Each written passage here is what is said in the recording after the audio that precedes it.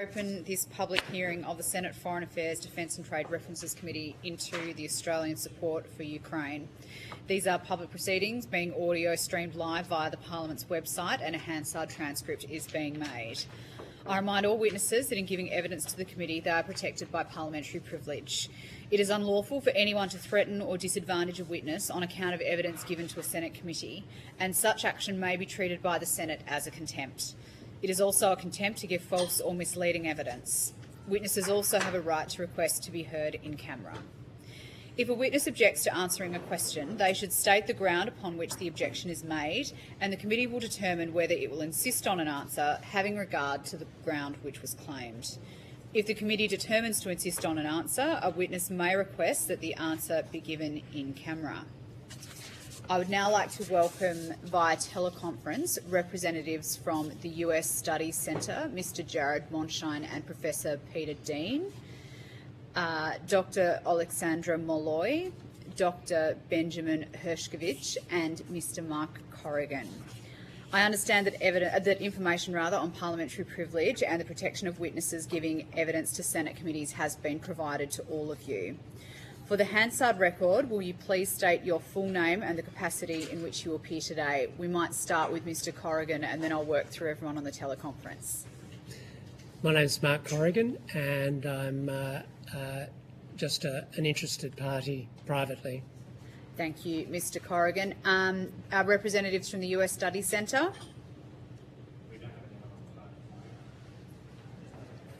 We don't have anyone on the phone at the moment.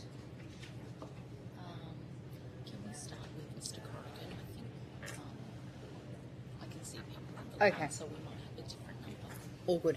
I'm having a few technical difficulties, so we'll come to our other remaining witnesses that are on teleconference, but in the interim, Mr Corrigan, I might ask you to make a short opening statement, if you may, and at the conclusion of any remarks, hopefully, we'll be able to go to our other witnesses and then start asking you all questions. Mr Corrigan. Good morning. Thanks for the opportunity to speak today. My name is Mark Corrigan and I'm a chemical engineer from Tasmania. I have friends and neighbours who are part of the growing Ukrainian diaspora in Tasmania. The invasion of their homeland has added a personal dimension beyond the news cycle and driven me to try and understand how we as a country are responding to Ukraine's desperate need for international support. Of particular interest to me is the effectiveness of our regime of sanctions against Russian exports. Australia prohibited the import of Russian oil soon after the 2022 invasion began, and such quick action in lockstep with the international community is commendable. However, an opinion piece I wrote for the Canberra Times in September last year highlighted several routes by which Russian oil is making its way to the fuel tanks of unwitting Australian motorists, routes that involve laundering by third-party refiners in countries such as China and India. The flow of Russian-derived petroleum products to Australia has since continued unabated. An example is India's massive Reliance Industries refinery in Jamnagar. It forms arguably the largest refining complex in the world, in a country that is now the largest importer of seaborne Russian oil. The Jamnagar refinery is reported to include 26% of Russian crude in their feed. This is likely to grow further beyond given recent reports of a 3 million barrel per month deal with Russian supplier Rosneft. Reliance have exported 1.3 million tonnes of petroleum products to Australia in just the first 6 months of 2024, suggesting that Australia has indirectly provided a market for almost 0.3 million tonnes of Russian oil, mostly as diesel, from just one Indian refinery. A tanker from Jamnagar is actually docked in Melbourne while this hearing is in session. This tanker carries 62,000 tonnes of 91-octane petrol, including 16,000 tonnes derived from Russian crude, to be sold to Victorian motorists who are totally unaware of the shady provenance. Russia's oil and gas revenue is soaring. Oil companies, terminals and traders are acutely aware of world oil flows. So it is inconceivable that DFAT is not similarly cognisant of the flood of Russian oil through Australia's sanctions structure. Failure to plug these leaks is effectively funding Russia's assault. And the solution is simple, albeit uncomfortable for trading partners currently enjoying discounted Russian crude. Australia must stop importing Russian oil through third-party refiners. And to quote Representative Lloyd Doggett's 2023 bill to US Congress, all products that were produced at any refinery that uses crude oil originating in the Russian Federation shall be banned from importation. Thanks for your time. Thank you very much, Mr Corrigan. My understanding is that we have the other witnesses on the teleconference now. Oh, that sounded promising. So I might get each witness to state their name and the capacity in which they appear for the Hansard, and then we'll come back and do opening statements. But I will start with the representatives from the US Study Centre. Hi, my name is Jared Monshine. I'm the Director of Research at the United States Space Center. Thank you, Mr Monshine. And Professor Dane? Yes, Professor Peter Dean. I'm the Director of Foreign Policy and Defence at the United States Study Centre. Thank you. Dr Molloy?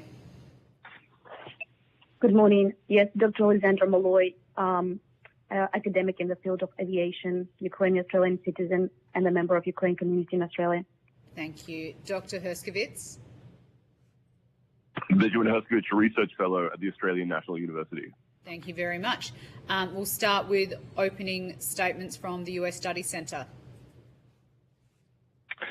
Thanks so much. We're honored to have this opportunity to provide input into this really important inquiry, and I'll make some brief opening remarks, and then my colleague and I, Peter Dean, can answer any questions. I'll briefly outline our argument.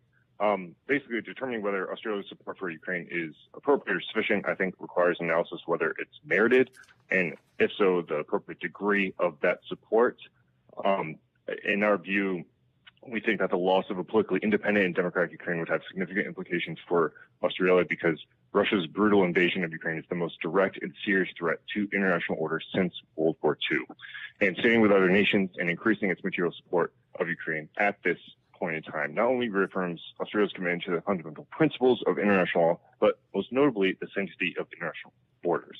It also furthers Australia's national interests. And Australia's support for Ukraine is not only a matter of principle, but also a strategic imperative for a number of reasons.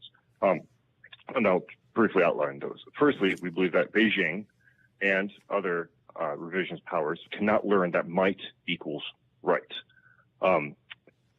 Allowing Russia to unilaterally use its military power to revise its borders of Ukraine signals to other expansionist powers, including those closer to Australia, that sufficient military force can resolve disputes, and Australia cannot allow attempts to undermine the sovereignty of independent nations to go unchallenged. Then Australia's Indo-Pacific challenges will also need European support, and Australian support for Ukraine and Europe's greatest hour of need will not be forgotten by European allies. And it is well documented that China has provided non-kinetic economic and technical assistance to Russia, which links Ukraine and the Indo-Pacific geopolitics in ways that should not be lost in Australia. Next, Russia's success will undermine U.S. alliances in Asia. And another point, a Russian takeover of Ukraine will pull U.S. resources away from the Indo-Pacific. Next, a fight for democracy is a fight for peace. And lastly, in our own polling data, we found that Australian people see Ukraine's survival to be in Australia's national interest. And unsurprisingly, 2/3 of Australians think the US should continue to send arms and diplomacy, but perhaps more notably, we found that 11% of Australians said that it would not be damaging to their country if Russia defeated Ukraine. I think we see both popular and political support for Ukraine that needs to continue. Thank you. Thank you very much. Mr Monshine, was there anything further from Professor Dean, or shall we move on to the next witness? No, I'm happy with those opening statements, and I'm happy to address any questions that the committee has. Thank you very much, Professor Dean. Dr Molloy. Thank you so much. First of all, I would like to extend my gratitude to the people and government of Australia for their unwavering support for Ukraine's sovereignty, territorial integrity, and for consistently condemning Russian aggression. Your continued support during these challenging times has been invaluable to the Ukrainian people, both in Ukraine and here in Australia. So I'll outline some key items that I would like to bring today and also provide some potential brief outline for recommendations, and happy to answer any questions afterwards. So the question remains whether Australia can do more, and the answer is unequivocally yes. While Australia has provided substantial assistance to Ukraine since this full-scale invasion in February 2022, there is a compelling need to increase this aid and make it more consistent and systematic.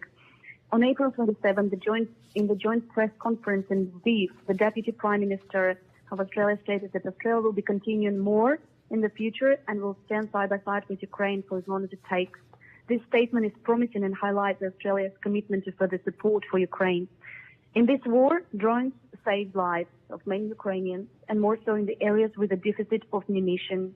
While it is important to continue assistance with investment in the number of drones or uncrewed systems and anti-drones, counter-uncrewed aerial systems, there is also a need for continuous innovations, research and development in the areas of uncrewed systems in the air, land and sea, including the latest trends in AI and drones. This is where Australia can step up, as Australia has resources and can support R&D activities, and the ways for R&D collaborations between Australia and Ukraine would not only help Ukraine, but also would be beneficial for Australia in strengthening defense capabilities and technological innovations in the military context. For example, in Australia, under all the auspices of the Department of Foreign Affairs and Trade, there have been several initiatives such as Australia-India Council, Australia-Japan Foundation Grant, Australia-Korea Foundation Grant. However, no Australia-Ukraine Foundation Grant has been established to my knowledge that would invest and allow collaborative work for industry and researchers between Australia and Ukraine. As such, one of the proposals could be to establish that fund as an opportunity for investment in R&D addressing the issues of continuous innovations. And this initiative would help Australia learn from Ukraine, innovate with Ukraine, and invest in joint capabilities, defense capability, technological advancements. In addition, educational support is equally important. There are a range of educational and social initiatives and programs that could be implemented here in Australia. In the sector of education, Australia can provide scholarship to Ukrainian students to study full-time, provide free tuition fees and educational opportunities, support well-being and mental health. The educational initiatives could be done remotely with educators and students in schools and universities in Ukraine that can provide knowledge and cultural exchange, the moral support to the educators and students in Ukraine in this difficult time. Australia can also contribute with investments in the reconstruction of destroyed schools in Ukraine. So Australia's commitment to Ukraine is not just a matter of aid, it is also saving people's lives. It is a testament to our shared values and dedication to global peace and security. Thank you. Thank you very much, Dr. Molloy. Dr. Herskovich. Good morning. Thank you very much, and thank you so much for the opportunity to engage on this important topic. And just off the bat, let me say that I fully endorse the comments made by my colleagues here. In terms of my remarks, I'll focus specifically on the China dimension of the issue. So the Albanese government has said that those who provide material support to Russia's illegal and immoral war will face consequences. And consistent with that, Australia has sanctioned North Korean and Iranian entities assisting Russia's war effort. But the Albanese government hasn't fully followed through with its pledge to punish those who aid and abet Russia's aggression. Ever since Russia's invasion of Ukraine, Beijing has supported Moscow diplomatically by amplifying Kremlin-friendly messages and undermining Kiev's negotiating position. China has also offered an economic lifeline to Russia in the form of surging bilateral trade. But worse still, China has backed Russia on the battlefront. China might not be sending lethal military assistance, but its technology exports are critical to Russia's ability to wage war against Ukraine and its people. According to one authoritative estimate, every month, China supplies over US $300 million worth of dual-use products, identified as high-priority items necessary for Russia's weapons production. Many of the Russian missiles, drones, and tanks that are killing civilians and destroying cities in Ukraine depend on Chinese technological components. Australia can and should do more to directly support Ukraine on a range of different fronts. Australia should be re-establishing its embassy in Kiev, increasing military aid, and deepening intelligence sharing with Ukrainian services. But Australia should also tackle China's support for Russia's aggression.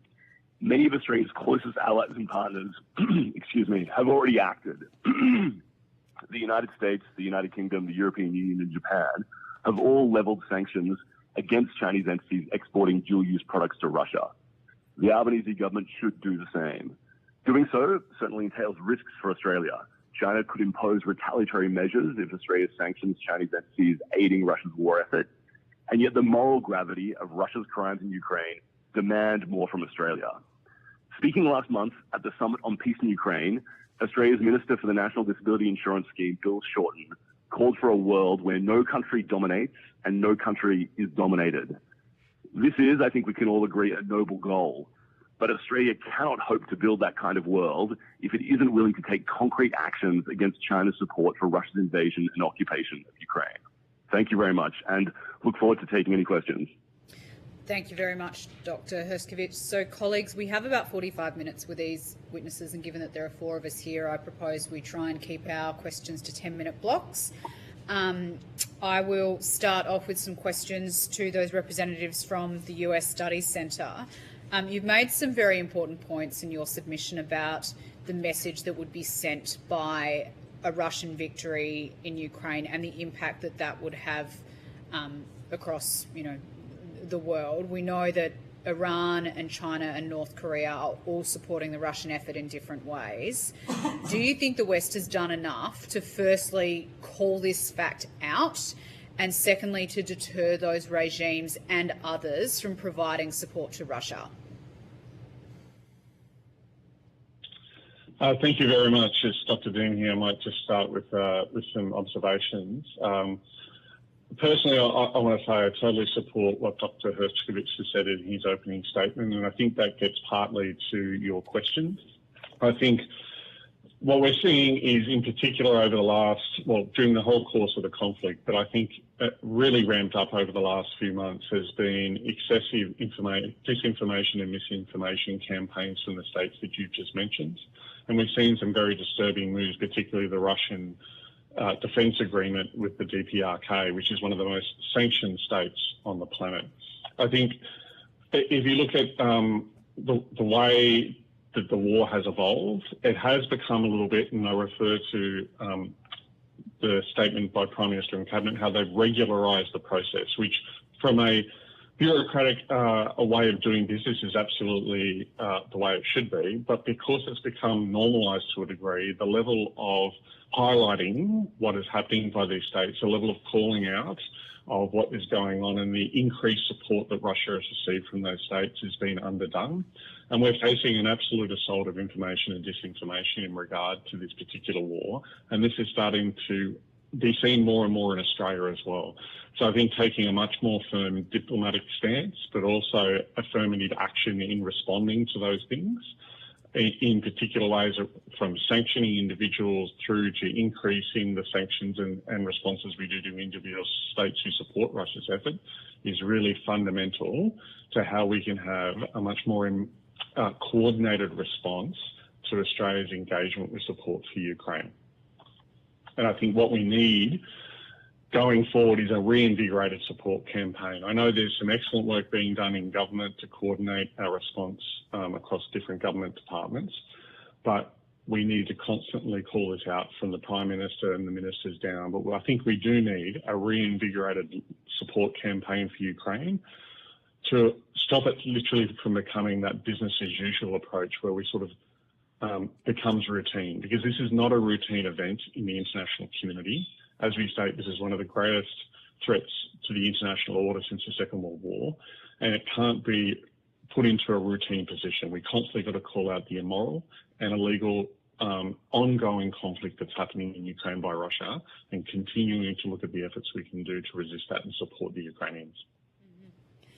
And what do you think the impact will be if the West isn't able to support Ukraine to defeat the Russian invasion? What message will that in effect be sending to those countries that we've been talking about, Iran, China and North Korea? So as Jared said in his opening statements, for those countries, the message will clearly be, if Russia is successful, that might equals right, that military force and military power can be used to change the international order, and that those states are able to achieve their strategic outcomes through the use of coercion and force without undue impact upon their stance and situation in the world. And this is fundamentally at the core of what we have to, from a broader principled point of view, resist. And particularly, we can't let those states and those regimes that you've named understand that their pathway to achieve their strategic interest or resolve their disputes is reverting to the use of military force. I think the other thing, as we highlighted, is that the challenges that we face in the Indo-Pacific are linked to that very fact and what's happening in Europe. At the core and centre of Australia's strategic response to our region is the importance of sovereignty of states and states having the sovereign right to determine their own outcomes free from coercion and support. While Ukraine is a long way away from Australia, Australia is part of that broader international system, and it's critical that where these challenges arise in places like Europe, that Australia does everything it can proportional to its size and weight in the region and the world to support resisting those types of efforts. In particular, Australia has always relied on a multinational response to international issues. Friends, allies and partners around the world need to support this. Australia needs to support the rules-based international order of which we rely for our own peace and prosperity. And that means facing the challenges, even when they're a long way away from Australia, relative to what we can do to our size and influence. And in particular, as Dr. Herskovich pointed out, China has provided a growing non-kinetic economic and technical assistance to Russia, as the DPRK has provided military assistance. And this needs to be re-emphasised to Australians that is particularly growing, and that is destabilising, and that is supporting that regime of the use of military coercion and military force. As we say in our statement, Russia's success will fundamentally undermine US alliance networks in Asia, which is so critical to our own peace and defence and security. And here I want to particularly highlight how Japan has been very, very forward-leaning in its response to the war in Ukraine. It's provided a much larger level of support from both diplomatic and economic support. And that's because it fundamentally sees, as we do, the importance of supporting that alliance network in Europe, which is fundamentally also about supporting US alliances in Asia. And I think one of the things we need to be very, very cognizant of is that if Russia takes over Ukraine, or significant proportions of Ukraine, or worse still, the whole of Ukraine, it will pull US and global resources away from the Indo-Pacific area.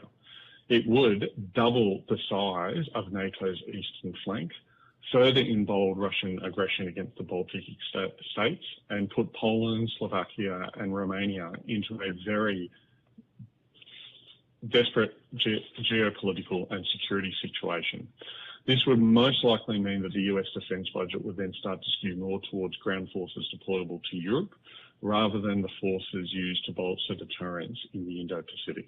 And ultimately, of course, this is a fight for democracy, which is a fight for peace. Democracies are far more likely to protect human rights. They're far more likely to pursue peaceful means to resolving disputes and to respect the rule of law and support that international system. So the loss of a major democratic state in Europe would destabilise not just European geopolitics, but Indo-Pacific geopolitics too. Can I just quickly add to that on the European component of this? We talk about the interconnectedness of Asia and Europe, but I think in a more acute fashion, we can maybe think about if there is a contingency in Asia. Europe is a major economic player in Asia and has a major role to play. So it is not simply the responsibility, the moral responsibility for Australia to support Ukraine, but I think it's that I think more directly ties to the national interests at play for Australia to be involved in supporting the fight for freedom in Ukraine. Obviously, much has been said about the No Limits partnership between Russia and China and the intention of Putin and Xi to reshape the global order. Why do you think then that there seems to be this this undercurrent of what I think is very optimistic commentary in the West that China could potentially convince Putin to put an end to the war. Do you think that's a realistic proposition? I think that all comes down to the Chinese leadership assessing what's in their own particular strategic interests. I think if you look at the earlier part of the war, there are lots of commentary, particularly in the United States, about how this is, in one way, an effective ability to degrade Russian military capabilities in Europe by providing support to the Ukraine. Now, I think as the war has dragged on a number of years into a long-term war of attrition, what you're seeing is the Chinese believing that they can continue to support through non-military means the Russians' ability to create military capability through machine parts, economic support, microchips, etc., that is actually having on Western military preparedness and having a major impact upon the Western defence industrial base, which we have seen has really struggled in keeping up with the demands, not just of Ukraine, but the ability of a number of states, including Australia, to increase our own defence preparedness and our own defence capabilities in what is a deteriorating global situation. So I think what we're seeing is the Chinese making an assessment at the moment, in some degree, that continuing the war, both from a political point of view of supporting their no limits partnership with Russia, but also the corrosive effect that it's having on the peace and stability of Europe, on the Ukrainian people, but also on sucking up Western military capability into this conflict, is impacting potentially the ability for the Western states to provide greater deterrence both in Europe and in particular in the Indo-Pacific as well. So I think the Chinese leadership are being very careful in assessing and judging the impact, and I think that they're seeing that, as Dr. Hershkovich pointed out, that their increasing support to Russia is not necessarily leading to increased sanctions by the West or increased diplomatic and political pressure on China as a result of that. And I think that's one of the reasons that we need a much more coordinated response in turn to the support that Russia is receiving from the states that you mentioned. Thank you. Dr. Hershkovich, I have one question for you that I'd like you to take on notice because it would be quite detailed. And then I have another follow-up question just on this topic of the China-Russia relationship. On notice, could you please provide the committee with some further information on China's assistance to Russia, both in terms of the provision of components and products that Russia needs for weapons production, and in terms of broader support for the Russian economy, which is enabling them to fund their war effort.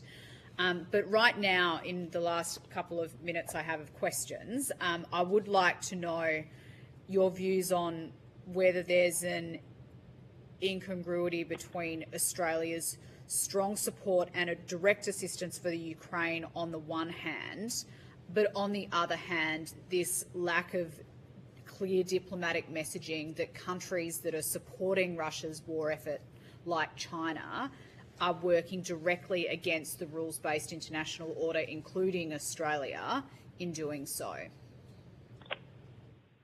Thank you so much for those questions, and thank you for the question on notice. I'll follow that up. I'll get into the second question in just a second, but just, if I may, to double back to the previous question about China convincing Russia to pull back in Ukraine. I fully agree with what Professor Dean said, that there's scant chance of that occurring, simply because from China's point of view, there is a benefit in a strong, powerful Russia, and the embarrassment to US leadership provided by the ongoing conflict in Ukraine, and the move towards a different international system that is not so dominated by a small group of advanced liberal democracies. So this chance of China actually willingly pulling back its support for Russia is vanishingly small, would be my assessment. In terms of the question of, sorry, what was the second question? Whether or not there's an inconsistency on the one hand of Australia providing support to Ukraine, but on the other hand not making it abundantly clear that other countries that are supporting Russia's war efforts, like China, are working against the international rules-based order. Yes, absolutely. Look, thank you for that question, and I agree. I think there is a massive inconsistency there. It speaks, I think, to the fact that Australian external policy right now is trying to thread a number of different needles. It's trying to perform a lot of gymnastics. On the one hand, Canberra wants to stabilize the relationship with Beijing and improve ties with China, and doesn't want to say or do things that would risk that process of ongoing bilateral stabilization with China, but at the same time, of course, is sincere in its support for Ukraine and does not want Russia to win in Ukraine. And I guess the judgment on the part of the Australian government is that it makes sense to support Ukraine up to a certain point and to punish some of the countries that are backing Russia, including Iran and North Korea, but pick off the low-hanging fruit and not take on the massive challenge of trying to shift the calculus in Beijing. And I guess there's a broader regional component to this as well, that if you look at Russia's trade ties since its invasion of Ukraine, Russia's trade with a range of countries in the Indo-Pacific with which Australia wants to develop deeper ties, including Vietnam, including India, those trade ties are absolutely booming. And so the reality is, unfortunately, and it's a very uncomfortable reality for Australia, but the reality is that there are a range of countries in our near neighbourhood with whom we want to develop warmer ties, who are also providing critical economic lifelines to Russia right now. And so Australian foreign policy, I think, is trying to walk this really narrow line of trying to undermine Russia's position, trying to support Ukraine, but not at the same time jeopardizing Australia's critically important relations with significant partners in the region who are friends with Russia, broadly speaking, and also not jeopardize the ongoing stabilization of the Australia-China relationship by taking stronger action against China's support for Russia. On this, though, and this is something that I think I am deeply concerned about, and I suspect is something that is not adequately scrutinized in the public debate in Australia, Australia has more leeway to take tougher action against China and still continue with the process of relationship stabilization with Beijing. The Chinese government, over the course of a number of years, even before the Albanese government was elected, wanted to stabilize the Australia-China relationship. China doesn't want to have Australia offside. China wants to avoid the added economic inefficiencies of excluding Australian products from its economy. And so my assessment is that Australia going forward can actually do two things simultaneously: punish China for its support for Ukraine, sanction Chinese entities that are assisting Russia's war effort, and also continue to stabilize the Australia-China relationship. And the experience of Japan gives us a sense of that, in that Japan has, in recent weeks, imposed sanctions on certain Chinese entities that are assisting Russia's war effort. They have been criticized by the Chinese government, but there isn't a sense that this will lead to a broad-based collapse of the bilateral Japan-China relationship. And so I think Australia can take heart from that Japanese experience and potentially step up more, do more to punish Chinese entities that are assisting Russia's war effort, while also not jeopardizing the Australia-China relationship. Thank you very much, Dr. Herskovich. Senator Fawcett, you have the call. Thank you, Chair. Can I just follow up very quickly with Professor Dean, and then I'll come to other witnesses. Two questions. One, I take all the points and support the concept that we need to demonstrate to the Australian people the merit of supporting Ukraine. But should Russia be victorious there, given the debt they will owe to the Chinese Communist Party and North Korea, if there were conflict on the Korean Peninsula and the South China Sea, what do you see the role of the Russian Pacific Fleet would be? And should we be considering them more as a Pacific power as opposed to just seeing in the context of a European power? Thank you for the question, Senator. Look, certainly I think what is of growing concern is, despite the Russian military being highly occupied in their war in Ukraine, is that we're seeing increasing Russian activity in the Indo-Pacific.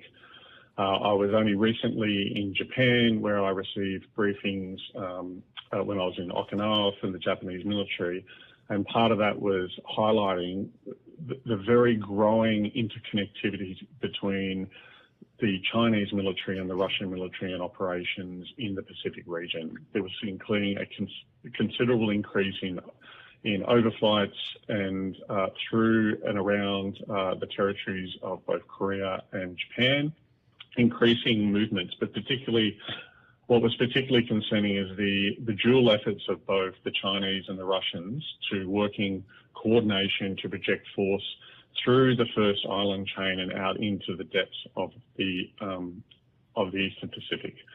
So you're seeing very much increasing. And if they were, I believe, to the heart of your question, I believe if they were successful in Ukraine, the debt, both a political debt, a financial debt, and an alliance debt that they would owe to China and North Korea would place increasing pressure on them to increase those activities around Korea and increase those activities around Japan as well. And I was also only recently in Korea at the Yasan plenum, where this was raised as a particular concern, the growing relationship between North Korea and Russia.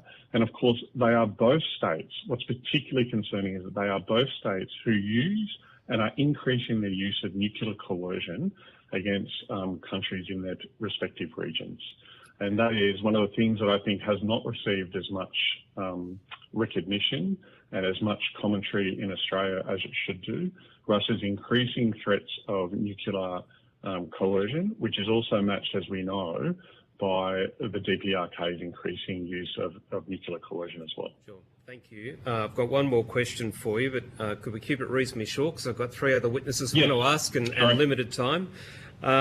You say in your submission that Australia should re-evaluate risk thresholds for weapons exports. I'd like you to expand briefly on what you see that would mean, but also to comment on the current situation where the Defence Department says we don't think a particular weapons system or capability would be suitable for the Ukrainians and declines to support it, despite the Ukrainians having said it would be useful and they believe they can deploy and support it. Should we be removing defence from some of these decisions and contracting industry directly to support equipment to Ukraine if they have asked for it and we wish to support it? So just very briefly, of course, we've got to balance what we need to require to increase our own defence capability, particularly focused on the concerns we have in the Indo-Pacific, against what we can continue to support the war against Ukraine. I think there's the opportunity to do more mapping between what Australian defence industry can provide that provides a sweet spot between what Ukrainians are requesting and what we also need to provide for our own defence force, and where there is excess capability that the Australian industry can provide to support both the ADF and Ukraine. I think that we need to look very carefully. Handing over equipment to Ukraine can be pretty straightforward and easy on one level, but ongoing support for capabilities, maintenance, sustainment, and also the training liability is also really key. So the question here is, I think you're getting at, Senator, is who should hold the burden of that? If the Ukrainians give us more direct input that they believe that they can do that, we need to have arrangements whereby the transferring of that program and equipment doesn't result in increased burdens to the Ukrainians, but also then doesn't result in increased burden for Australian support for those particular capabilities. So there is a sweet spot of this. I think we should be doing more mapping and more assessment of what that can be done, and particularly the way we can mobilise Australian defence industry that can meet both the needs of the ADF and the needs of Ukraine in a mutually supportive way. Thank you. Mr. Corrigan, can I come to your submission talking about the need to prevent Russia from benefiting from being able to export particularly oil? You have highlighted the Lloyd-Doggett bill in the States. In Australia's context, the only equivalent thing that we have that makes people look at supply chains is probably the Modern Slavery Act, which puts an obligation on them to look at the supply chain and provide an assurance that something that we think is unethical is not part of it. Would that be a suitable starting point, or do you think we need an outright ban, which is the approach the US has taken both on polysilicon products from China as well as, in this case, looking at it for oil? We have other non-legislated systems of having assurance. My expertise is in pulp and paper, in that we have the FSC certification system that is audited, where the suppliers have to provide assurance to a purchaser that that product has been free of environmental harm and that sort of thing. We have a small number of import nodes of oil into Australia. There's only a fixed number of terminals, and that are perhaps a dozen, and a small number of purchasers, and so we don't have that many people that we need to place restrictions on as to where they get their product from. Those purchasers need to gain assurance that the refiners that they're purchasing from is not getting their raw material from Russia. Otherwise, we end up with a system where the ship down at Gellibrand Pier at the minute, offloading, has got 16,000 tonne of Russian-derived crude. Mm-hmm. We need to stop that, and there are ways of doing it, and a small number of people that we need to provide pressure to stop it. Sure. Okay, thank you. Dr. Malloy, could I go to your submission, please? You talk there, interestingly, about the innovation cycle in Ukraine being in the order of weeks or months, not years. And you make a couple of suggestions there about having a more structured engagement with them, both government to government, but also with our industry, and potentially even doing some of the test and evaluation or certification work to support their innovation. Could you talk a little bit more about how you see that would work? Yeah, sure. Indeed. So I think that's what's the important part, and talking about also a little bit touching base on the previous question. So there is a need to talk with the Ukraine government and see what the support is needed, and as obvious, it needs to be urgent. So what we see now in Ukraine itself, so there is a absolutely high speed of innovation cycle, and I mentioned that. Ranges even like days, weeks, and months. And Ukraine has expanded a lot in its defense industry, but also in their capabilities and innovations as it continues to grow and changes. So what we're saying is that it's important to understand that the current technology won't be used within the next 5-10 years, and we need to continuously thinking about its change, but also what support Ukraine needs. Ukraine is supporting resources and investment to support those innovations that are currently in place, and to continue continue outgrow these innovations. There is that call is particularly important, where, for example, the previous examples like UK, US, and other European countries, they are working with Ukraine, and they commit to whether collaborative production or financial support for the manufacturing of things. For example, recently Canada provided the support to manufacture drones in Ukraine as part of that coalition of drones. And also there is a lot of pull for Australia as well to step up. And how I can see that, one way is, again, direct collaboration with industry, with Ukraine and Australia. So Australia can provide their resources, but also innovations to continue outsmart their adversaries. And also the potential financial support, like funding initiatives. So, for example, we know that in Ukraine there is a highly developing program like Brave One and so on and so forth, where the technologies and innovations are continuously improving. So I believe that if Australia can step up and also join some kind of this initiative via joint collaborative funds or direct financial support, or commit to manufacturing, so that there is both benefit to support Ukraine, but also to strengthen the defense capability. In Australia, there are many industries that would be willing to work with the Ukrainian industry in the strengthening defense capabilities, again, in different regards.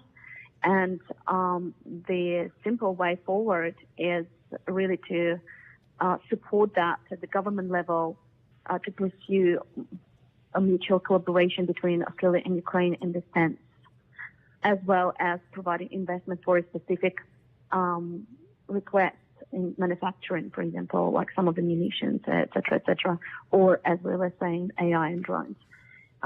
It's all about improving the innovation and technologies. For example, again, Russia is working with China, and so these countries know the latest technologies, even if we're talking about the US and COS and so forth. But Australia, I think, is a little bit behind in what is happening in many regards in terms of these capabilities. So why don't we learn with Ukraine and also help both countries? So that's some of the pathways forward. Sure. And do you think that would be served by having a defence attaché in Kiev to directly engage, or do you think that could be facilitated by industry and other players like the Defence Science and Technology Group externally from there? How closely integrated do you think that feedback loop around innovation and upgrading would need to be? Yeah, I think one of the key points and one of the diplomatic messages, coming back to the military attaché, but also the return of the embassy to Kiev, will definitely strengthen that point of conflict and potential speed of deployment and the discussions around the urgent need that Ukraine and Ukrainian people need at that stage. So I think that could be a balance of both. So through a point of contact at the government level, but at the same time through initiatives and programs. Again, one of the examples could be addition to the coalition of drones and expanding Australia's engagement and involvement in that program, apart from just providing the number of drones to Ukraine. And the third option is that Australia-Ukraine fund or Australia-Ukraine initiative that will involve a number of different initiatives allowing both R&D, strengthening and deployment. And also we need to remember that we can engage Australian industry that can support and capable and could be working together with the Ukrainian industry as well.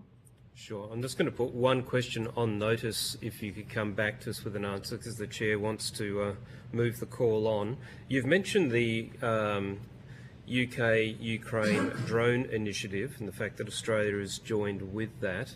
Are you able to give us some feedback as to whether any of the partners in that are working with Ukraine over casualty evacuation with unmanned systems? It's been a potential use put forward by a number of providers.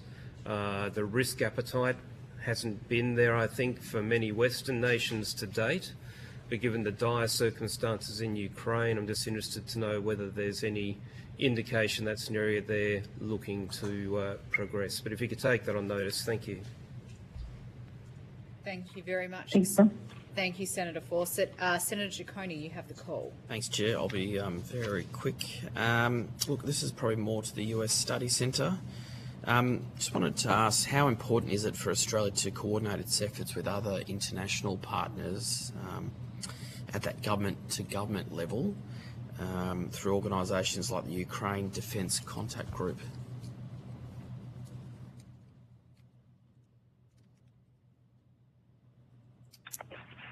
So it's Professor Dean here.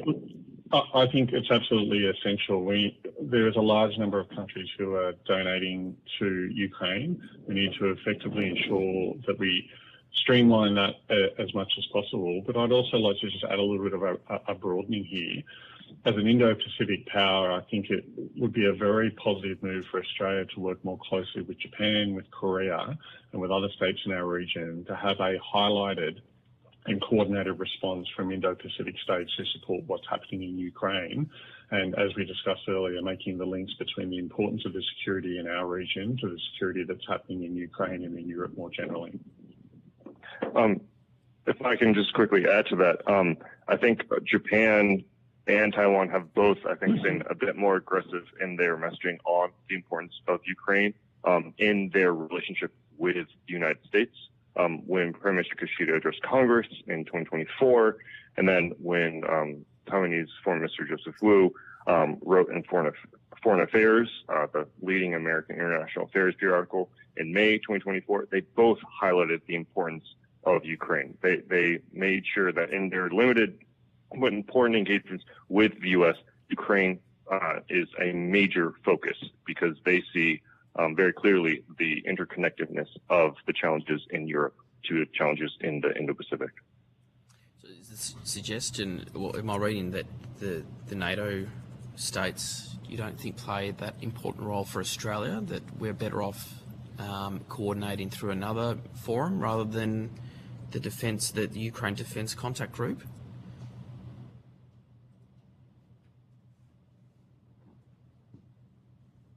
I was, Professor Dean here, and I was specifically referring to broader diplomatic and international engagement coordination and countering misinformation, disinformation, and highlighting the importance of our region.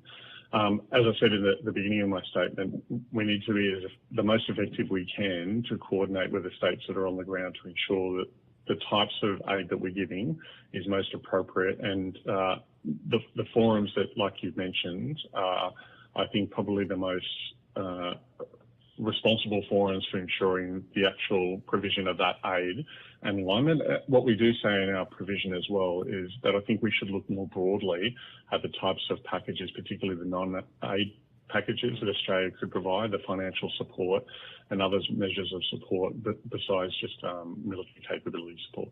Okay. And you'd also agree that the provision of aid should primarily be coordinated through that government to government or at the government to government level? Yes. Yeah. And just one very quick point, and then I'll hand the call back to the chair, but you just touched on about the disinformation campaign. And as you'd be aware, there's a lot of that from Russia about this war, but where is this disinformation campaign most effective? And I just wanted to get your opinion about what international partners could be doing in order to counter it.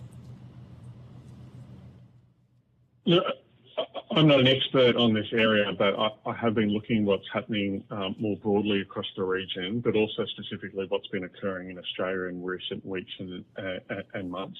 There seems to be a concerted effort by Russia, supported by China and other such states, to undermine locally based support.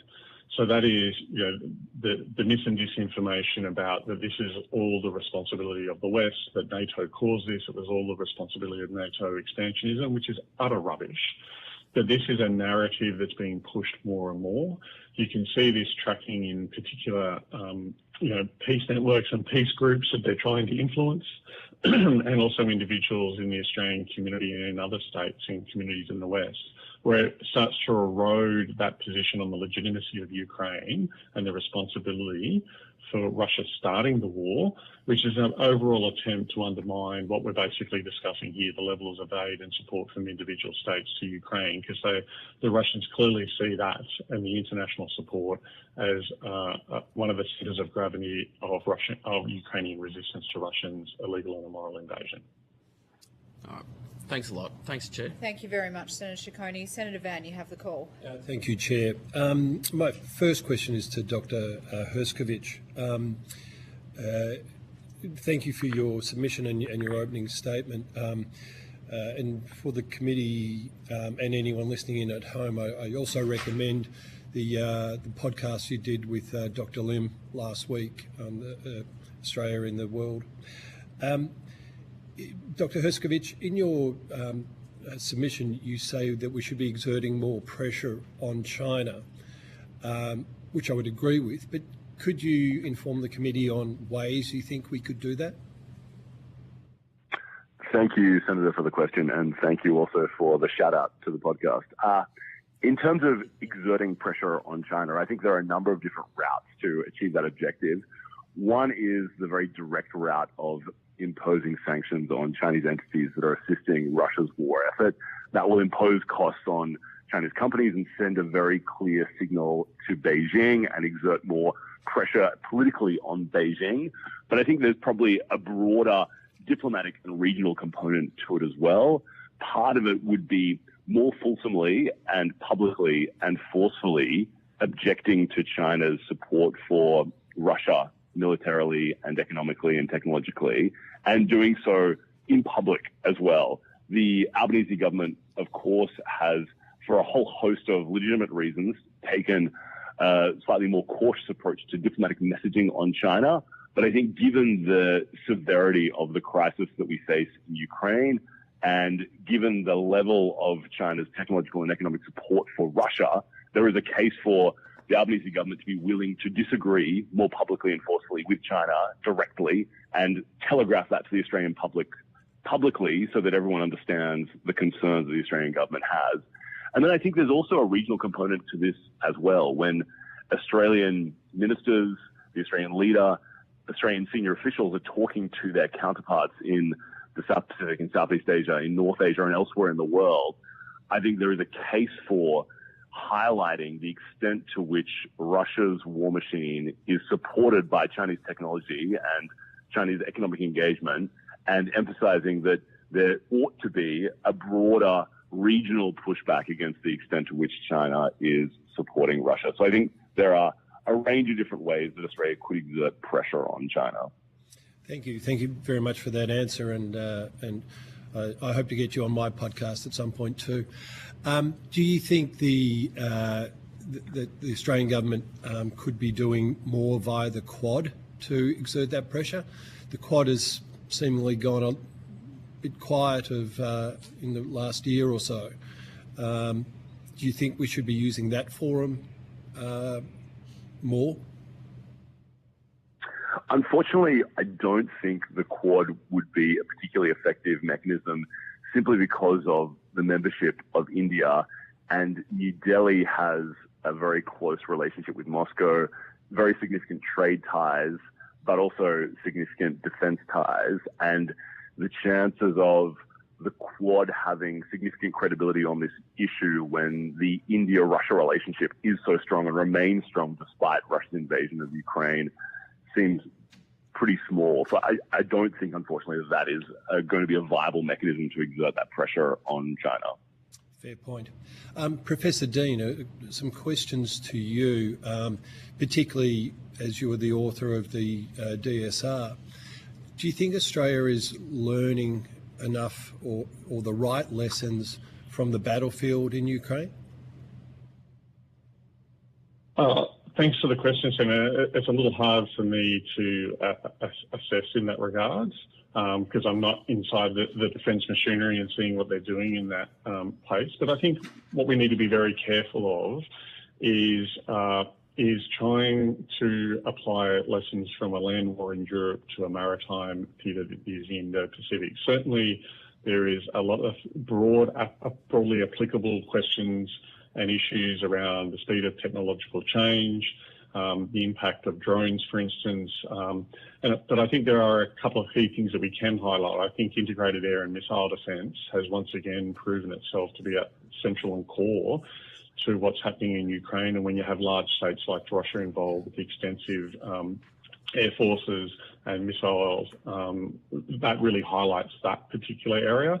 But I think what it really points is the innovation cycle that's really essentially important. So are we learning the lessons of the technology and looking at that in the ADF, but not necessarily jumping too quickly? So I'll use drones very quickly as an example. Drone warfare is critical. I know that the ADF is looking at this very closely. What we need to ensure is that we're testing and evaluating as the equipment develops rather than jumping into production. If Australia built 50,000 of the best drones that we see on the battlefield in Ukraine right now, within a few months' time, that capability would have been superseded by something else. So the question is, do we have the development cycle in place?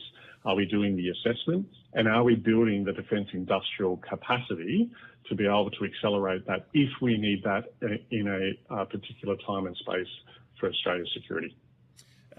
Thank you, and I think that's a very pertinent answer. I'm not sure if you saw overnight that the Australian government announced that it was purchasing the Switchblade 300 drone, a drone that was used successfully in Ukraine early in the battle, but its basically its effectiveness has been diminished by increased Russian air defence and EW defences. In the DSR, there was a strong call out to rapidly expand Australian manufacturing. Do you think we should be buying Australian manufactured drones and other weapons rather than going to seemingly only US manufactured weapons? Look, I think there has to be a balance between those two. We need to develop a level of sovereign defence capability in Australia, but that is also offset by the costs of developing such capabilities and the speed to capability acquisition ratio. I think the AUKUS partnership, for instance, and particularly the changes to the NDAA regulations late last year in the United States, provides an opportunity for much more significant investment, both in Australian industry and in partnerships with United States companies, to get through intellectual property restrictions and other trade defence restrictions that would otherwise inhibit the development of the ecosystem in Australia. And I think there's a real opportunity for Australian businesses now to have much greater access into the capital and to the scale of investment through an access into the US military, would also then have the benefit to the Australian Defence Force as well, because they're not being put behind an ITAR wall. So I think there's a huge amount of opportunities at the moment. As I said before, it's about the development cycle, it's about speed of innovation, and it's about getting DSTG, ASCA and our acquisition processes, and I know there's a lot of reform being done by Chris Steele and his team in this space. If we get those right, it's about setting up the foundations for when we need to acquire these capabilities at scale, or if we need to acquire these capabilities at scale sometime into the future. And I agree with you 100%. You know, cost is a big thing. The Switchblade 300 costs about $90,000. There are Australian-made drones being used in Ukraine and on the battlefield currently that are sub $10,000. So I think that the government should be reassessing its acquisition such that it's supporting Australian manufacturing, such that we have it available should we ever need to use it. Would you agree? Look, I can't get into the specifics on that, Senator, because I don't know that detail as well. But look, I think there's a range. What we've seen out of the war in Ukraine is that there is a range of types and scale of drones, from very small disposable drones to larger drones. There's been a particular level of work that's been done on this about how capabilities that were very effective at the beginning of the war are not so effective now. And I think that sort of innovation and development cycle is continually tracking. Having the ADF follow that as closely as possible and extract the innovation lessons and how that applies to the range and types of drones that we might need to apply. And one of the big differences between what's happening in Ukraine and what might need to be required in the Indo-Pacific is distance. So in a maritime environment like Australia's, with the distances involved, many of these smaller drones, while they would be very good tactically, for instance, for our army to operate if it was in a conflict or even in a humanitarian crisis response mission, the strategic and operational effect of some other drones, given the distances of the Indo-Pacific, is very different. So ensuring that's at front of mind of the way that we work on our innovation system is really important. Thank you, Professor. Very much appreciate your answers on that. Thank you, Chair. Thank you very much, Senator Van, and thank you all for appearing here today and for your evidence. I know some witnesses have taken questions on notice, and responses to those questions should be provided by close of business Monday, the 22nd of July, 2024. We'll now move to our next section of the program. Thank you very much, all.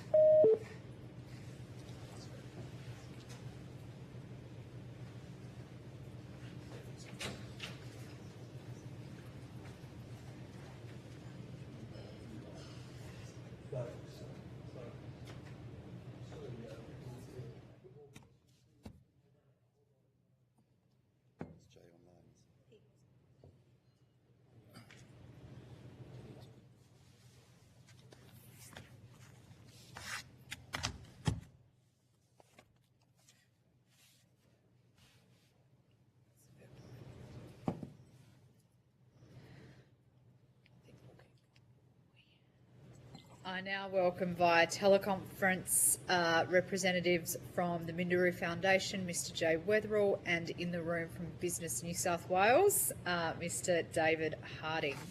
I understand that information on parliamentary privilege and the protection of witnesses giving evidence to Senate committees has been provided to you. For the Hansard record, will you please state your full name and the capacity in which you appear today, and we'll start with Mr Harding. David Harding, Executive Director of Business New South Wales. Thank you very much. Mr Weatherall. Jay Weatherall, Director of Development at Minderoo Foundation. Thank you very much. I now invite you both to make a short opening statement, and at the conclusion of any remarks, I will invite members of the committee to ask questions. And to assist Hansard, I remind witnesses to state your name prior to speaking. Mr Harding, your opening statement, please.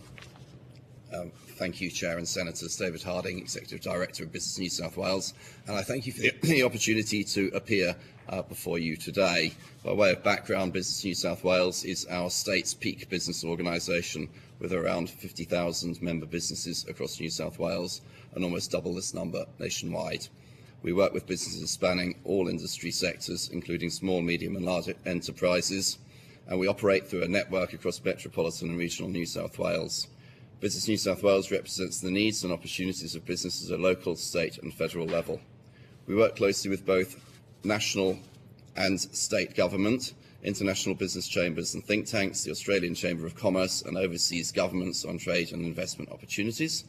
Business New South Wales is involved in many aspects of trade and investment betterment and maintains expert staff in the international trade and diplomacy field. We provide direct advisory and certificates of origin to Australian businesses in the export field. We concierge incoming overseas businesses and investors, and we regularly welcome ministerial and diplomat-led trade missions from around the world to New South Wales, including, of course, from Ukraine. Russia's brutal invasion has decimated much of the economy in Ukraine and damaged much of Ukraine's infrastructure and communities. The economic impacts are also global. And although these are secondary compared to the shocking reality of the local impacts we see on the news, they do, however, present critical challenges for commerce and trade that leaders must resolve to limit yet more economic suffering through the cost of living crisis, supply chain crises, and the closer one gets to the conflict zone, of course, poverty and deprivation. Countries like Australia need to remain engaged. That's why we've also sought to keep these next recommendations very practical and within the bounds of business, trade and investment territory. And with that in mind, I would only today restate high-level recommendations already contained in our submission. We call for re-establishing a diplomatic presence on the ground in Kiev.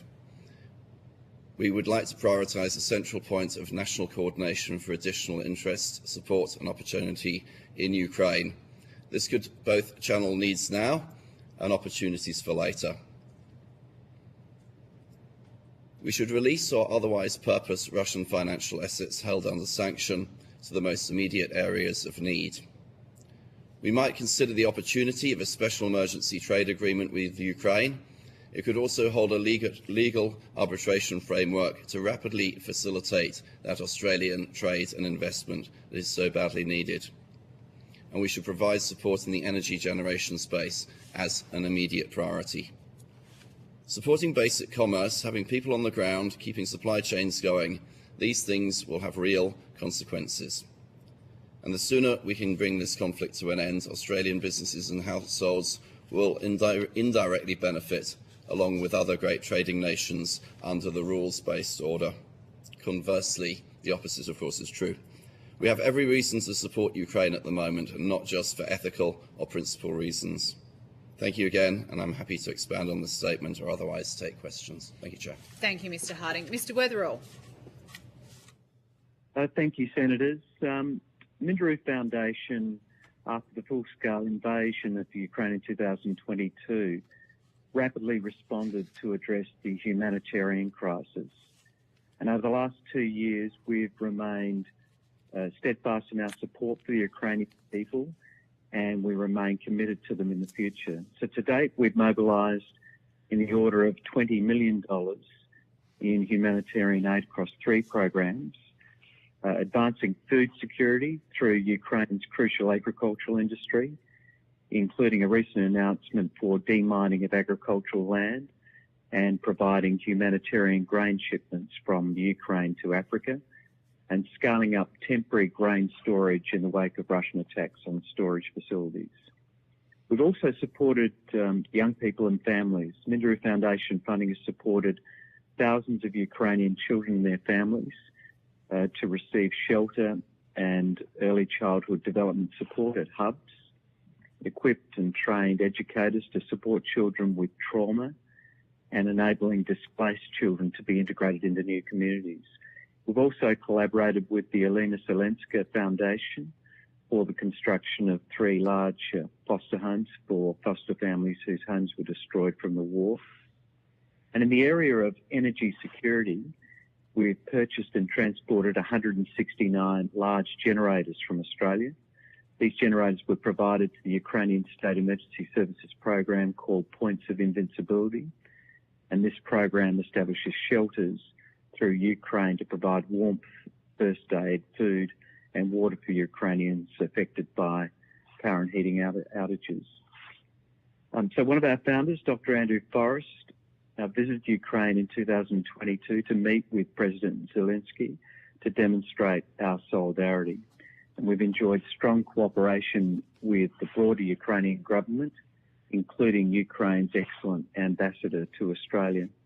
We've also had constructive and valuable engagement with the Department of Foreign Affairs and Trade and Australia's embassy in Ukraine. In our submission to this inquiry, we've set out 4 principal requests. First, the Australian government to provide further humanitarian aid. We've seen the figures from the United Nations Office for the Coordination of Humanitarian Affairs saying $3.1 billion is needed, and we do welcome the announcement on the 31st of May of $31 million, but we believe additional support is needed. Secondly, we think there's an opportunity for the Australian government to establish a Ukraine coordinator. It's evident that Australia can make its most meaningful contribution through bringing together all of our resources and expertise across government, business, investors, not-for-profits, universities, so we can share information and tap into the goodwill that exists within our community. And thirdly, we do call for the reopening of the Australian Embassy in Kiev. We acknowledge the ongoing work of the Australia's ambassador to Ukraine, but we believe an on-the-ground presence would enhance understanding of the current situation, build deeper relationships, and of course, crucially demonstrate to the people of Ukraine Australia's support. So the insights that the diplomatic network would obtain through on-the-ground presence would be incredibly important to support organisations like ours to understand the opportunities. Fourthly, we call for preparatory work to take place on Ukraine's reconstruction. While the war continues, we need to ensure that we're well placed to build prosperity in a post-war environment. The scale of the reconstruction that's needed is massive, of course, and we've seen estimates of $486 billion. Dr. Andrew Forrest has announced $500 million seed funding for the Ukraine Development Fund to catalyse further private funding. That will focus on key areas of the economy: energy, infrastructure, agriculture, mining and IT. And we believe that working with the Ukrainian government on best practice governance for foreign investment, will allow us to deploy these resources quickly and effectively. So thank you very much, and happy to answer any questions. Thank you very much, Mr. Weatherall. I just have a couple of questions for both panellists to provide a response to initially. Given both of your organisations clearly have good relationships with DFAT and other relevant government agencies, are you surprised that your request for greater coordination between the government effort and the private sector in supporting Ukraine hasn't been taken up until now? Mr. Harding first. Probably not surprised, Chair, in a way, because I think that DFAT, like any other organisation within government, follows political lead, and I think that our support for Ukraine, as has been said before, has been most welcome in some areas, and in some areas perhaps has been lacking a little bit of overall direction, particularly for the long run. I would only say that it is perhaps not so much surprising as a missed opportunity for Australia, given its expertise in coordination through COVID and through disaster relief and so on, not to bring that central point of coordination together, as has been said, for academia, for business, for investment, for not-for-profit, and so on and so forth. Mr. Weatherall, did you have any reflections on that? No, I have nothing to add.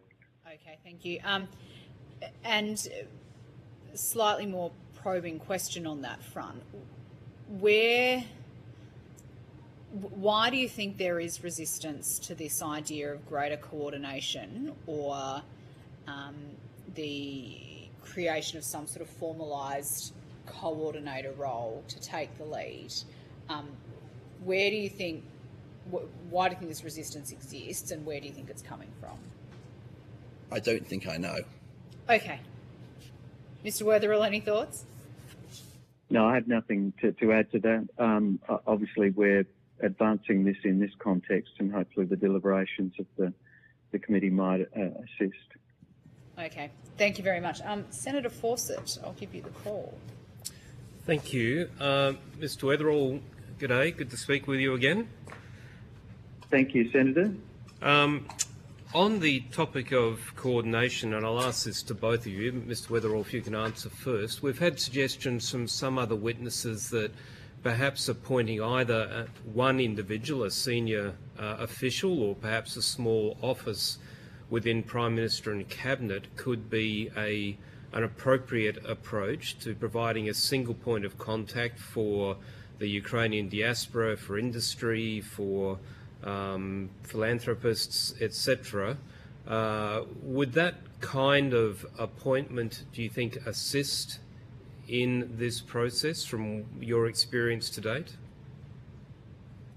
Well, from my perspective, I'm always a fan of making sure that central agencies are involved, try and mobilise the proper coordination of all agencies. I'm not really familiar with what the practices are in international events of this sort, whether that's typically a role that DFAT plays. But my experience more broadly is that central agencies have the greatest capacity, using the authority of the Prime Minister to mobilise these efforts. I think there's an important communication exercise here as well. There's no doubt a whole range of members of the community in both the business, academic and philanthropic areas that are deeply engaged in the Ukraine conflict. And I think speaking to them and mobilising them through elevating this to the highest possible level within the Australian government's deliberation, I think will send a powerful message. Thank you. Mr. Harding, do you have a comment on that? Well, in general, Senator, I think government leadership is important, and also making things easier for organisations that want to engage. It is not so easy if you haven't engaged with Ukraine before to know where the need is, even if you have an offer to bring to the table. So in short, I do think that this coordination role is missing. We've certainly said in our submission we think it would be very important for business for the needs now, and also, as has been said before, for those longer term infrastructure and investment opportunities which will doubtless appear around the time that peace arrives, and Australia should be in the middle of that. I'd only add that I think that Australia has a great deal to give where where Ukraine has a great need, and that is across all of those gamuts of academia through to non-for-profit and investment. So where it sits within government, I don't have a view, but I do think it's needed. Sure. So again, a question to both of you.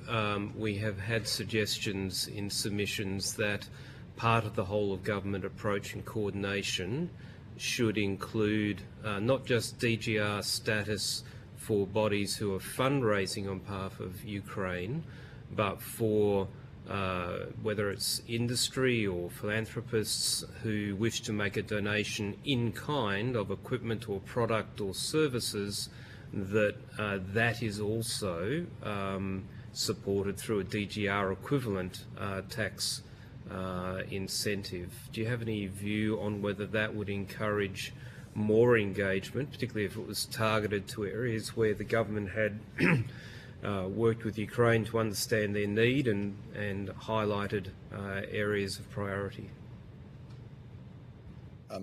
Broadly, Senator, if you'd like me to start, yes, we would be supportive of that, because making it easier and shining a light on the need is one area. If you can go to the next step of actually providing some form of support for businesses in a financial manner, either through a special arrangement on certain sectors and in certain areas with Ukraine, or through, as you've suggested, we'd be broadly supportive. Yes. Senator, I suppose the considerations for the DGR status are, I mean, essentially it's a tax concession. So our submissions are directed at the government increasing its direct financial support. So whether it's done through a tax concession or through direct funding, I suppose it's an assessment of which is likely to leverage more resources from the broader Australian community. So that would be the judgment that would need to be made in these cases. Sure.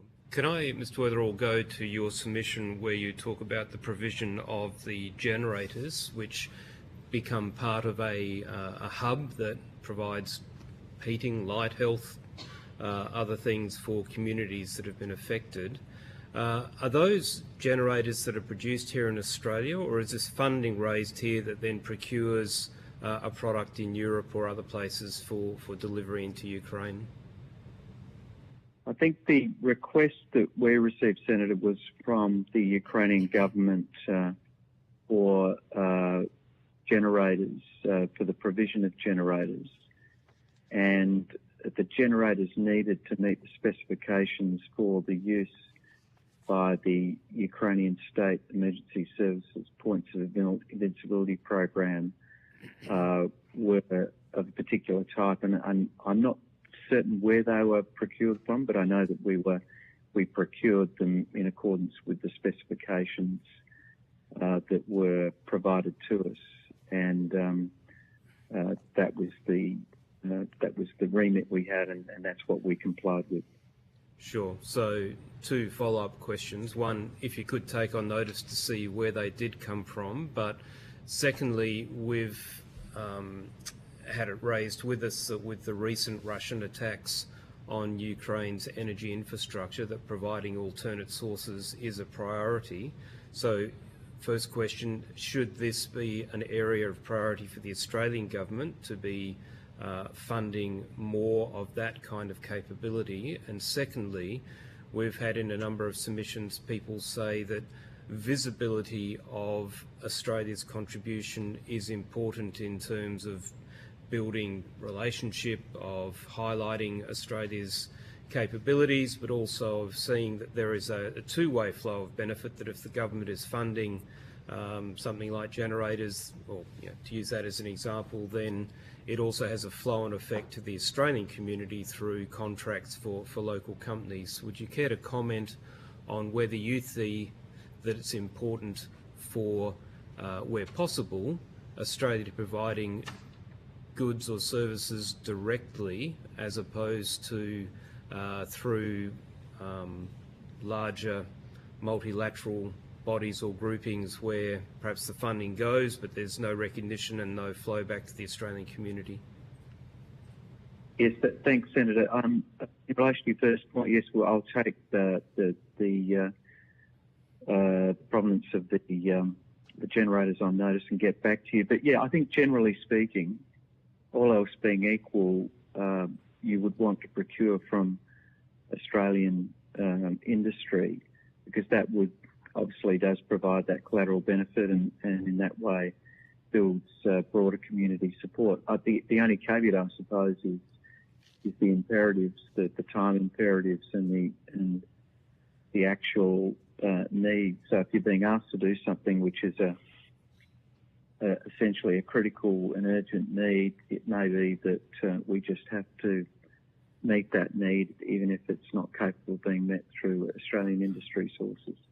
Sure, noted. Mr. Harding, in your submission, you say here that Australia's overall economic and other support has appeared to be generally inconsistent in scale and timing with the perceived urgency of a worsening geopolitical backdrop. And you talk about Australia's now falling behind our global peers.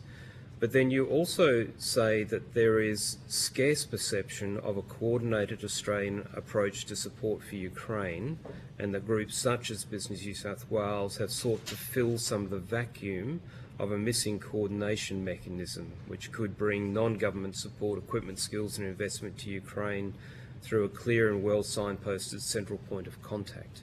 Could you expand a little bit on that in terms of what the current gap is from your perspective, and how do you think we should be looking to close that gap? I think you touched on it a little bit in the previous conversation, Senator, but when I say a scarce perception, I think I'm being fairly honest that there isn't an obvious signpost for businesses and investors to find out more information about Ukraine, to find out where the perhaps more immediate needs are, and where the further down the stream opportunities are. Right now, as we know, we need aid support, charitable and military aid and so on and so forth. But further down the line, we need to start building those trusting relationships, those trading relationships for what will be a really remarkable rebuilding and repurposing of Ukraine's economy, and Australia should be at the middle of that. So when I say scarce perception here in our submission, it's because we don't see those clear signposts to what's needed now and what the opportunity could be later on. You ask how we could fill that.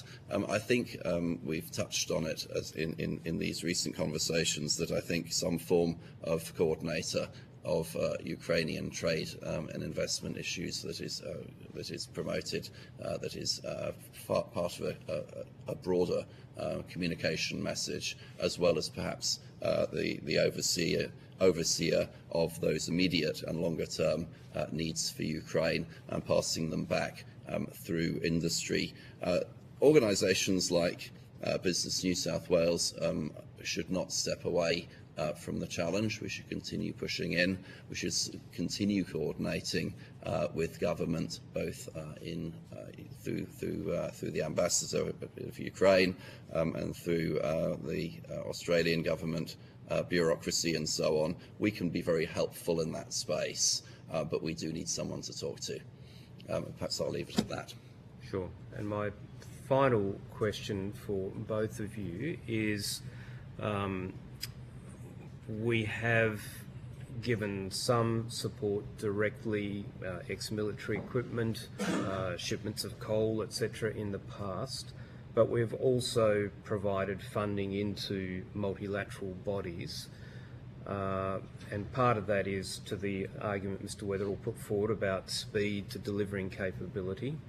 But we also get submissions from people like EOS, from Drone Shield and from Aspen, that highlight as the providers of Australian products and services, they are sometimes the first choice of international bodies, whether it's World Health Organization, the US government, other governments who buy Australian product or contract Australian services, should we be, rather than scattering across a broad range, including overseas provision, saying if we are capable of providing the first choice for multilateral partners and international partners in certain areas, we should build on those strengths and invest more and scale that support of areas where we already clearly are recognised as a global leader in supporting Ukraine? Should we be taking a more focused, building on our strengths approach? Perhaps I might kick off by saying, I think that general point is a strong one. It would be unfortunate if we created, and obviously that would generate, you can see the analysis which says that would generate community support if we were able to mobilise Australian industry in aid of Ukraine. It would be unfortunate though if it looked as though we were advancing Australia's interests rather than Ukraine's interests. So I think this always is a question of balance. We might have a view about Ukrainian needs and we might believe that we can meet their needs, but if we're receiving specific requests for a particular type of technology, or indeed money actually gives you the flexibility of responding in precisely the way in which you believe is necessary. So I think there is a balance. Obviously, it'd be wonderful to be able to mobilise Australian industry in aid of Ukraine where that was appropriate. So it's just a question of getting that right. I might just add very briefly to that I think we should be cognizant of where the nexus of where Australia's expertise and Ukrainian need is, and if we're going to focus through almost bilateral approach from Australia, those should be very carefully chosen, and we can walk and chew gum. We can do both. But mainly, I think if we had a coordination point here, we would facilitate doing both more easily. Sure. Thanks, Chair. Thank you very much, Senator Fawcett. Senator Van, you have the call. Thank you, Chair. Firstly, to you, Mr. Weatherall, all the Ukrainian members of Parliament that I deal with regularly are always mentioning Minderoo to me and how much they appreciate the support that they're given. So I'll start with that comment. Then I'll just go a bit of a follow-on to Senator Fawcett's questions about industry. We saw recently that the $60 billion that the US Congress signed off on to Ukraine, the condition of that was that it was spent with US industry and provided in kind to Ukraine. With military capability, given that Australia has such strong expertise in a number of military capabilities, including drones, counter-drones, weapons platforms like EOS, etc. Do you think there's not an argument to source that military aid here and then concentrate any financial contributions to maybe humanitarian aid or economic support for Ukraine? Can one or both of you comment on that, please? Well, thank you, Senator, for the acknowledgement of the Foundation's work. I suppose one would have to also understand a little bit about what the motivations were of the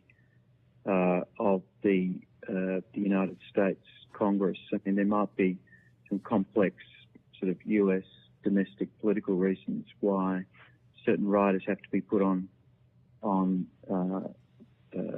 appropriations. I mean, I just return to the previous point. I think it is a question of balance about making sure that the particular needs and requests are being met by the Australian government of the Ukrainian government. I suppose just to link it up with, I think what we've both been saying here, if you had a coordination role, if you had a special envoy, or as we've suggested, the retaining of the embassy on the ground, all of this aids in us at having a much more fine-grained understanding of the needs, and then the ability to match what is on offer here in Australia becomes easier. So I think the two things are related. Obviously, we want, where we possibly can, to mobilise Australian industry in aid of the Ukraine. Our capacity to do that will be improved by having a much more sophisticated understanding of what Ukraine needs in a timely fashion so that we can match their demands with our supply.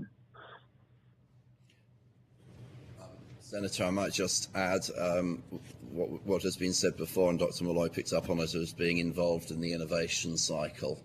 I think that where we see the UK, Latvia, Australia and others joining it, for example, a drone alliance, allows that innovation cycle learnings to move with Australian expertise, and for Australian expertise and industry to learn as quickly as that cycle is turning. But I would just agree with what Mr. Weatherall has just said, that we need to look at these things on merit, and what we can provide from our own industry should be there. But also, if we need to play into broader alliances or indeed broader financial networks, then we should look at that too. Whatever is best bang for buck and most effective. Thank you. Like Dr. Forrest, I've been to Ukraine and in Kiev, and I note in both your submissions that you suggest that we should reopen our embassy there, or at least have some sort of expertise coordinating the efforts between. I'll leave it there. Thank you, Chair. Thank you very much. Senator Van, if we have no further questions for the witnesses, we will thank them very much for appearing today. The committee has agreed. Oh, sorry. Senator Fawcett, yes. Have you got one? I do have one okay. for Mr. Weatherall that I hadn't asked before. But I did have a note here against your submission of two things. One, the generators and the shelters. How do we scale that? Because clearly the need is not diminishing in Ukraine. In fact, it's getting worse as they're going to start heading into winter with destruction of power networks. So in your view, how do we scale that? Thank you, Senator. I might have to take that on notice and just go back to the people that designed the original response to see how they would answer that question. Sure. And the other part in your submission, you talk about advancing food security through the agricultural industry. On the demining front, clearly many of these systems that we have provided through Minelab have been fantastic in terms of anti-personnel mines, but in terms of large-scale clearing of agricultural lands, are you able to provide the committee any assessment of whether that need is being adequately met that enables the Ukrainians to utilise what land they still have and can farm in terms of where support may be needed in that food security piece? Once again, Senator, I'll have to take that one on notice. Okay, thank you very much. Great. Thank you, Senator Fawcett. And again, thank you to the witnesses for appearing today. The committee has agreed that responses to questions on notice should be provided by close of business Monday the 22nd of July 2024. The committee will now suspend for a short break, and given we're running a little ahead of time, we will aim to get going again at 10:55 a.m.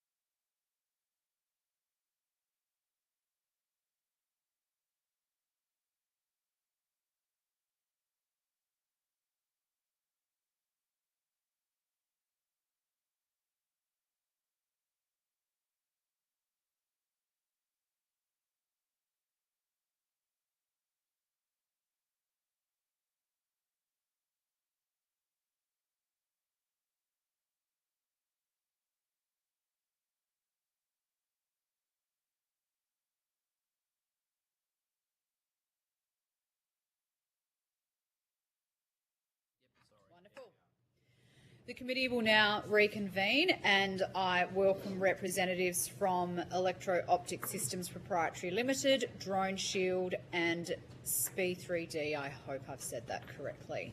I understand that information on parliamentary privilege and the protection of witnesses giving evidence to Senate committees has been provided to you. For the Hansard record, will you please state your full name and the capacity in which you appear today? And we'll start with Mr. Vornik because he's here in the room. Oleg Vornik, Chief Executive Officer of Drone Shield. Thank you very much, Mr. Vornik. Mr. Hicks.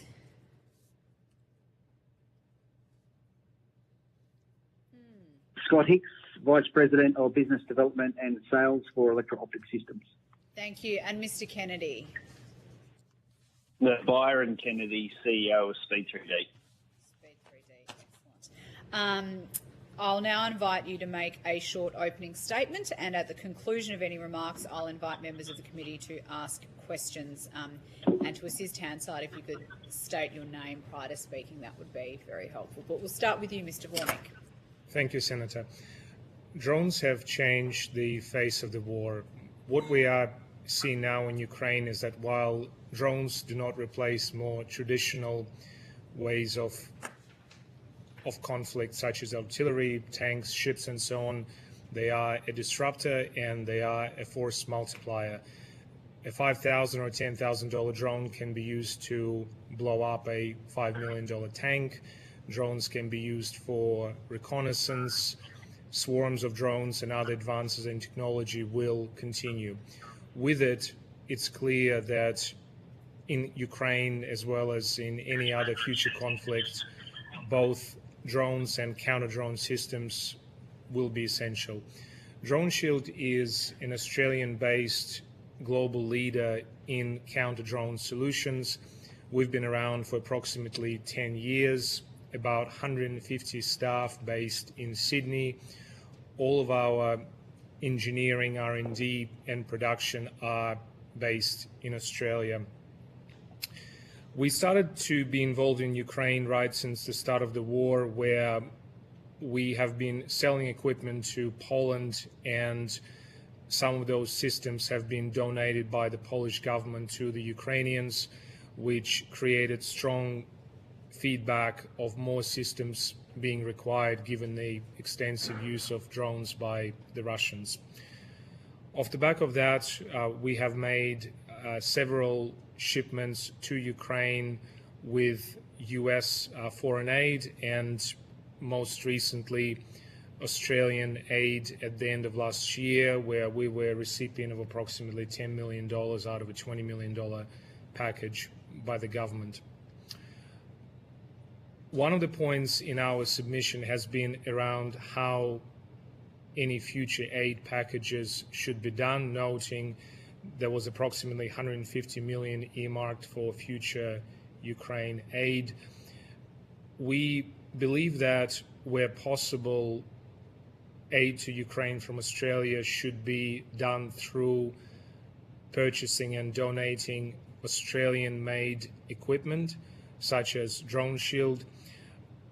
Australia is not US. We're not great at everything. We're smaller scale, but we do have pockets of excellence, and both drones and counter-drone systems happen to be such areas of excellence.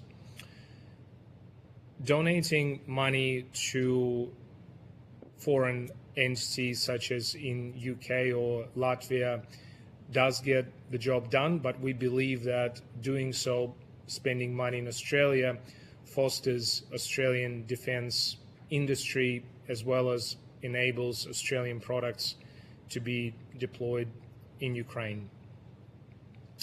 Additionally, I would say even packages that have been previously deployed, while still useful, as with any technology, the drone technology is rapidly evolving.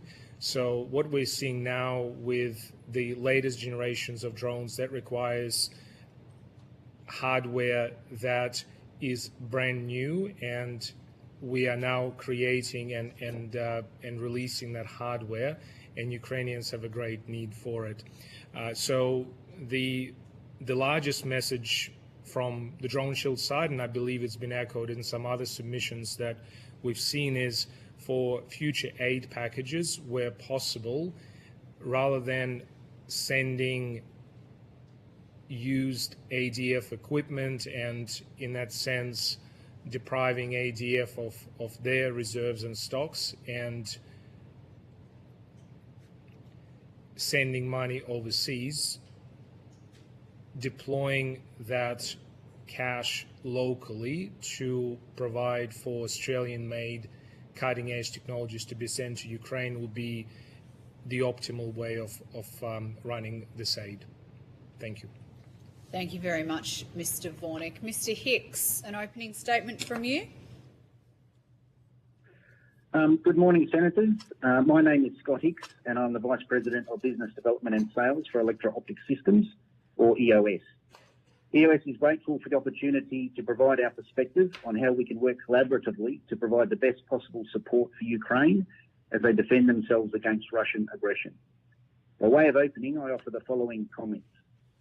EOS is a developer and manufacturer of remote weapon systems, space technologies, global satellite communication services, and high-energy lasers used in counter-drone warfare. We're an Australian sovereign defence industry company listed on the Australian Stock Exchange that is headquartered in Canberra, and we operate a number of offices and sites here and around the world. We employ approximately 300 people across most states in Australia and engage with a significant supply chain network across the country. Our products are manufactured locally by sourcing more than 83% of the parts and 72% of the value of every product from an Australian supply chain, comprising 146 local small and medium enterprises. The majority of EOS's products are developed and manufactured in Australia. However, over 65% of our revenue is derived from sales to customers outside of Australia.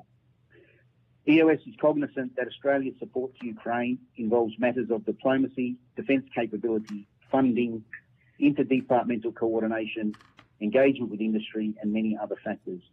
We understand this complexity and support this committee's desire to further improve the coordination as outlined in the terms of reference.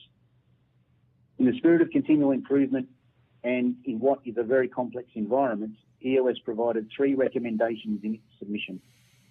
I would like to briefly mention those recommendations.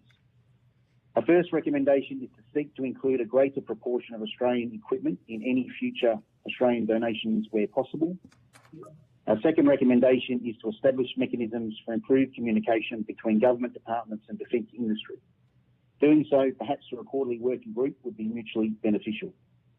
Our third recommendation is to support defence industry opportunities to train Ukrainians in Ukraine. Doing so provides opportunities to better ensure the longevity and effectiveness of the equipment. To close, EOS remains committed to working collaboratively with government to support Australia's efforts to aid Ukraine. I would like to thank the committee for their efforts so far and for their time today. Thank you. Thank you very much, Mr. Hicks. Mr. Kennedy. Yeah, thank you. Thank you, Chair and Senators of the committee, for the opportunity to appear today.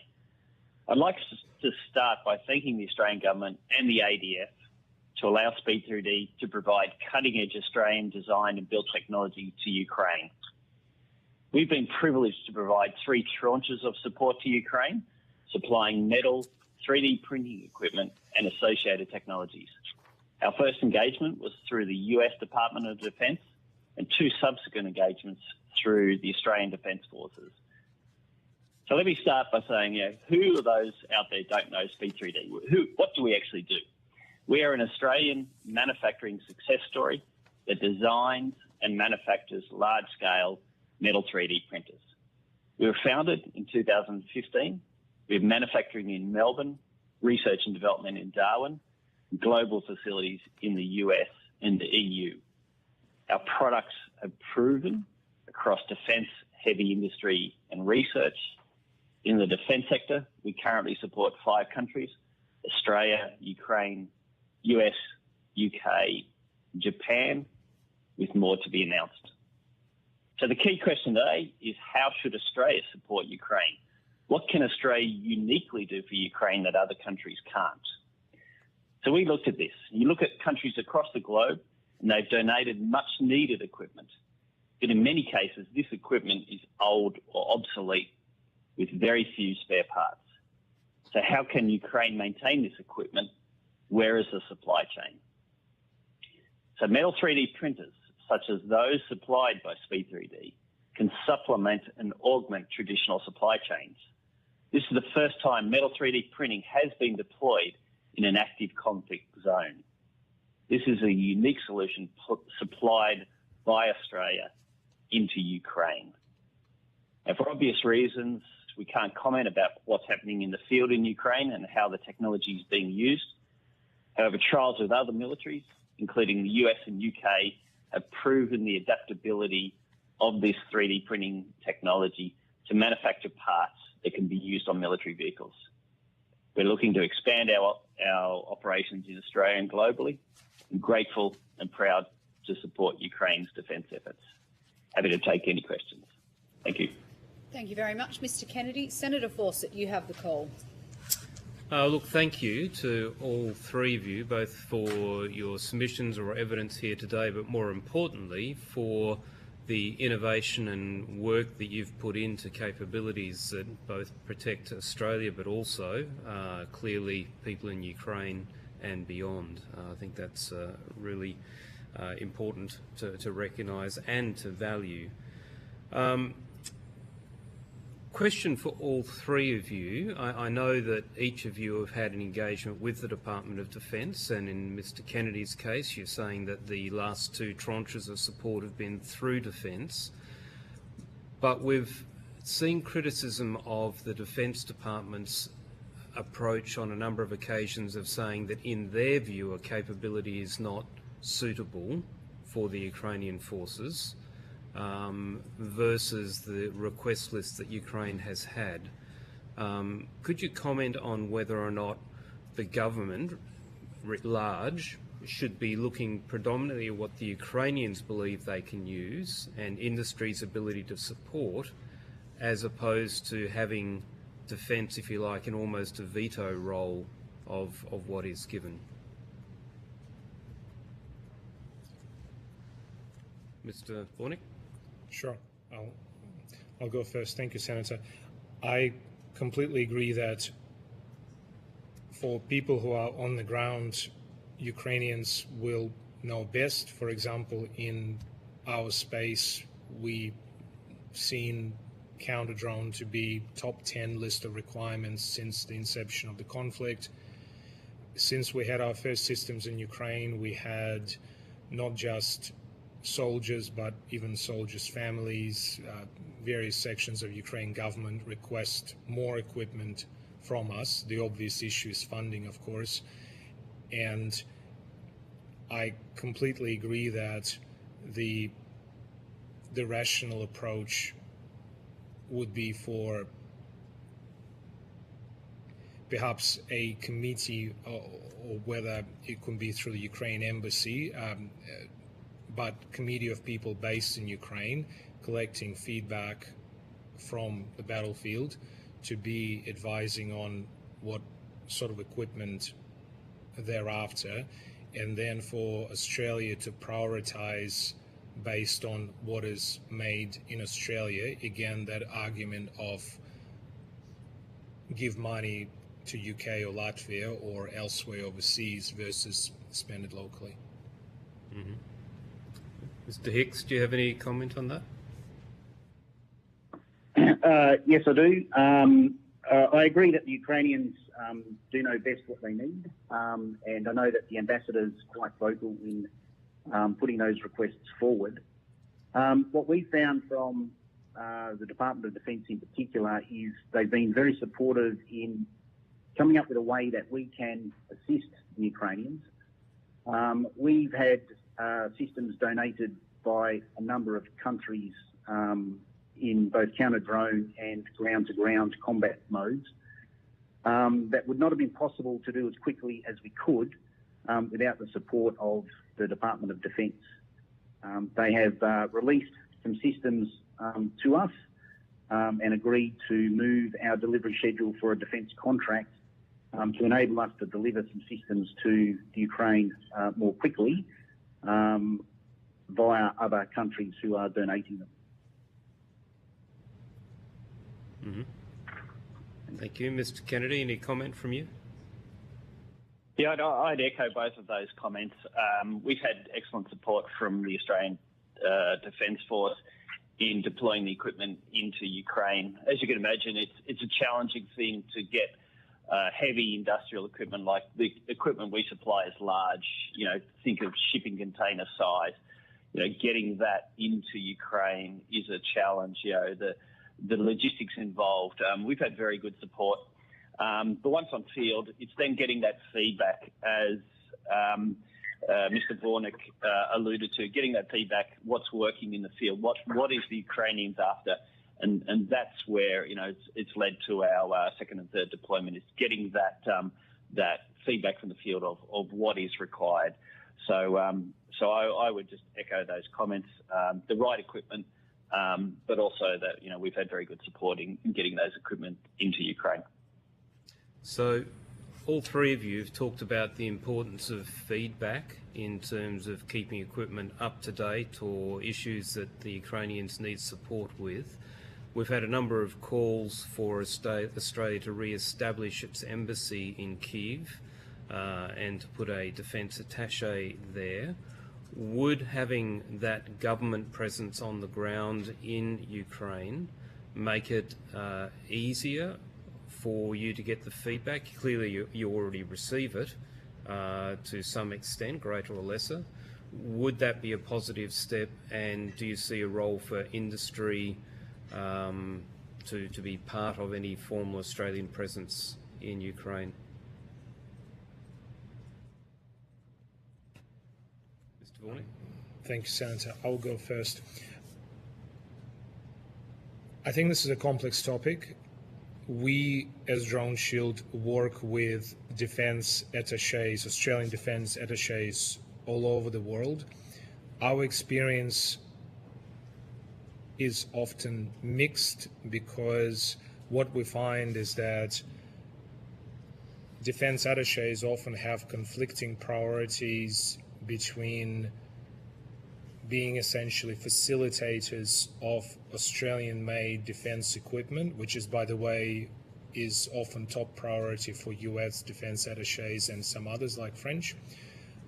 But on the other hand, they're often torn. For example, Australian defence attaché in places like US would often be focusing rather on utilising their relationships to bring US-made material into Australia.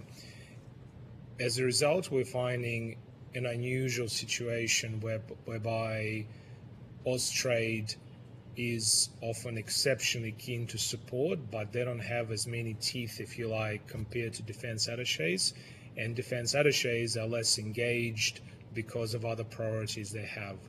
So I think your question is excellent, but it draws on a wider point of how Australia should prioritise the time of its defence attachés around the world vis-à-vis the Australian defence industry.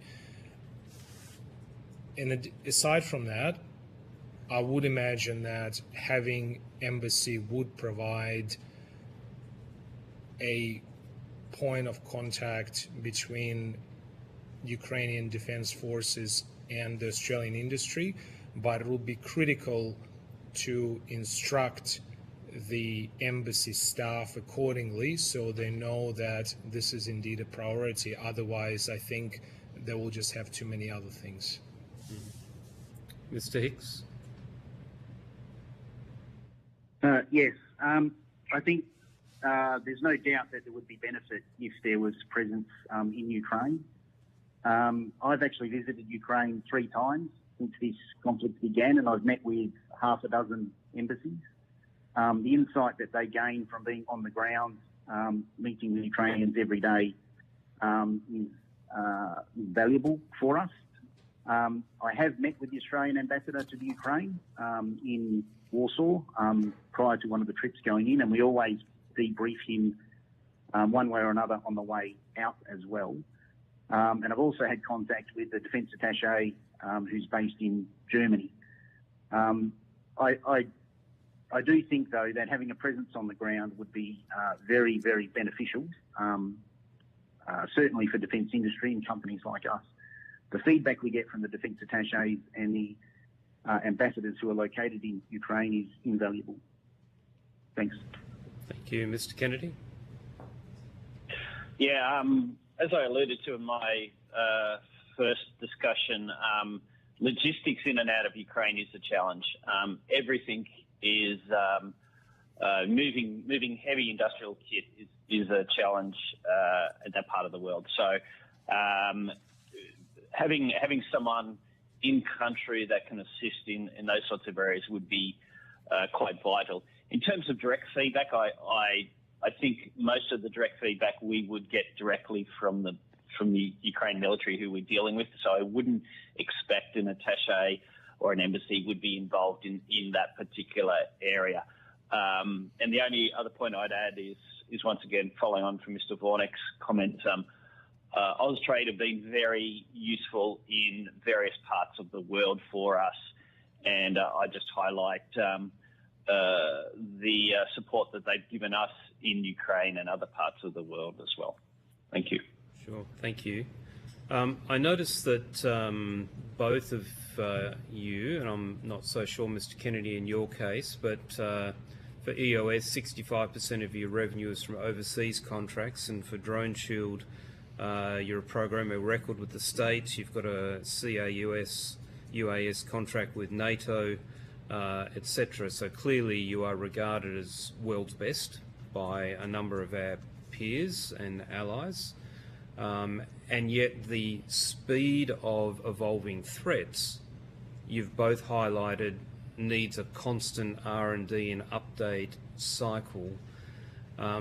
If Australia is going to be providing equipment which is designed and manufactured here to Ukraine, should we also be looking to say part of that will be a commitment to making sure it remains fit for purpose, which helps the Ukrainians maintain that minimum level of capability, but also ensures that what is available to our forces is up to date against the most recent threats that our forces may face in a theatre, given the source of much of Russia's equipment coming from the Middle East in Tehran, ammunition and other things coming out of North Korea, as well as dual-use goods coming out of China. Should that be part of our approach to say, yes, we'll fund Drone Shield, for example, to give things to Ukraine, but the government will actually be a stakeholder in this feedback and upgrade cycle to make sure it remains fit for purpose? Yes, Senator. On the last point, I completely agree. The speed of technology for drones in particular has been incredible, and we're, for example, now seeing Russians use very unusual drone frequencies in order to evade more classic technologies. Now, of course, that makes it harder for them because more exquisite you go, higher the prices for the drones, which starts to erode the whole concept of asymmetric warfare. So as we're able to drive the enemy to spend more money on their technologies and they become more expensive, they're no longer as much of an asymmetric threat. However, it is clear that you need not just software updates, and we do quarterly software updates for our equipment, but also hardware updates. And right now we're operating on a cycle of about 2 years for our devices across the board for hardware updates. As we get more equipment into Ukraine, hopefully under future packages, we would anticipate it comes with more feedback, much like we've been receiving feedback from the previous shipments we've done, and that enables us to get better in terms of seeing how exactly those technologies work, how the tactics of deployment of those technologies work, which enables us to make better systems for ADF and allies in turn as well. I'm trying to think if I addressed all of your points, but in short, yes, if there is a government role in being involved in the aid, in facilitation of intelligence back to Australia, I think it would be helpful for the industry. Sure. So I guess at the heart of my question is, one approach is we say here's a contract for 100 units of a drone shield technology that goes to Ukraine, and then we kind of forget about it. And if the threat changes and those units become ineffective for the evolving threat, it's kind of like not our problem.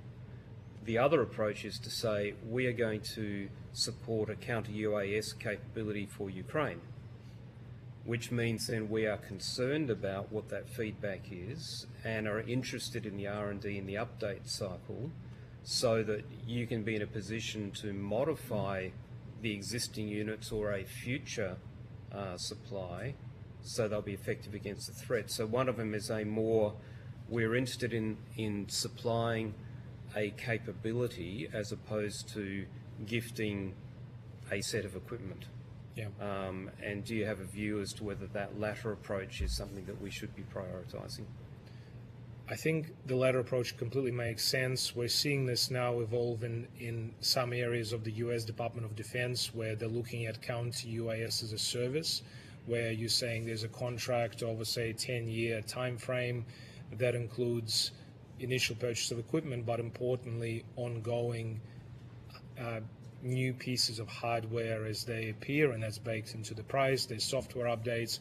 Now, within those contracts, there's often the service element, and I think there was a separate submission, I believe, from EOS about ability to train Ukrainians in Ukraine, which I think would be helpful for that two-way information flow. So yes, a longer-term arrangement that is more of a relationship as opposed to one of gifting, I think will help both sides significantly. Sure. Mr. Hicks? Yes, I agree that supplying a capability that is constantly assessed and upgraded is the way to ensure that we can meet the current threats. There's a definite benefit to future capability by being involved in a cycle where we can constantly review, assess and update our capabilities. We found from the Ukrainians they are very, very interested in innovation. In fact, they see innovation as the way to break the stalemate. Russian and Ukrainian equipment and tactics are very similar. So they essentially are fighting themselves. The influx of Western equipment has helped, but they want Western thinking and innovation as well. So I think that anything that we can learn from Ukraine that we can bring back to Australia to assist both future capability here, but then provide the next iteration of equipment to Ukraine, I think that's a very good approach. Could I come back to the point around coordination across whole of government, whole of nation?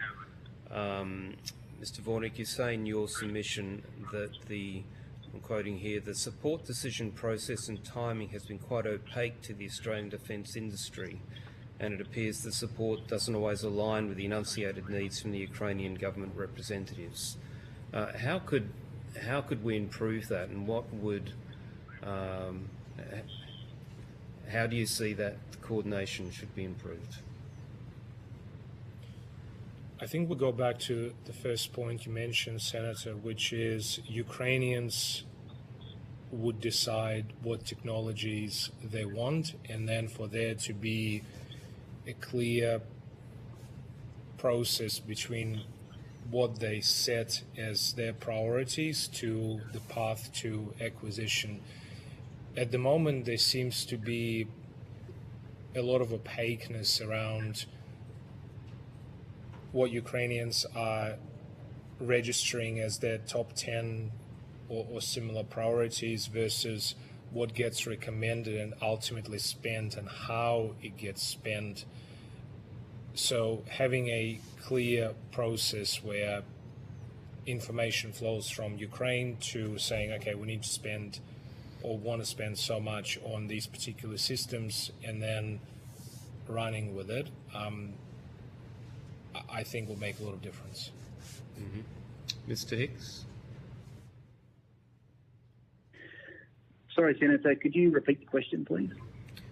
Yes, part of the focus of the inquiry is to say, how do we make sure that Australia's aid to Ukraine is more coordinated and timely and effective?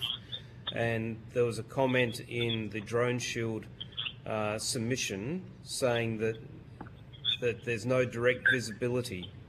It appears to be a slow process, it's quite opaque.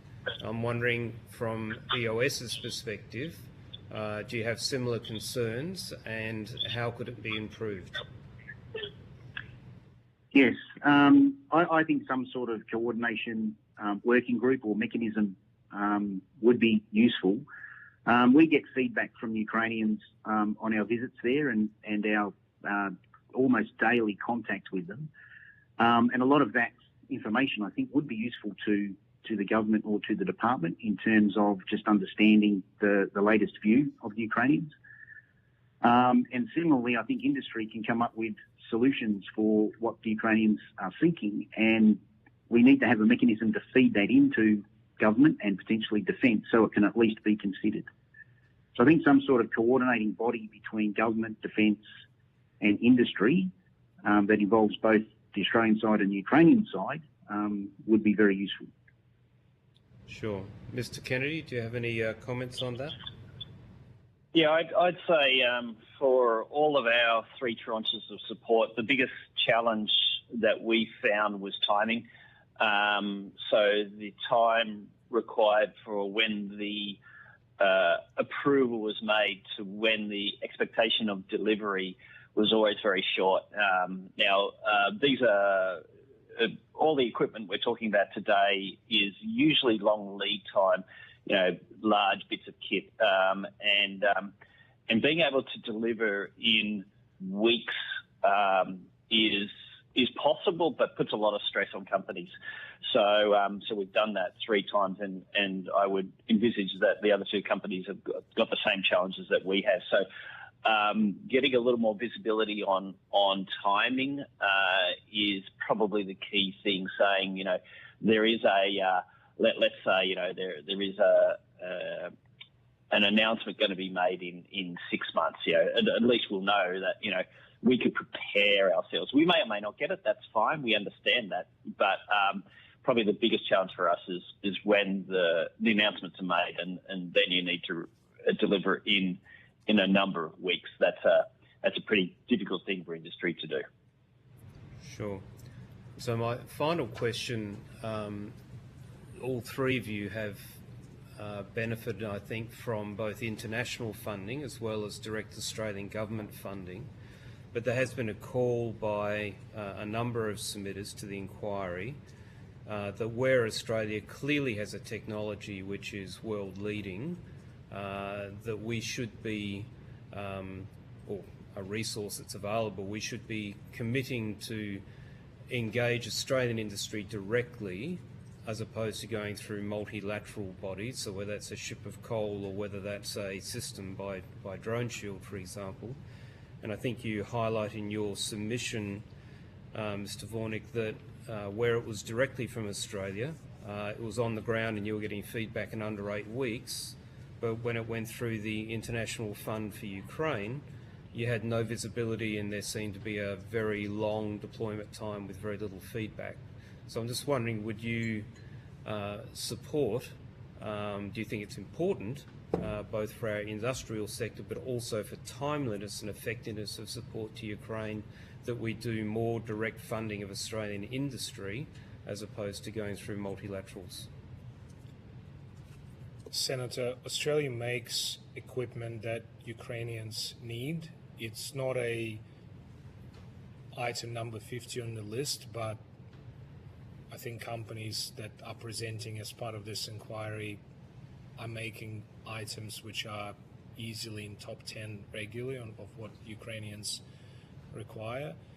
So I do not see why the Australian taxpayers' money should be sent offshore into more obscure processes as opposed to being spent here on Australian equipment, enabling that. Perhaps if we marry together with the last point you made, enabling this potentially longer process of information exchange, which benefits the industry and benefits Ukrainians through improved products as well.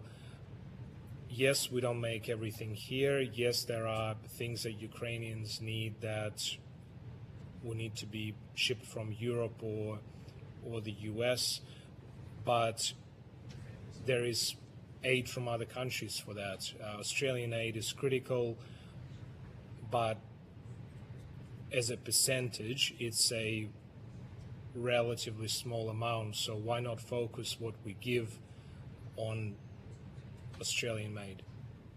Sure. Thank you. Mr. Hicks? Yes, there's no doubt the Ukrainians would receive the equipment quicker if we had a direct contract with Australia. The countries that donate our equipment have their own procurement processes as well, so they have to go through those. We found it can take quite a while, as it would in Australia for a normal IIP type contract. But a direct contract would cut out a lot of time and probably expense as well if we could donate directly from here. Sure. Thank you. And Mr. Kennedy? Yeah, Australia develops some of the best technologies in the world. In the 3D printing space that we play in, as I said, we support 5 countries direct. The US wouldn't be buying from us if they had a local supplier. The UK wouldn't be buying from us if they had a local supplier. Japan, similar. We have fantastic technologies out here that the world is seeking, the world is looking for. Ukraine gives us that opportunity to showcase in a combat situation how this technology can be used, how it can be utilised, and what this will do is grow our local defence base. This is an opportunity we need to grab it by both arms, which I think we are trying to do here. So I'd just like to say thank you, support for the Australian government and the ADF and everyone else who's been involved. Terrific. Thank you. Thanks, Chair.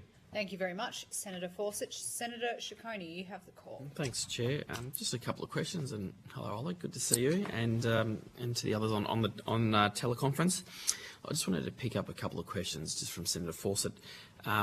So, am I right in understanding that the processes by which we would normally have asked your companies to provide us with equipment we're now providing to Ukraine have been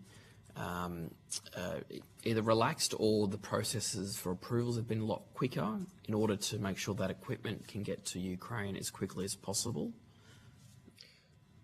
When we done the shipment, if I'm understanding you correctly, Rafa, we managed to get it on a ADF ship to Ukraine in a very short amount of time.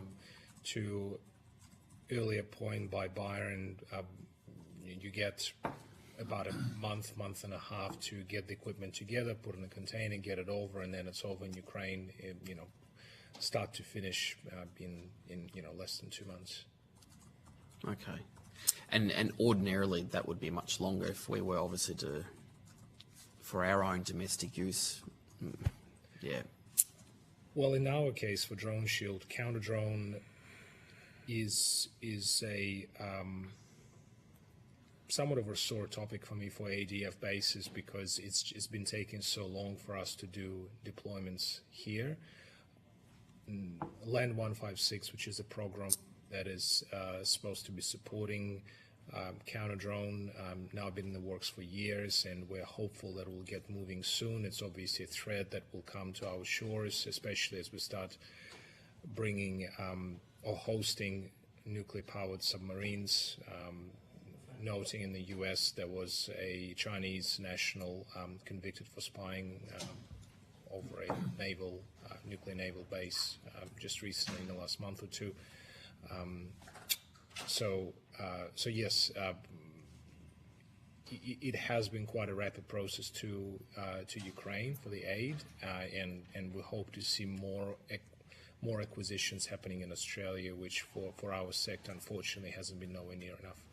Yeah, okay, thank you. I don't know if the others on the line wanted to add anything else to that. Yes, Scott Hicks from EOS. The systems that have been donated by Australia from our company were actually in the ADF's inventory already, so they went very quickly. But what we did negotiate with CASG was quite an innovative solution where we had a contract to supply our equipment into the Army, and CASG allowed us to alter the schedule so that we could deliver to Ukraine first, and then deliver to Australia after that. That got equipment to Ukraine about 5 months quicker than it would have if we'd started from scratch. Okay, so Defence essentially was able to enable that asset to be delivered a lot quicker. Correct, yes. Yeah. Yeah, I'd just add to that. This is Byron from Speech 3D. I've been reading the DSR and other documents from the ADF, and one thing's clear out here is the age of 10 years of warning is over. So what Ukraine is showing to us is we need to move with urgency. We need to move critically now to get new technologies adapted in the ADF. You know, Ukraine was able to do that. They were able to move quickly because of the imminent threat or the threat that was on their doorstep. That is a shot over the bows here is we do need to move quicker now. We do need to equip the ADF with the new technologies that is now going into Ukraine. So I think this is a perfect situation to take that feedback and then adopt these technologies quicker into the ADF here. Okay.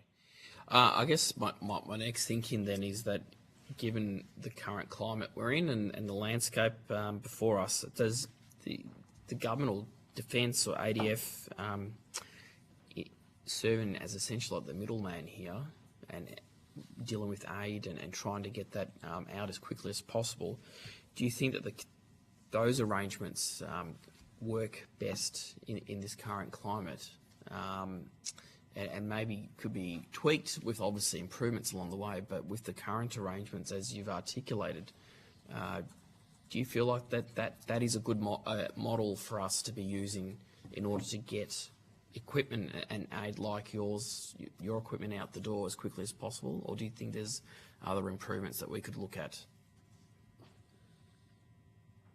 Thank you, Senator.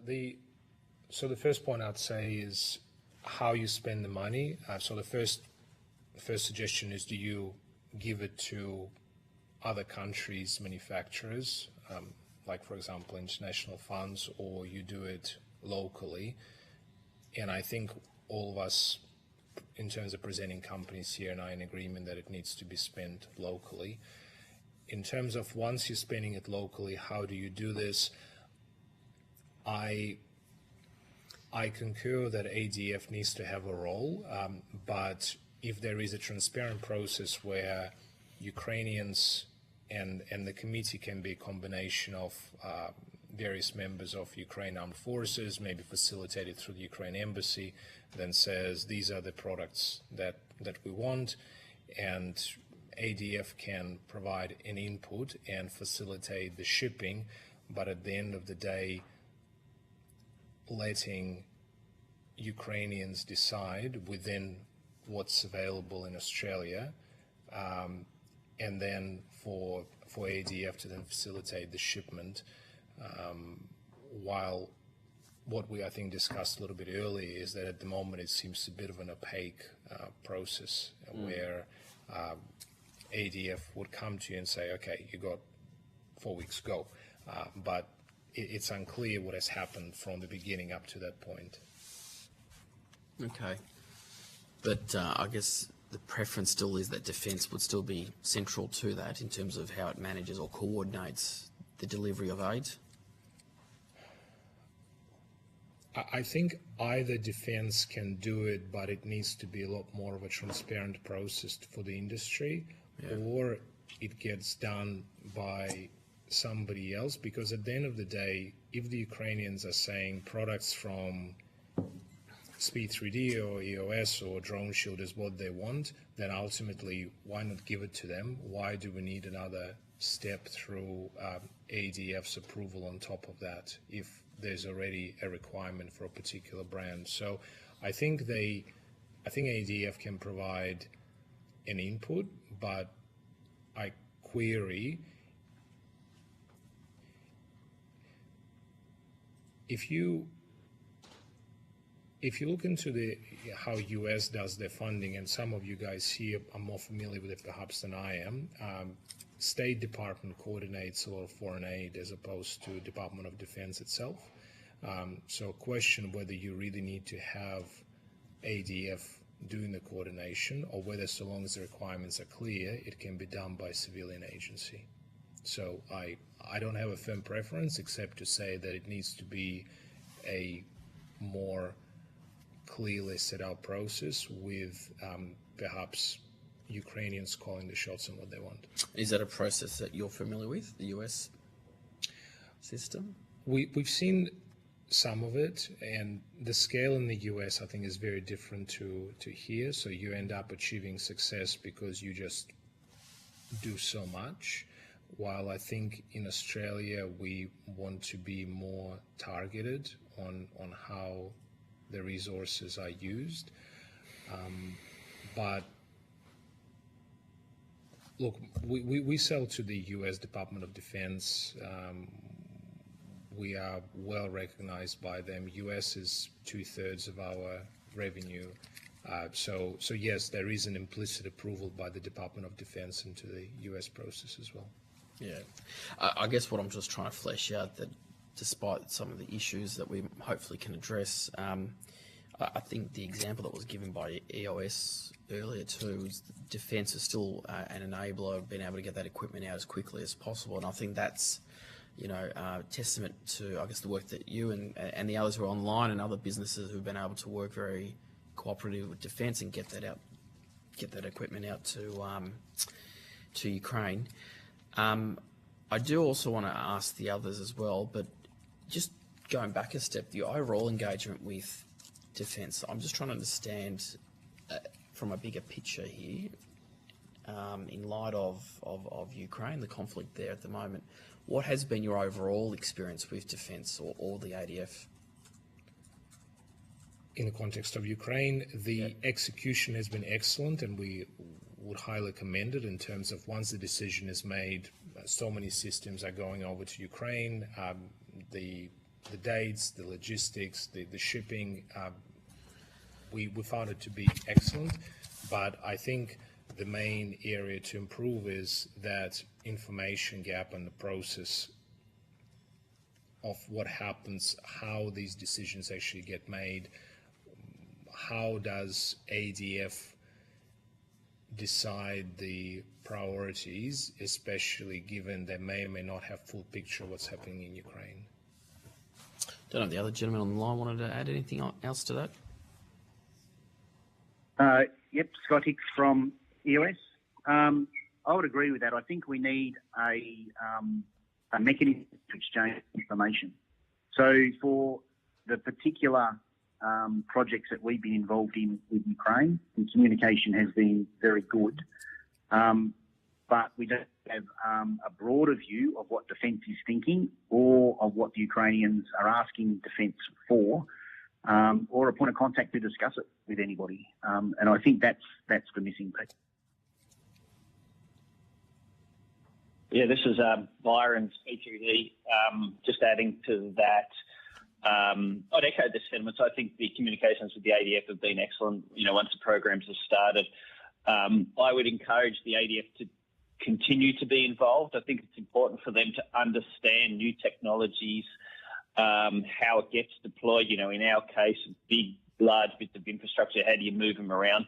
Getting the ADF to understanding those things early on is actually very important for them for the future as well. So I would continue down that path, education of moving, doing things rather than just talking about them, and we're actually doing things with the Ukraine deployment. So I would still encourage the path that we're going down. No, that's all right. So you still see some value in having then defence as a central part of this process? Absolutely. From Speed 3D's perspective, I think we've learned a lot, and they've also learned a lot in working together in this program. All right. Look, thanks, gentlemen. It's good to see Oleg in person, and thanks to the other two online as well. Thank you. Thank you, Senator Ciccone. Senator Van, you have the call. Thank you, Chair, and good to see you as well, Oleg, and welcome the other witnesses. Media reports and other open source intelligence suggests that the Ukraine are using about 1,000 different varieties of drone in the battle. Does that is that your intelligence as well, or what, the messaging that you're receiving? Senator, there are a lot, and they're evolving all the time. I mean, to start with, I think in any area of war, Ukrainians are experimenting. They're using what they can, and drones are no different. So yes, they're using both Ukrainians and Russians are using a very wide variety of drones. And that's good. That was my next question. The Russians are similarly, are using a high degree of variety in the weapons platforms that they're using. Yes, and not only that, but they're rapidly evolving as well with time. I think it's definitely safe to say that counter UAS is one of the key priorities for Ukraine. Given EOS and Drone Shield use two different technologies, and both, I have no doubt, are effective in their field, how do you see that being able to evolve to counter the Russian threat, as well as the threat driven by China's involvement with dual-use technologies?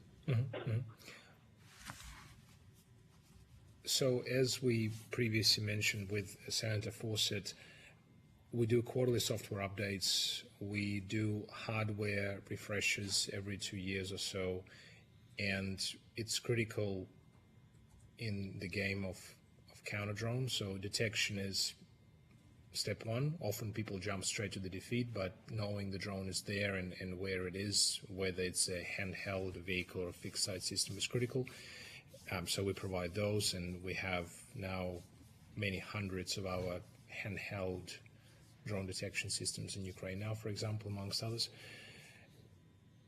And then, of course, smart jamming for the defeat, and smart jamming focuses on unusual bands and using some of the latest technologies, but importantly, counter-drone technologies need to be not just high-end but affordable, because if you're tackling large numbers of cheap drones, you can't have expensive, exquisite systems.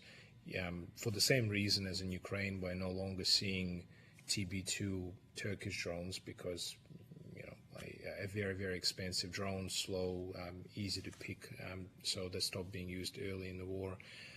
So a counter-drone system cannot be a $10 million laser.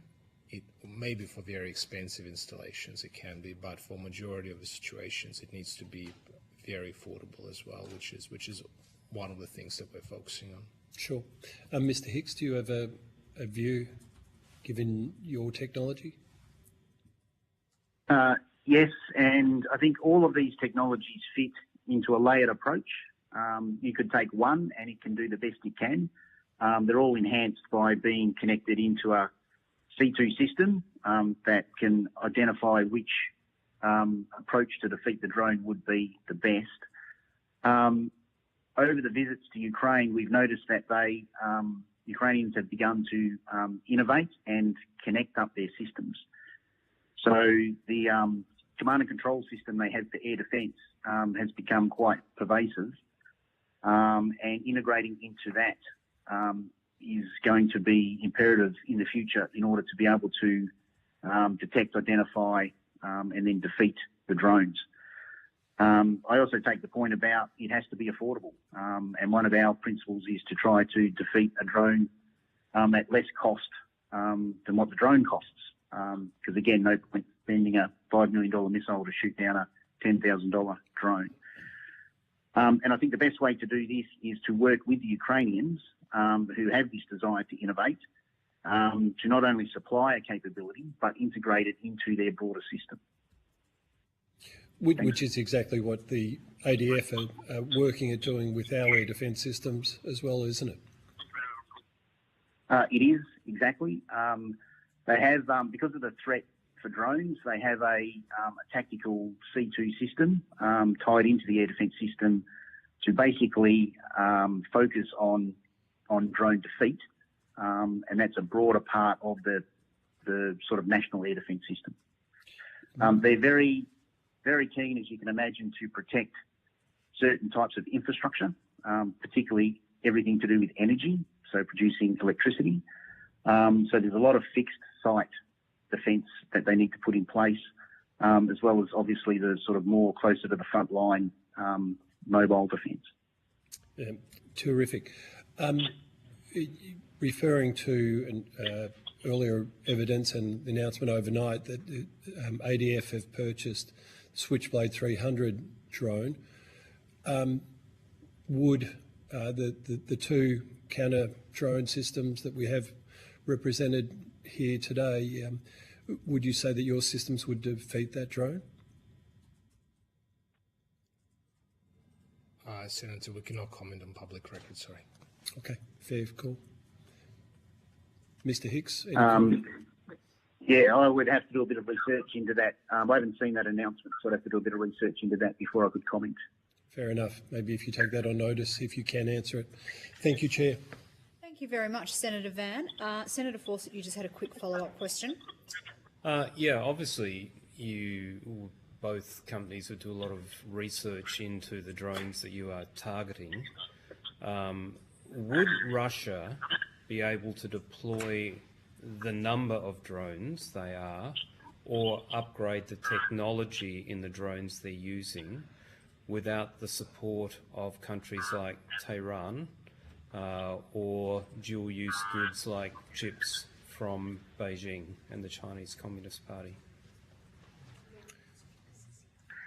Senator, in short, I don't really know. If you look at Russia historically, they have been good at making exquisite systems in relatively small numbers, but not great at mass production of high technology items. And we believe, but we don't really know, that's where Iranian and the Chinese support comes from. Russians been starved by technology sanctions, so that's obviously a roundabout way for them to get to things. We've seen reports that show inclusion, not just inclusion of a number of Western-made parts in Russian drones, but even the layout of those parts done by what appears to be Western-trained engineers. So yes, we believe, but we don't really know, that a lot of the success comes from that collaboration with Iran and China. Mr. Hicks, do you have a view on that? It's hard to tell. You can appreciate we view a drone as a target, and with the kinetic kill that we have, if it comes in range, it's likely that we will defeat it. I can't comment on the Russian or how the Russians get their technology, other than what I've read in open source material. Sure. What I do know, just to add something, is they have started to use glide bombs now, which aren't exactly drones, but they're a dumb bomb, anywhere between 500 to 3,000 pounds, that they put a set of wings on so that it will glide to its target. That will be the next, I think, difficult pseudo drone, if you like, to try to defeat. Sure. So I guess the thrust of my question is, some nations are already starting to sanction individuals or companies who are providing dual-use technology to Russia, either directly or indirectly. Would the defensive task for the Ukrainians be eased if Australia were to join those other nations in sanctioning individuals and commercial entities who are providing enabling technology such as chips? Yes. Scott Hicks here. I think anything that's done to make it more difficult for the Russians to produce or improve their drones would be of benefit. Terrific. Thank you. Thanks, Chair. Thank you very much, Senator Fawcett, and thank you to the witnesses for appearing today.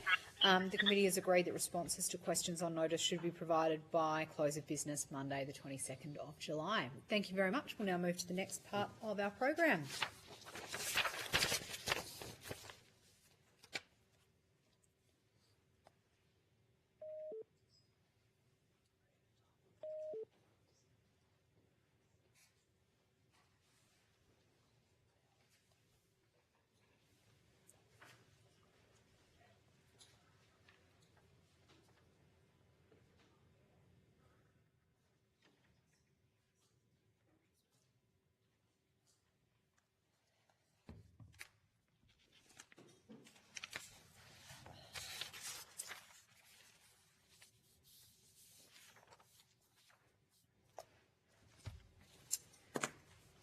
I now welcome representatives from AI Group. I understand that information on parliamentary privilege and the protection of witnesses giving evidence to Senate committees has been provided to you. For the Hansard record, will you please state your full name and the capacity in which you appear today? Thank you. Louise McGrath from the Australian Industry Group. I'm Head of Industry Development and Policy. Thank you.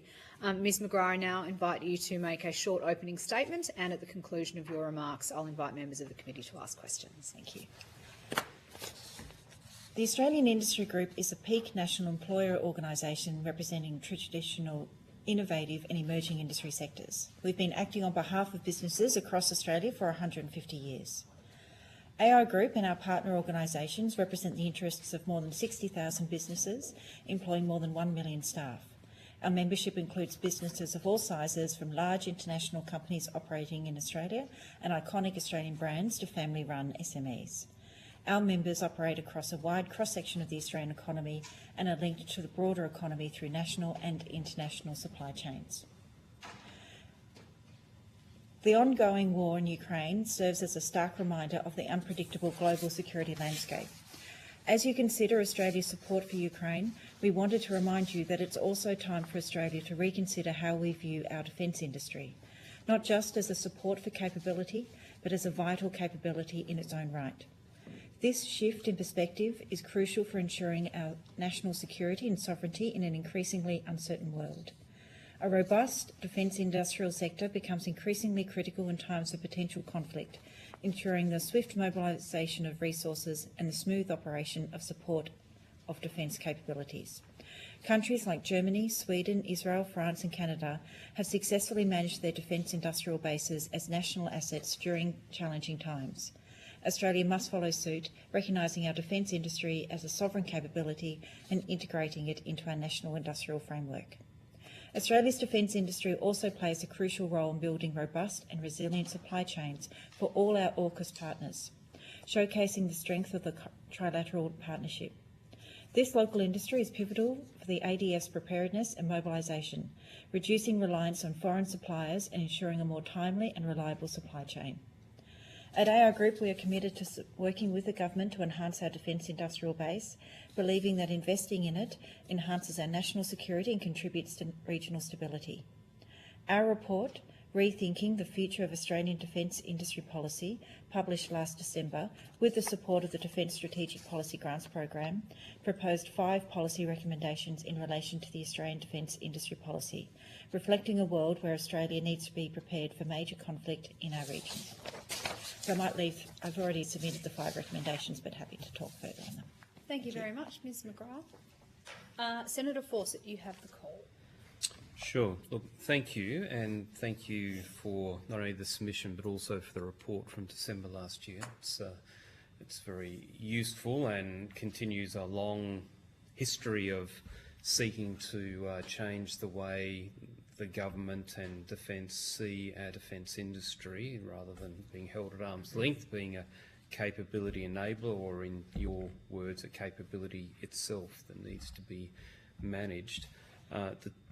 So I could talk all day on that, but the terms of reference for this inquiry are around, is the support that Australia is providing timely, coordinated and effective? And so could you develop, perhaps from that submission and those concepts in your report, to the terms of reference saying, how do we achieve what you're aiming for in that report through our support for Ukraine? How do we make that more timely and effective for Ukraine, but also achieving the objectives that you're outlining here? Well, I think a lot of our recommendations, of course, with a long-term view, so may not have immediate effect, but so of our 5 recommendations, which would be the I suppose, most impactful in the soonest, I think it would be the establishment of an industry capability manager within Defence to define the capability and capacity that government needs to develop to meet the preparedness required, so that it's centrally coordinated and not just thinking about procurement, which I think is the way things are structured at the moment, thinking what they need, but what's out there and what could be utilised for that security environment. Sure. But the question I guess I'm putting to you is, in the context of our support for Ukraine, which is what this inquiry is about, what does that recommendation mean? Does that mean, for example, that we won't give money to a fund that's operated by the EU to fund EU businesses to develop capability in manufacturing and amortise the costs that are industrial base, but that coordinator would say, where it makes sense, as in we have world-leading capabilities, we have stuff that's going to make a difference, it's on the wish list for Ukraine, that coordinator would be the voice within government that would go, we should spend this money with an Australian company to deliver. That's the kind of connection. Yes, that's exactly right. Sorry. Because we see that coordinator would understand the potential within Australian defence industry and what are gaps that needed support among all the levers that are available to government, and yes, would be advocating within government for that type of action, filling in the gaps and making choices for Australian investment. Mm-hmm. So at the moment, are you engaging with government, not just Defence, but also the Industry Department, with PM&C, with DFAT, over our support for Ukraine, in order to get them to consider the impact of their decisions on the outcome you're looking for our defence industrial base? Not directly at the moment. At the moment, a lot of our effort is dealing with a transition to AUKUS requirements. Mm-hmm. So again, I'm just trying to drag us back to the terms of reference for this inquiry. What would make it easier for you, because obviously you have limited resources like everyone else, what would make it easier for you to engage with government, not just about AUKUS, but around this issue of our support to Ukraine? Well, I think if there was, beyond this inquiry, a platform in which we could have that conversation. That conversation, I understand, is not... I mean, so much effort right now is being focused on AUKUS and the reforms, the security reforms that requires, that there isn't actually a platform at the moment to have that conversation around Ukraine. Mm-hmm. But of course it does influence a lot of our conversations. Sure. I'm not sure how much further I can take this then, because whilst I really value the contribution, it's associated with but not directly informing the terms of reference. So perhaps I can just ask you one other question that's relevant to this committee. AI Group was, or still is, a member of the industry working group. Coming back to your comment around AUKUS for the Defence Trade Control Act regulations.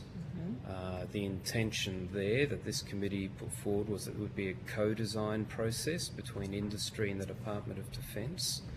How many meetings have you had so far with Defence as a member of that working group?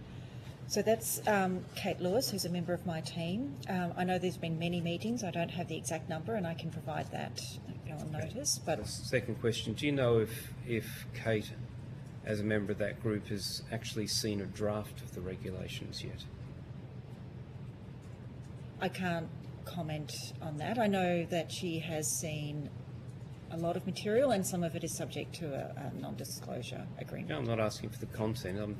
Because the feedback I'm getting is that nobody has seen a draft, that they've been asked to provide comments, of their general concerns, but nobody's actually even seen a draft, so it's not a true co-design process. So I'm just looking to see if that's your understanding. I'd have to take that on notice. I know Kate has had deep involvement on a range of conversations, but there are a lot of conversations happening at the moment.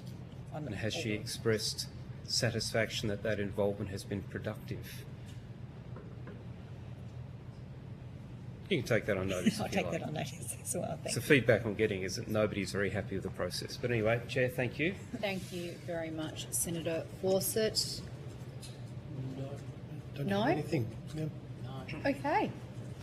Well, that was quicker than expected. Thank you very much for coming along, Ms McGrath, albeit briefly for today. The committee has agreed that responses to questions on notice, of which you did take some, should be provided by close of business on Monday the 22nd of July 2024. The committee will now suspend for a lunch break and will resume at a time that we will discuss in the break because we're running a little bit early. But we'll suspend now and discuss that. Thank you.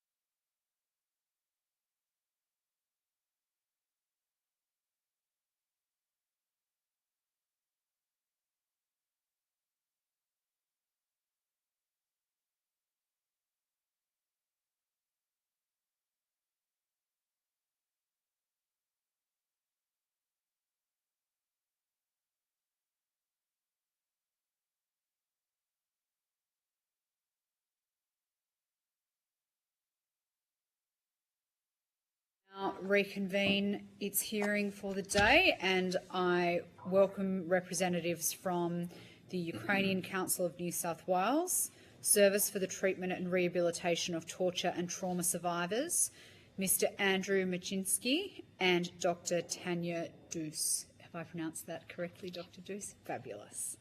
I understand that information on parliamentary privilege and the protection of witnesses giving evidence to Senate committees has been provided to you.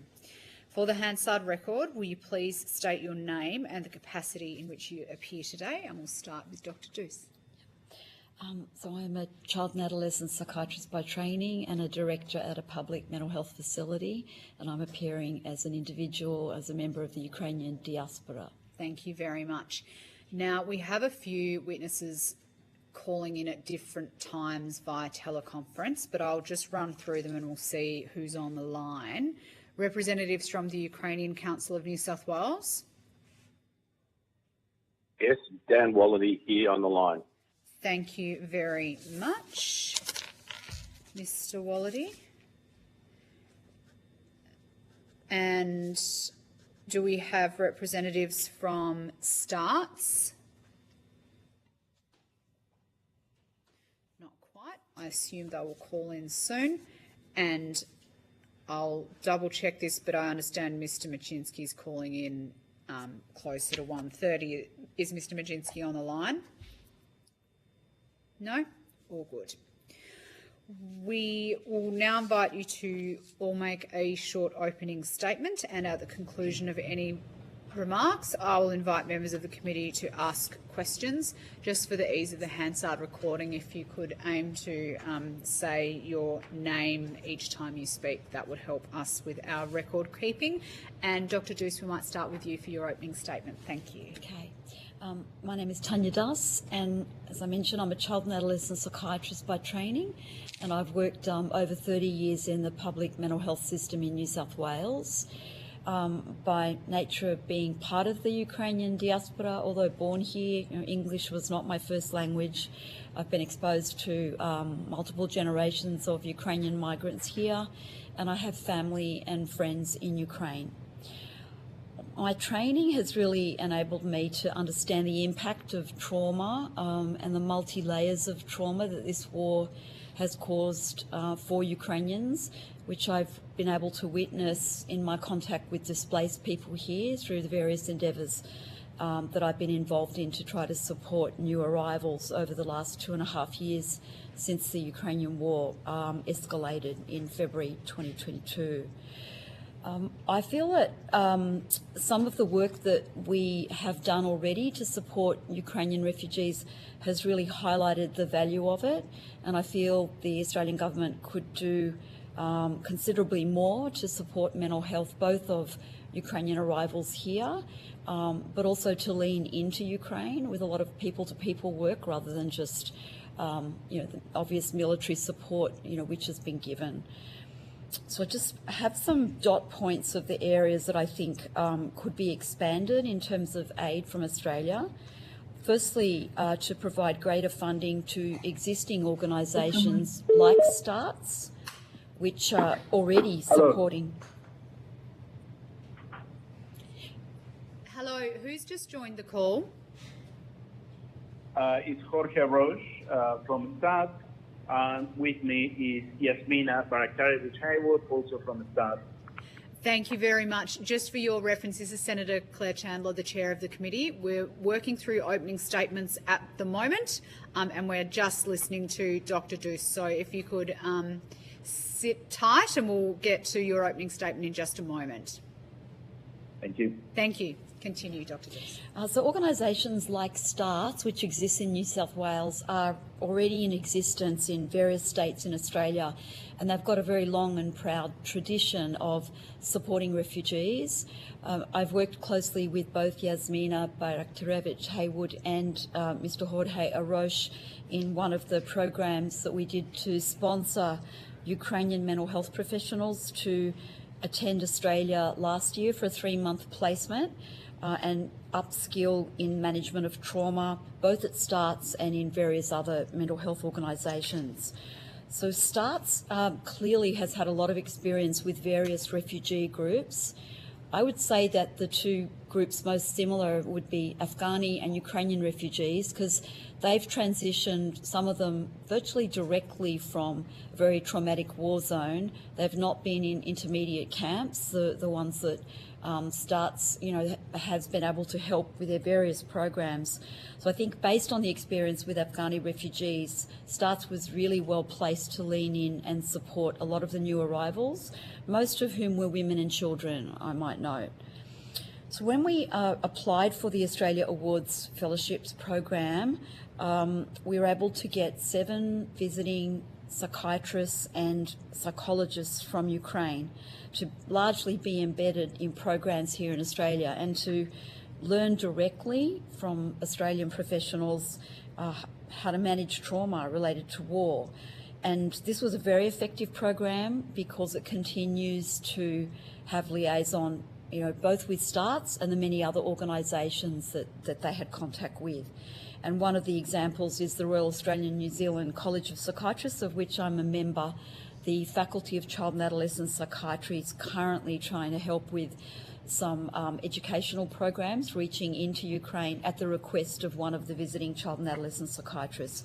They're also continuing to train in important techniques like neurofeedback using existing STARTS resources, and that continues to this day. And the area that I think could be really expanded, apart from applying again for Australia Awards Fellowships, which I intend to do in the area of rehabilitation and physical as well as mental health rehabilitation, I believe the Australian government could and should offer Australia Awards scholarships. There are many very interested mental health professionals who would like to be embedded in our excellent university programs. Thus far, I'm only aware of individual cases of people who've been invited by universities like Sydney University and University of Technology, largely on their Ukrainian connections. But I believe this is the sort of program that could really, in an exponential way, help others when they return and train people in the homeland. I've had many inquiries from Ukrainian mental health professionals who'd be interested and willing to do that. I also think that an area where we could improve support is to give visa certainty to the many people who the Australian government has offered humanitarian and temporary visas to. Because the war is dragging on, we know the effect of uncertainty on mental health. Migrants generally, but refugees in particular, often have a very strong sense of survivor guilt. They're mired in 2 different countries, monitoring what's happening in the home country, feeling guilty for having escaped it in a physical sense. And I think if we were to offer them some certainty that they could stay here till the end of the war, this would do a lot to alleviate the suffering. I think encouraging investment in rebuilding of hospitals and other health facilities that have been damaged actively in the war would be a really good, contribution the Australian government could make.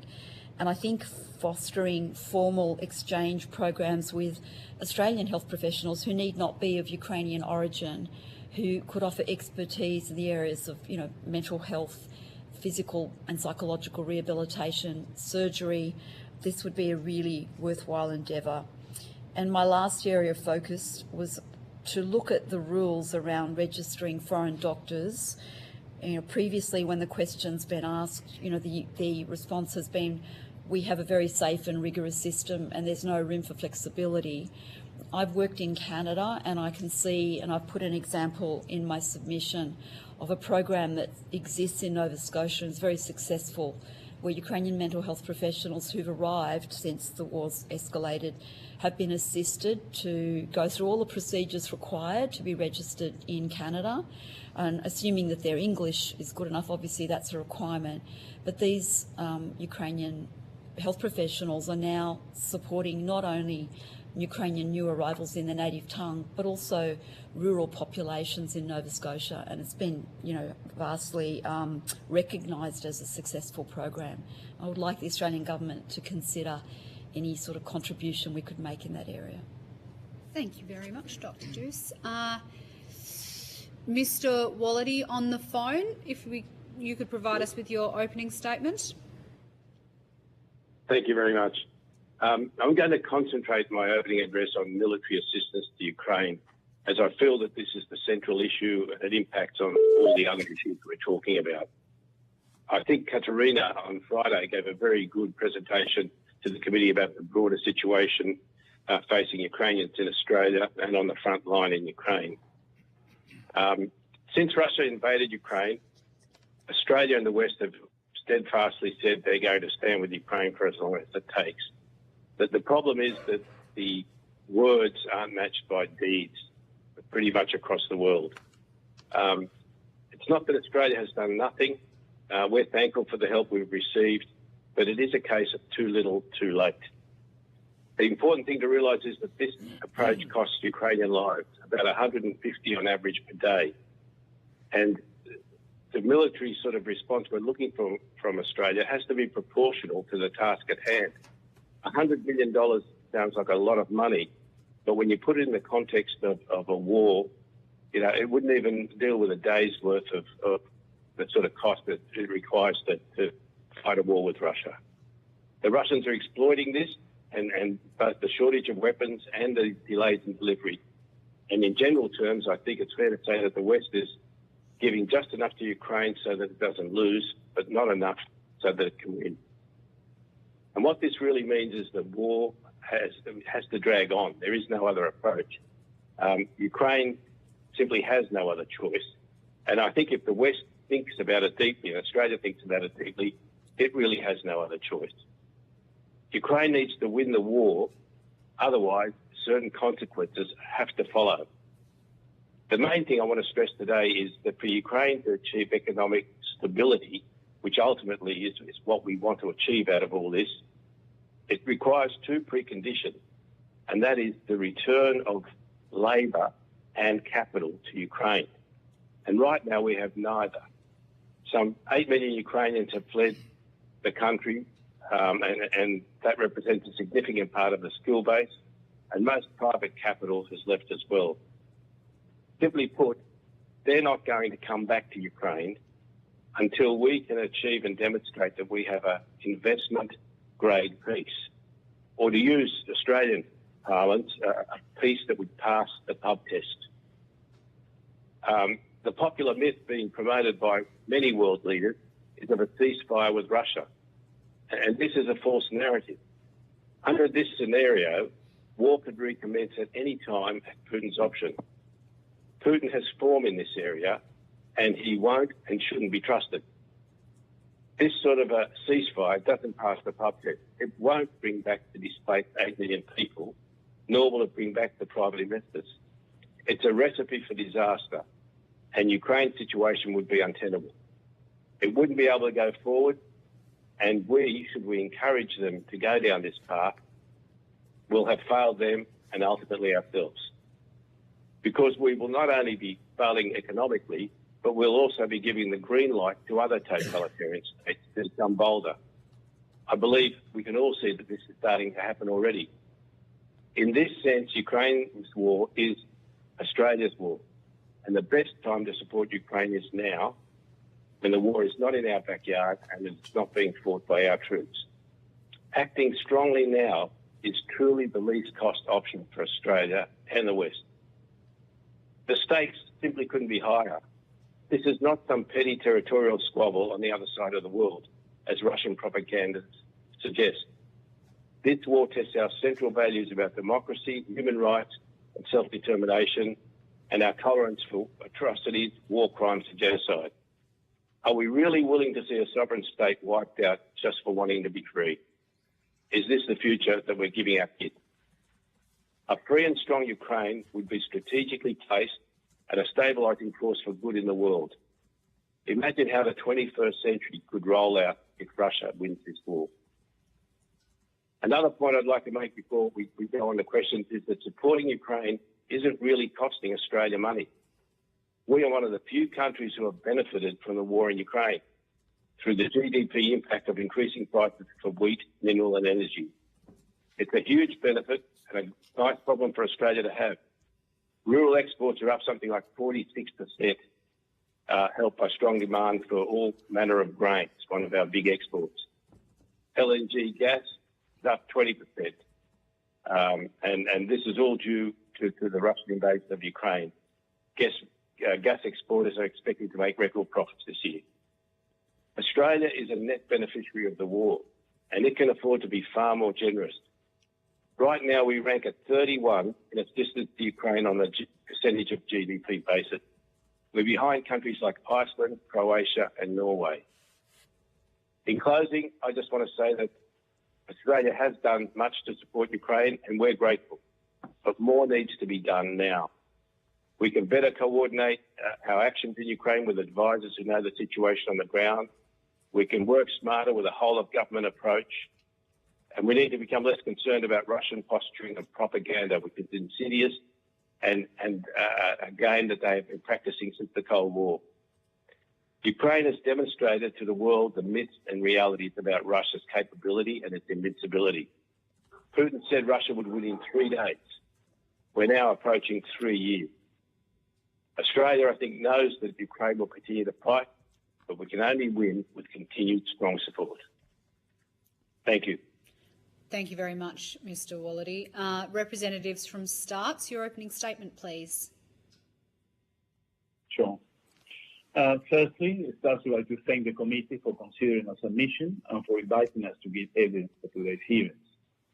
At the outset, we want to acknowledge the harm, injury, death, and destruction that has been caused by the war in Ukraine as a result of invasion by Russian military forces. It has had and continues to have a deep and far-reaching effect in a global community, which we see on a daily basis, particularly in our community here in Australia. Australia, as a multicultural nation, acutely feels the impact of war and conflict wherever and whenever it occurs globally, as many people in our community have ties to those people and places.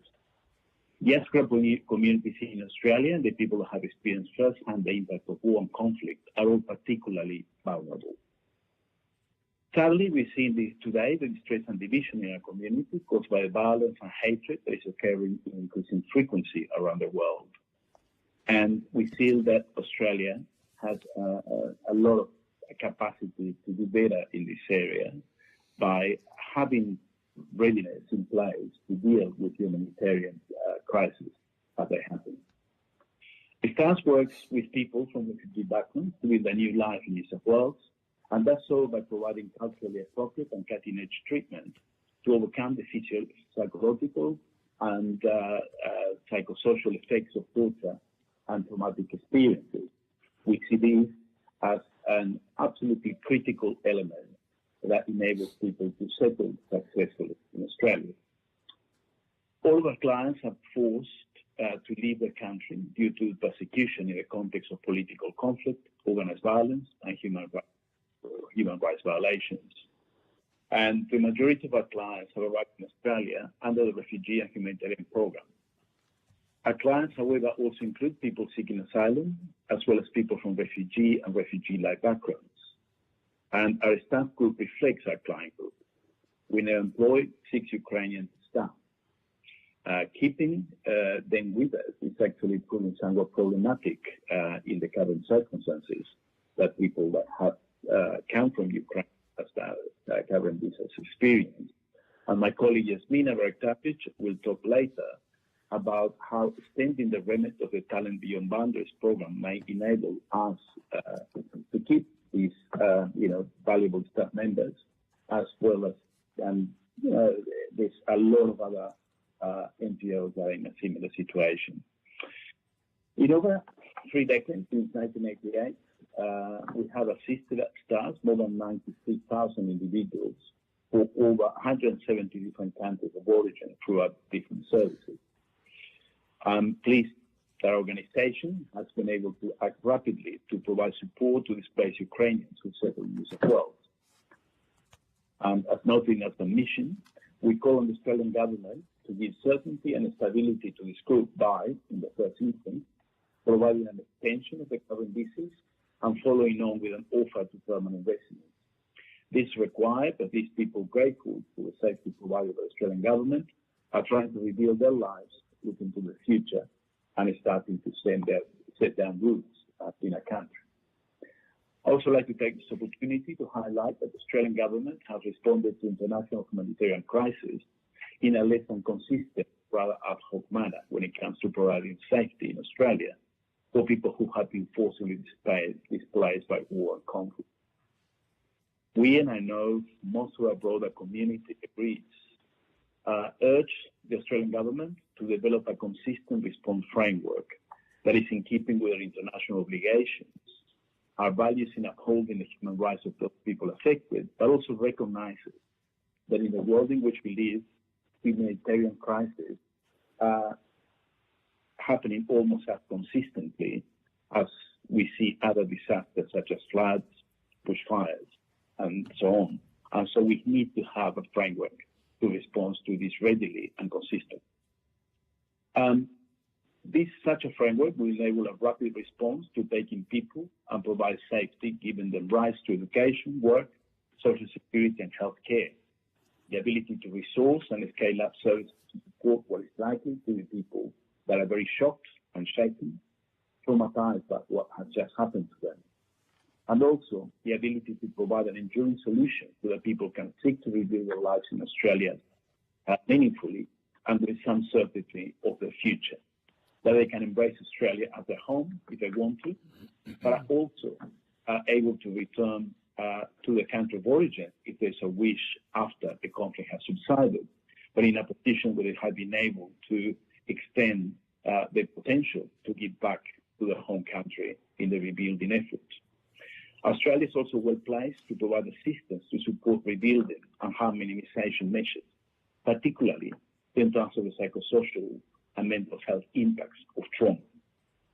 In this area, I would like to commend the recent Australian government-funded initiative. It was a great privilege to be able to host, together with Dr. Tanya Dush, who talked about this in her opening statement, a group of mental health clinicians from Ukraine in last year. We will give a thanks for this to Australian Wars Fellowship grants funded by the Department of Foreign Affairs and Trade. And that this program, 3 psychiatrists, 2 psychologists, and 2 psychotherapists, predominantly from Lviv and Kiev, traveled to Australia to undertake training in trauma management with us, and in particular to explore how a model of service provision, both in terms of staff specialized services and mainstream health, could be adapted to increase Ukraine's readiness in this area. They were here for 3 months, and we have continued to receive excellent feedback about the benefits derived from their time in Australia. I'm also pleased to say that it was what I would call effectively an exchange program. We also learned a lot from them. Our submission goes into greater detail about the training and initiatives they took part in during their time in Australia. A group of us, including myself, continue to meet with them regularly, and we've discussed a number of ideas for projects that they would like to implement in Ukraine.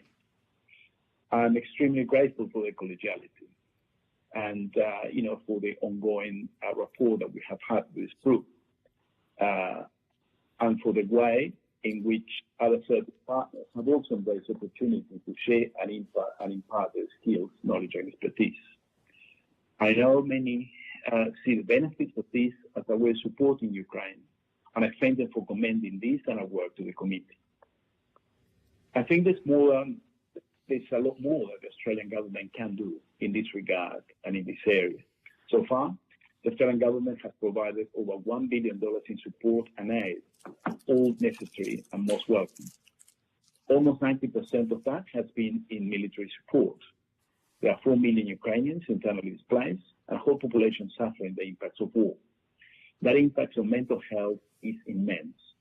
It's now, and it will be for years to come, and possibly for the next generation of Ukrainians. The toll on children now, air raid sirens, sheltering from bombings, that impact on the parasympathetic systems, neural learning and wiring will possibly affect, the lives of these children in the future Ukraine for some time. In our discussions with our Ukrainian colleagues, we have canvassed a number of ideas for projects on a short, medium, and long-term basis to assist both in efforts to minimize the harm inflicted by the situation of war experienced in Ukraine, but also to prepare the country for a rebuilding phase after the conflict. In the short term, we've done what we can as an agency to provide tangible support to start a heart rate variability biofeedback program in Ukraine. This therapy aims to regulate autonomic nervous system physiology in order to improve physical and mental health. It is reasonably cheap in terms of equipment and doesn't require extensive training. And we've started this with our own fundraising, and we'll be providing the first set of equipment very shortly, and we'll be starting a training course that hopefully will be able to be extended on a larger basis if we can find additional funding once we're able to train Ukrainian clinicians through a train-the-trainer process. We were able to do this because we can share the expertise and we're able to provide equipment as well in this first phase. There's certainly been a lot of interest from physicians in Ukraine to participate in this program and to be trained in this approach, which they trialed while they were here. We recognize, however, this is just a drop in the ocean. We could absolutely do a lot more with the assistance of the Australian government. In the medium term, we have a very specialized cutting-edge approach that have enabled us to deal very successfully with some of the most affected people in our client group here in Australia, and it's called neurofeedback. Neurofeedback is an evidence-based brain training therapy that improves the brain's ability to self-regulate. It essentially uses brainwaves to provide feedback to participants who monitor and change the neural activity in real time while playing a computer game that is connected to passive sensors applied to different parts of the skull. It does require quite a substantial amount of training and is more expensive equipment. This is why we see it as a long-term approach. And it ties up with what we see as the long term. High-end therapeutic tools such as neurofeedback, which are aimed at those most affected and less able to heal through the use of less intensive and less costly approaches, only makes sense in the context of a hierarchy of care approach that's imparted within a biopsychosocial framework of service provision, which is essentially how we operate at STARD, and an approach that is actually reflected in the mainstream mental health service in New South Wales. Visiting fellows certainly identify this as one of the most important things they learn from both STARDs and their interactions with the New South Wales mainstream health service. Essentially, we're talking about an approach that incorporates community-centered group approaches, individual therapy, and then more intensive, more costly approaches at the apex of the pyramid. That allows us to provide a population with a mixture of both secondary prevention approaches and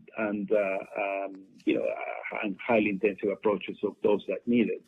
And as a whole, it's a much more effective and cost-effective way of approaching a problem that's affecting large numbers of people.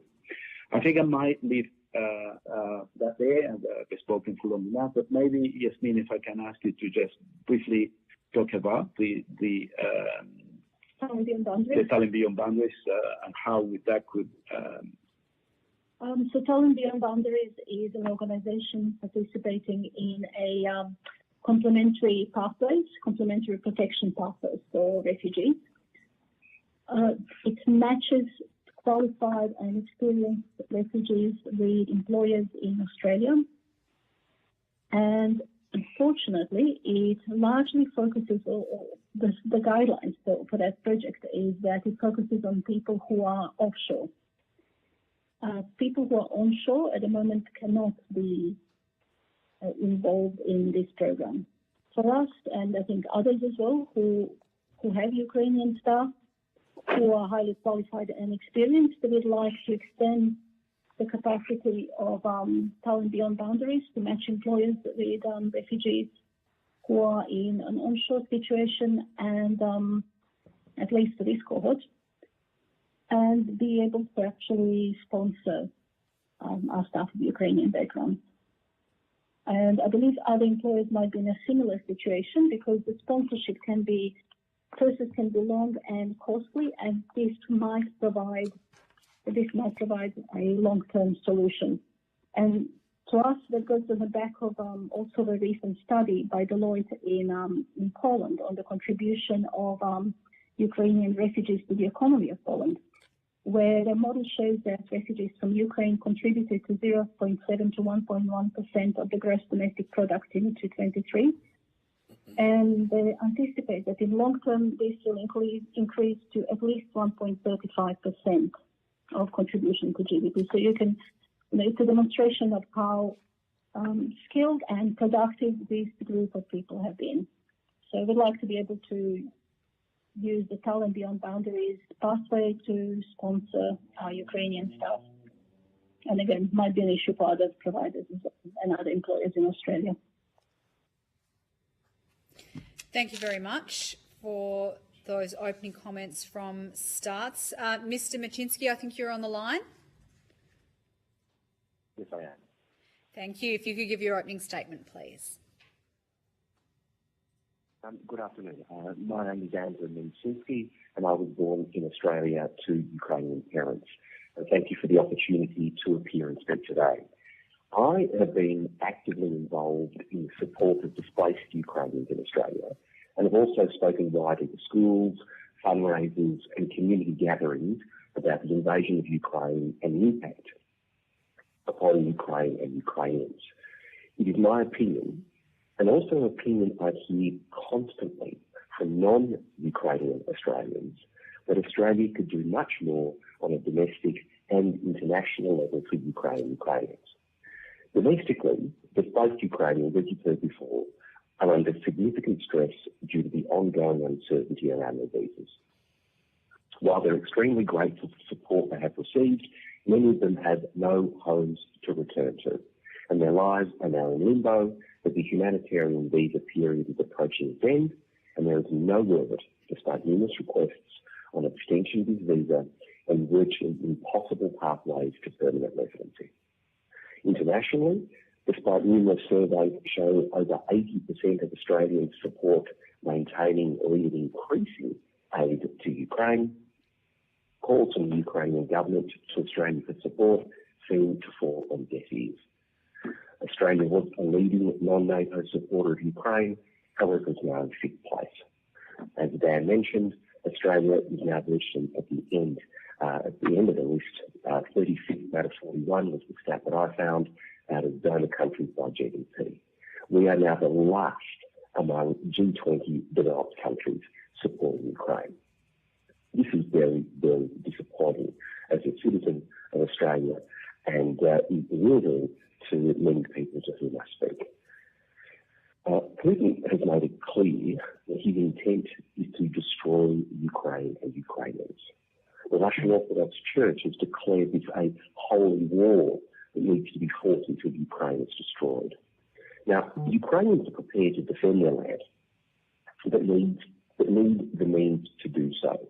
Ukraine, and I echo the calls of others, Ukraine needs to be given not just enough to hang on, just to keep them at bay, but needs to be given enough to win and to drive Russia out of Ukraine. Australia has done much, but it can do a lot more. And if it does, Ukraine and the world will be a better place. And Ukrainians, including myself, will forever be grateful. Thank you. Thank you very much, Mr. Machinsky. We'll now open up to senators to ask questions, and I will kick off, if that's all right. This is, for those on the line, Senator Chandler, the chair of the committee. I'm interested in any observations and perspectives that the witnesses would like to put forward today on the issue of Russian surveillance, monitoring and harassment of Ukrainians and the diaspora community in Australia, whether that's in person or online. I can speak to that if that's okay. Thank you. So we've had harassment constantly since the beginning of the invasion.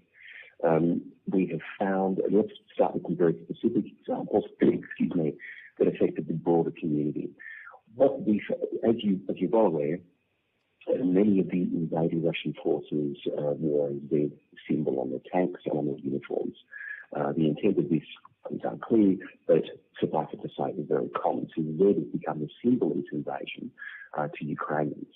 Now, we noticed that upon the invasion, we saw one example where the Z symbol was actually painted on the entrance to the Ukrainian Catholic Church. Not the entrance to the Ukrainian Catholic Church, but both ends of the street that leads to the Ukrainian Catholic Church.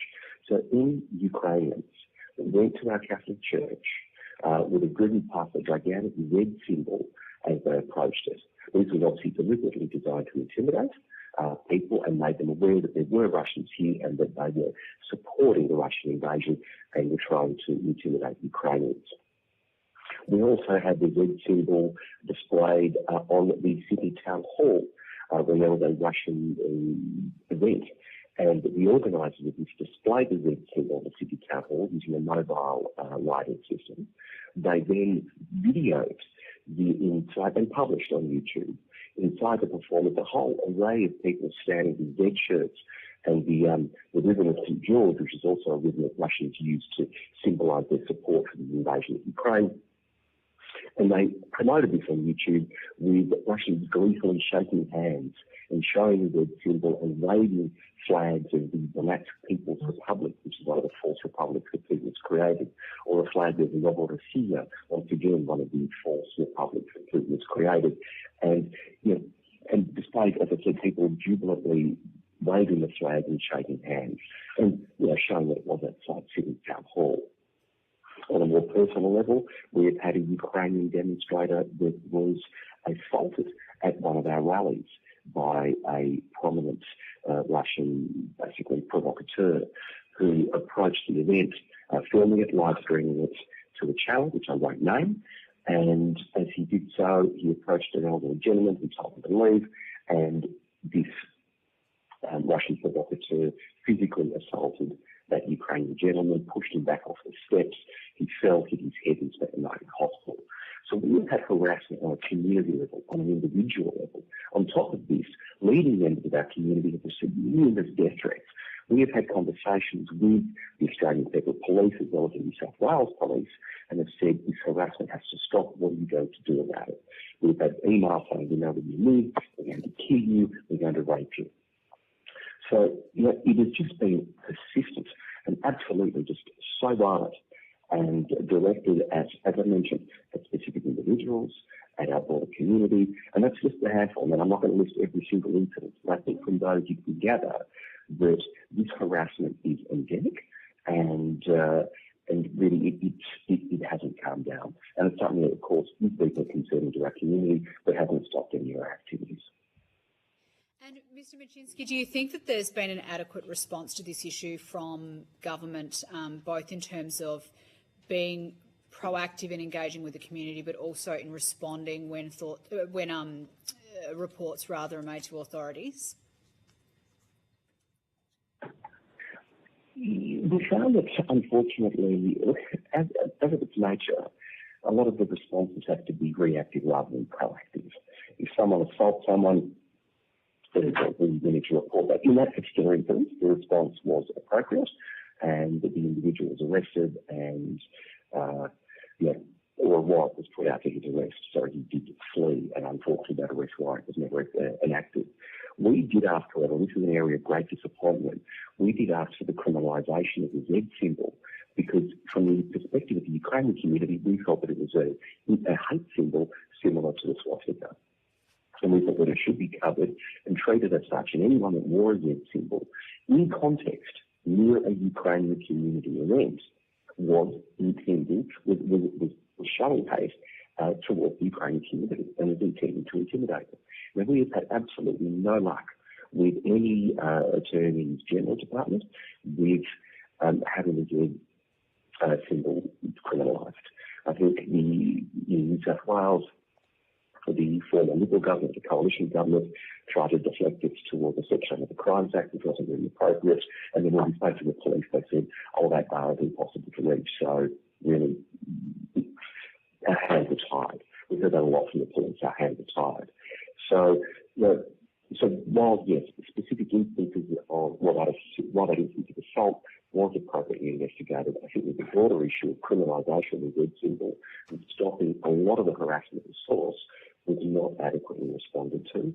No action has been taken. We have written, as I mentioned, to state and federal attorneys general departments and have not received a positive response. This is something we'd still like to see happen. We do see there's a evil continuing, it's still there, and it is something that causes extreme distress to displaced Ukrainians. Many of whom here have lost people to soldiers wearing that red symbol. So when they see it, and they see it worn, in the streets of Sydney, and they see trucks driving around Bondi Beach, which has happened wearing that red symbol, they're extremely, extremely distressed. So we'd like to see a lot more. I'd like to see a lot more happen to stop this intimidation and harassment. And again, any other witnesses who would like to jump in on this, please do. But for Ukrainians temporarily living in Australia, is there a fear that their activities or their advocacy for Ukraine may be being monitored by Russia?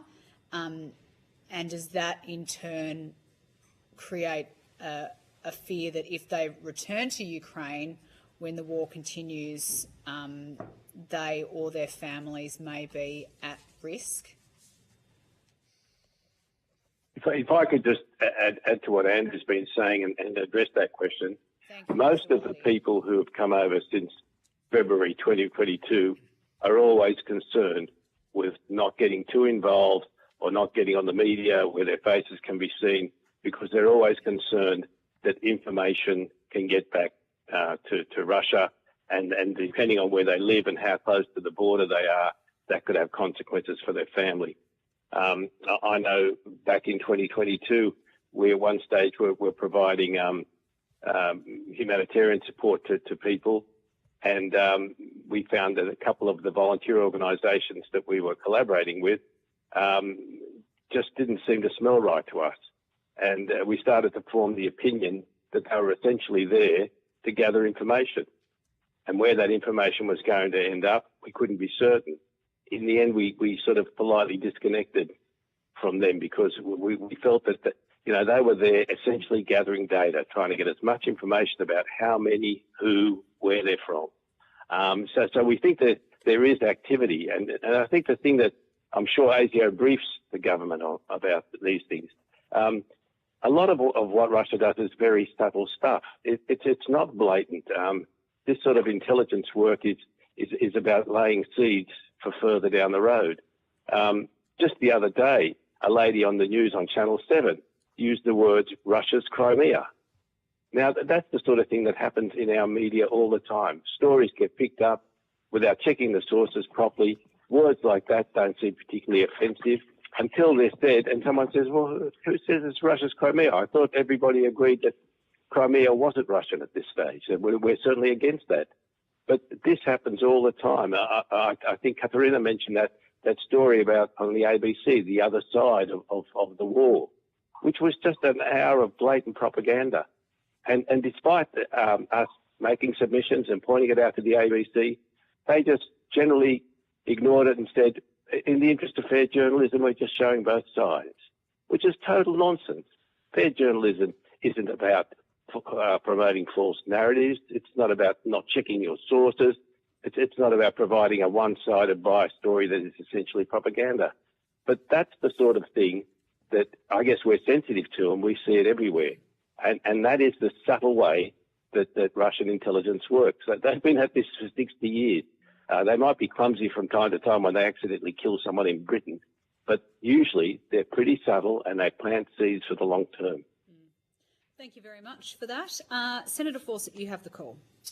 Thank you, Chair. Thanks to each of you for the work you're doing in your submissions. A number of you have mentioned concerns around visas for displaced Ukrainian people here, and that goes to the term of reference around timeliness. There was a lot of accolades and gratitude for the timely visas that were offered in the first place, but we're hearing now that people are suffering a lot of uncertainty. Could you unpack that a little bit in terms of the impact, and then particularly what timeframes are we talking? Is it months until people's visa options run out, or is it 6 months, a year? How quickly do we need to see action from the government to resolve that? I'm going to take this one again, if people don't mind. This is a particular area of interest of mine or work. So, address the timing issue. Firstly, the initial batch, the initial cohort that arrived has arrived now over 2 years ago. And we're now coming into the last 6 to 9 months of their visa period, given that the temporary humanitarian visa, the 706, was for 3 years. So we're coming into the end, the final 6 to 9 months, with some coming up to maybe the last 12 months. Now, the issues that are manifesting are a lot. So, firstly, employment. Ukrainians are unable to, many are finding it challenging to find employment, especially in employment in areas in which they have expertise, because their visas are running out and employers are unwilling to employ someone who potentially may have to leave the country in less than a year. When the Ukrainians first arrived, they managed to find employment, but they were entry-level jobs. I mean, these people had limited English language skills, their qualifications hadn't been recognised, so therefore they took whatever work they could get. I'm very proud to say that of the cohort that arrived, 60% of them found work, and up to 70% found work quite quickly. They're not draining the taxpayers first, they're actually productively contributing to society and paying their own taxes. However, as they begin to requalify and as they begin to improve their language, as I mentioned, when they do look for more meaningful work and more work that's going to benefit to Australia, they're finding it being rejected. I know one individual that has been rejected from 100 jobs because his visa is expiring shortly. 100. He actually did a test and he put through another application with without ending the visa date, and the system allowed him to go to the next stage. So there are biases built into employment systems that reject Ukrainians from employment. That, of course, is causing huge stress. You then have the issue where that's the same with accommodation. People look at their periods, they look at when they're staying, and they think, well, this person's not going to be in the long term. I want a long-term tenant. Okay, these Ukrainians are not particularly suitable. So you have there's issues with employment, there's issues with accommodation, but then underpinning all of this is the issue is they're scared they're going to be deported at the end of their 3 years. Now, we've received assurances from the Australian government that nobody is being deported. And I would hope that no one is deported. However, these are not residents of Australia. They do not know. They have a mistrust of government, and they don't know the Australian government. But they see, well, I might have to leave this country soon, but I have nowhere to go. My home has been destroyed. My home city is under occupation. What will I do? So it's it's those stresses of where do I go in 6 to 9 months? How do I feed myself? Where do I live? That is really causing a lot of challenges, but a lot of stress and mental health issues among this displaced Ukrainian cohort. And this displaced Ukrainian cohort is one we want to keep. 80% of them, 80%, our surveys have shown, have graduate or postgraduate qualifications. They're highly skilled in areas that Australia needs: construction management, aged care, nursing, GPs, construction professionals. But at the moment, they don't know if they have a longer-term future in Australia. Sure. Thank you. If I can comment on this, it's Jorge Roche from STARTS. Look, I like to support this, particularly in terms of the mental health impact. Certainly, we've seen that on a lot of our Ukrainian clients. I think I suppose a timely advice on this extension would have tremendous impact on alleviating, unnecessary stresses. People are already being affected by what is happening in Ukraine, by the danger, to the family members, that the displacement they've experienced. And so any threats, to the current situation of safety, is magnified and make them further, a lot more vulnerable. And this also it's got implications for Australia. You know, most of the people that we work with in gainful employment, and it's not only that the capacity to retain their employment is affected, but also, you know, the effectiveness as a whole. So I think that by leaving, you know, the granting of visas to the last minute, we're actually harming both the individuals affected, but also, you know, Australians and the contribution that Australian people can make to Australia. Thank you. Can I just move to a different topic in the interests of time?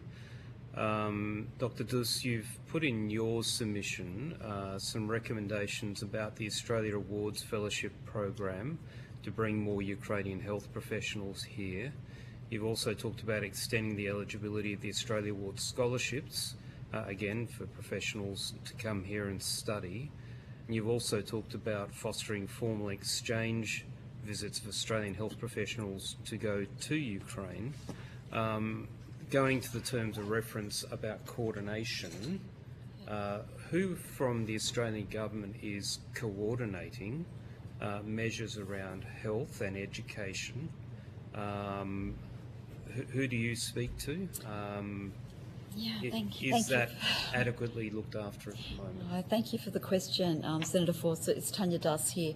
There is no one coordinating. It's largely driven by members of the diaspora who reach out to people we know with connections. So I've reached out to the ex-Australian ambassador to Ukraine, Mr. Bruce Edwards, the current Ukrainian ambassador to Australia from Ukraine, Mr. Vasily Miroshnichenko, and contacts of mine within the Ukrainian community.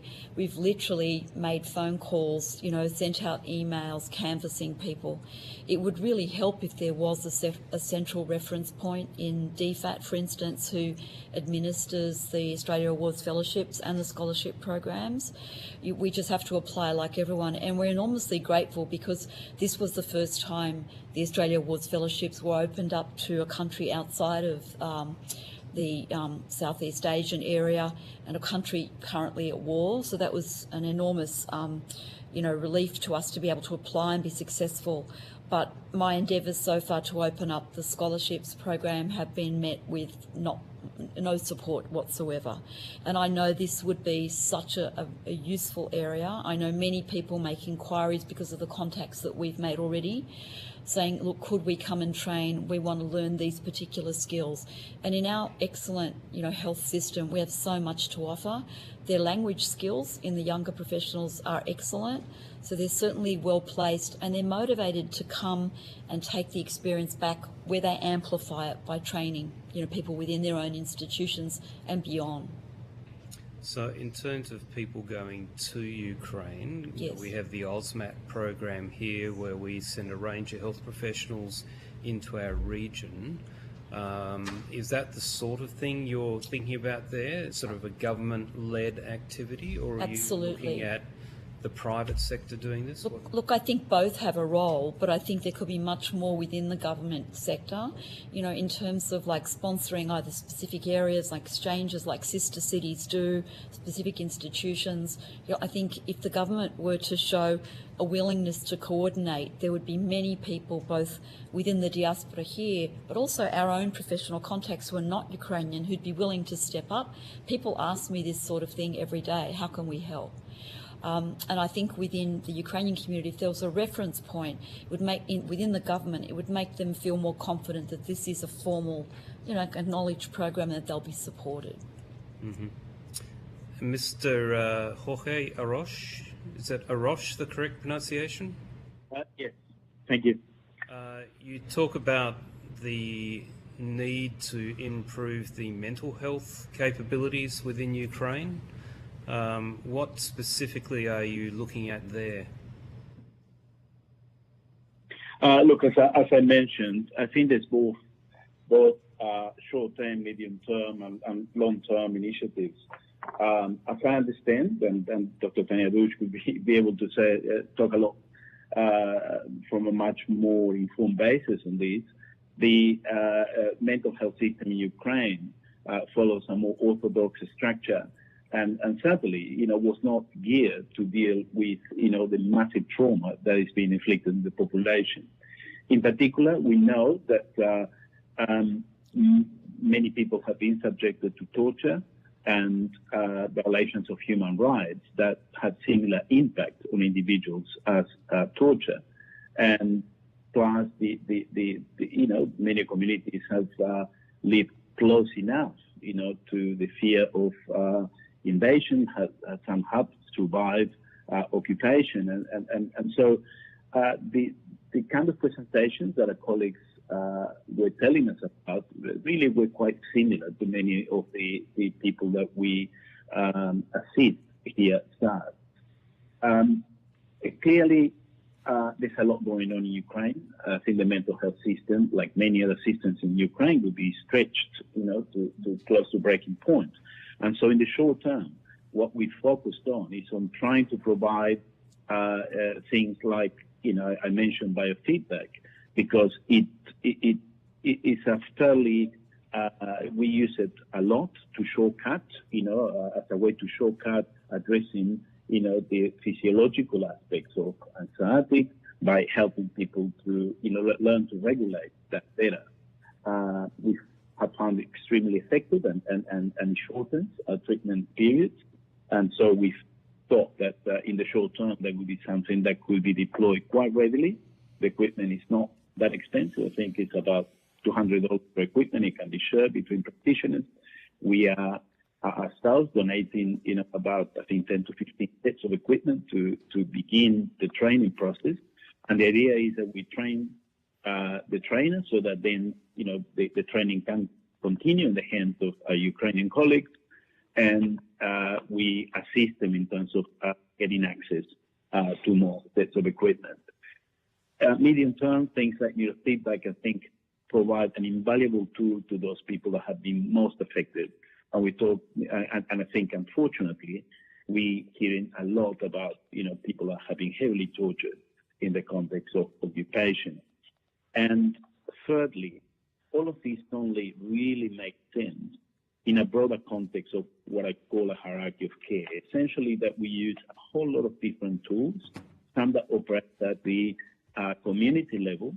And we have one of our colleagues that stay here beginning to do groups with children at schools, for example. It's something that, they had not been doing previously, and they modeling, how to do these groups on how we run some groups here. But essentially, having, interact sort of trauma-informed interventions at a community level, then more focused group intervention, then clearly trauma-informed individual therapy, and then we come to the most sophisticated areas where we can provide tools that can prevent, that can address some of the most chronic and worst presentations. So I think it is really important to look at the immediate needs, but also begin to plan for a future that inevitably will involve a lot of people that are heavily traumatized and are likely to be impacted by for the rest of their lives, and it will impede, the full contribution to the rebuilding of society unless, there's an investment in addressing the impact of trauma in terms of mental health. Sure. I won't get you to give an answer now, but perhaps you could take on notice. A lot of that was about the how in terms of if you like, modes of treatment or support. From the committee's perspective, as we look at trying to put in place better coordination and timeliness, I guess the response I'm hoping to get from you and other witnesses is who should be coordinating. So on the weapons side, for example, we've had a lot of comments that we should have an embassy open again in Ukraine with a defence attaché, so there can be direct engagement with the military in Ukraine, feeding back, and a feedback loop for when equipment is outdated or damaged and needs support or upgrading. And I guess my question is, in part, how do we establish that kind of a coordinating loop on the health side, and then at a macro scale, do we bring people here for training? Do we send people there to train? Is it private sector? Is it government? That's the kind of broad coordinating kind of comments I'm looking for. But if anyone would like to give us an answer on notice, that would be useful. And my last question draws on Mr. Mencinski's submission, where you make the comment there that Australia's support of Ukraine lacks central coordination or lacks a central coordination point. I'm just interested to understand where would each of you see that central coordination point being within government if one were to be established. Dr. Dus, since you're here, let's start with you. Yeah, look, I think within... Tanya Dus here. Within the foreign affairs and trade, I think there's definitely much can be done from the military perspective. I wonder whether we could ask for volunteers within health colleges. I can say that psychiatry is a long-established profession in Ukraine, but it has repercussions from the Soviet era where a lot of people are mistrustful. Psychology is a burgeoning profession where they're trying to train, and recently Ukraine has sent training psychologists to Israel to fast-track their training since the war broke out. We've had our Australia Wars Fellowship program. The areas where they desperately need some input, where they don't have existing professionals, is occupational therapy, needed both for mental health and physical rehabilitation from war injuries. Social work is a very poorly developed area. And clearly within physical rehabilitation to deal with all of the massive amputations and head injuries, drug and alcohol counselling. There's a whole lot of areas where I think if we were to approach particular health colleges and their governing bodies like the Royal Australian College of Psychiatrists, I'm confident that we would have people who'd be willing to step up and work with the Foreign Affairs Department to make this happen.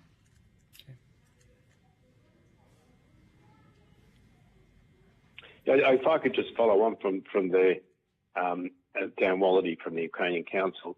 This touches, as your previous comments did, on the whole of government approach that the AFUO has been promoting since halfway through last year, and the call for having a Ukraine support and coordination office attached to one of the ministries that was, really meant to operate as a two-way conduit of information coming in and out of both, government departments and from, the AFUO intergovernment department. And it's a concept that's well proven. In the private sector, they've been calling this relationship management for decades and using it as an efficient way of coordinating information, of channeling requests, of making sure the right people are involved when a good idea comes up. And it can be used for health, it can be used for military aid, because, it would work across many departments. And often if you're trying to do something with military aid, you need to be talking to Treasury people, you need to be talking to Defence, you need to be talking to Prime Minister's office and this sort of thing. And we've seen too many situations already occurring in attempts to support and provide aid to Ukraine where things simply, don't progress and for all, sorts of reasons. And, one of the examples I think is the Taipan one. 5 or 6 months later, everyone's pointing fingers at each other. But the simplicity of the matter is it just didn't happen. And, we're talking a loss of life rate in the military at 150 people a day. And we've just got to do better. And this sort of a Ukraine support coordination office would assist with a whole of government approach. It would mean things would happen faster, and it would mean the ideas and strategies we come up with would be far more effective. And if I may just finalise, if I understood the question correctly, it was within which ministry or department this office should sit. I think we're all in a furious agreement that we need this office. Just to add more, give some examples of the challenges I've had obtaining information. For example, I can't get a list of the number of people that have been issued visas from Department of Home Affairs. We can't get a sense of what the cost of this is because they get directed to Treasury. Let's stop the runaround by having that central point. And I think the Department of Foreign Affairs and Trade is the natural home for that coordinating office. Given that support for Ukraine just spans so many ministries, it doesn't make sense to put it under, say, for example, Home Affairs, or to put it under, I mean, you can call that as a financial impact, but I wouldn't put it under Treasury. I think putting under DFAT is a natural home, and then that we have that central coordinating body that understands the intricacies of government and then can just resolve our questions quickly and, as exactly as Dan mentioned, and promote good ideas through the mechanism of government as quickly as possible so we can deliver targeted, timely aid when needed. Okay, thank you, and thanks, Chair. Thank you very much, Senator Fawcett. Senator Ciccone? I just have probably two follow-on questions, Chair. Just in light of the more broader conversation around education, how can we do a better job at educating people about the conflict? Because I think there was an example earlier about, I think some of the media referencing Russian Crimea, and that's one of many examples. Doctor, I might start with you, given you're here in the room, but just how can we do a better job? Yeah, I guess the Ukrainian community is relatively small. We all do what we can to put out information. I think there's so much Russian misinformation which is not identified at the source, and people pick up and run with it. We've had recently, visitors from America have come out, journalists who've been interviewing Putin and clearly are towing a propaganda line, and it's very difficult to oppose that when you're a small voice. I think the government could do more to counter it when they're aware of it, and I think there probably needs to be more surveillance of this sort of misinformation. I think maybe Andrei Menzinsky might be a better place to talk more about this, but that's certainly my point of view in terms of health information that we from the diaspora could put out, but also our own health department, just being quite factual about the effects of war and trying to deal with the human toll, which is, you can't argue because we're seeing it in our refugees here. Thank you. Anyone else wanted to jump in? Yes, I think one of the things that I think people made a very confident point, Dan made a very valid point about the subtlety of Russian propaganda. And an example you can see of this is lies being repeated over and over again until eventually people become so confused they just don't know what to believe, and therefore truth and the facts get lost. And I think that our major media companies have a large role to play here. I am a subscriber to the Sydney Morning Herald, and I find it an endless source of frustration, and I've written to the Herald about this on numerous occasions. The comment section, even though it is moderated, constantly publishes Russian misinformation. It will say this is NATO's war, Zelensky is a traitor, Zelensky is corrupt.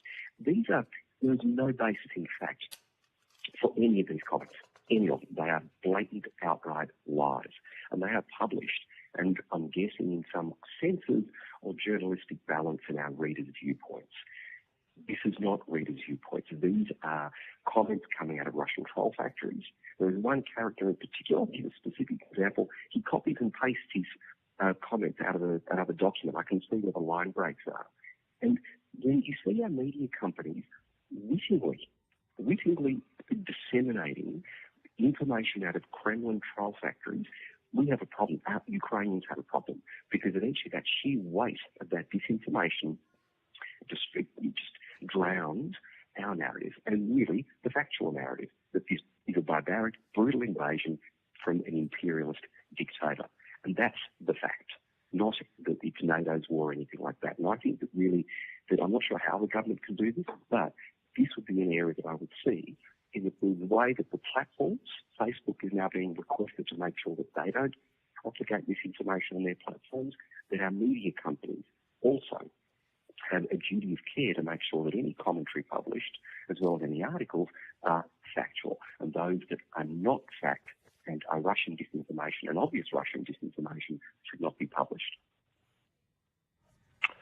Dan Wallady here, just adding to the commentary. The other thing that we don't see enough of, and I think that this is something that can be addressed, is Ukrainian content coming onto television. There have been a number of great documentaries made about Mariupol. Some of them have won international awards. The Sydney Film Festival recently showed a number of great Ukrainian films that got enormous popular acclaim.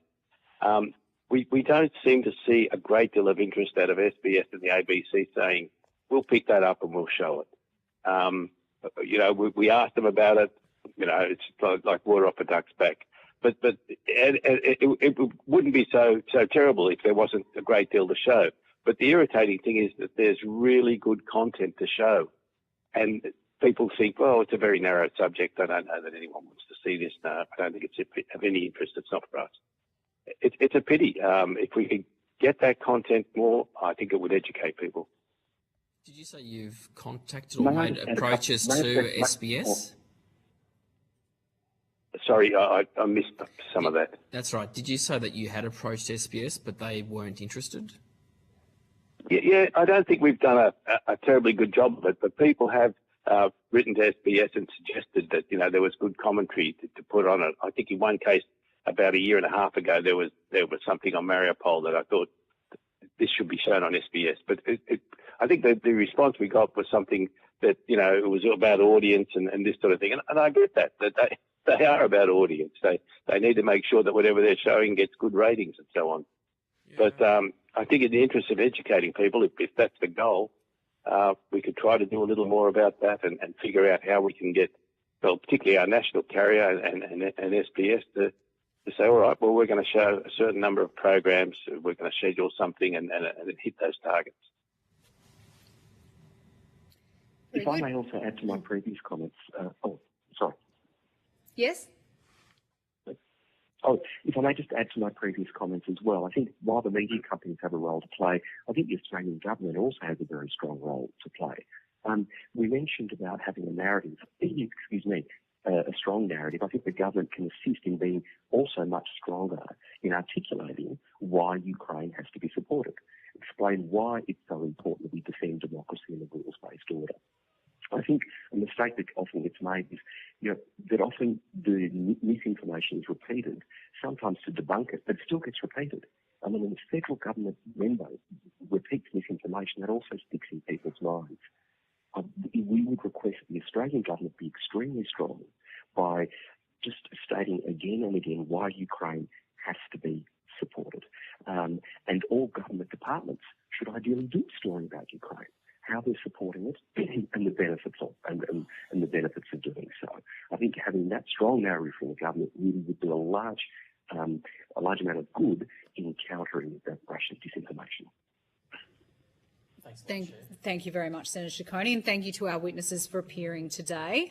The committee has agreed that responses to questions on notice should be provided by close of business on Monday, the 22nd of July 2024. And we'll now move on to our last section for the day. Thanks, Daniel. Thank you.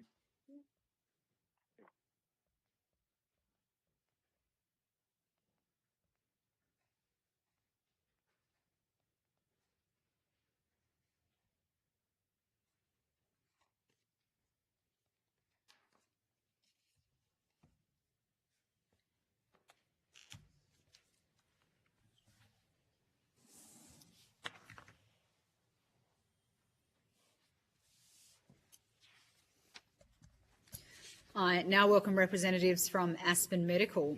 I understand that information on parliamentary privilege and the protection of witnesses giving evidence to Senate committees has been provided to you. For the Hansard record, will you please state your full name and the capacity in which you appear today? Sure. My name is Glenn Keys and I'm the Chairman and Founder of Aspen Medical. Andrew Lowe, the Executive General Manager for International Operations, Aspen Medical. Thank you very much. I now invite you to make a short opening statement, and at the conclusion of your remarks, I'll invite members of the committee to ask questions. Thank you very much, Chair and Committee, for this opportunity. I'd like to start by acknowledging the Wiradjuri people whose land we're meeting on, and the Ngunnawal and the Ngambri people, who are the traditional custodians of the Canberra area that I call home, and I pay respect to elders past, present and emerging. I'd like to thank the Committee, Foreign Affairs, Defence and Trade for inviting Aspen Medical to share our thoughts on Australia's support for Ukraine. Aspen Medical is an Australian-owned and veteran-owned global provider of healthcare solutions, technology and supplies to a diverse range of clients, including governments, global agencies, NGOs and the private sector. We're best known for our expertise in delivering healthcare in remote, challenging and under-resourced environments. For example, Aspen Medical has managed Ebola clinics in West Africa, operated hospitals in Mosul, Iraq, and run hospitals for the United Nations in Mogadishu in Somalia. And we're currently providing hospital care to the multinational security force in Haiti. We've also supported the Department of Foreign Affairs and Trade and the Australian Defence Force in various missions overseas, such as providing healthcare support to refugees during the evacuation of Kabul in 2021. Aspen Medical is also on the front lines in the fight against COVID at home and around the world. We are the only commercial organisation in the world classified as an emergency medical team by the World Health Organisation for trauma surgical operations and for infectious disease outbreak. Our vision as a company is for a world where there is a solution to every healthcare challenge. Our mission is driven by a social purpose aiming to benefit shareholders and the broader community through healthcare initiatives. We believe our work to date and our dedication to the future work in Ukraine is a testimony to this commitment. In 2022, Aspen Medical was invited to assess wartime medical care delivery in the Ukraine for the US government.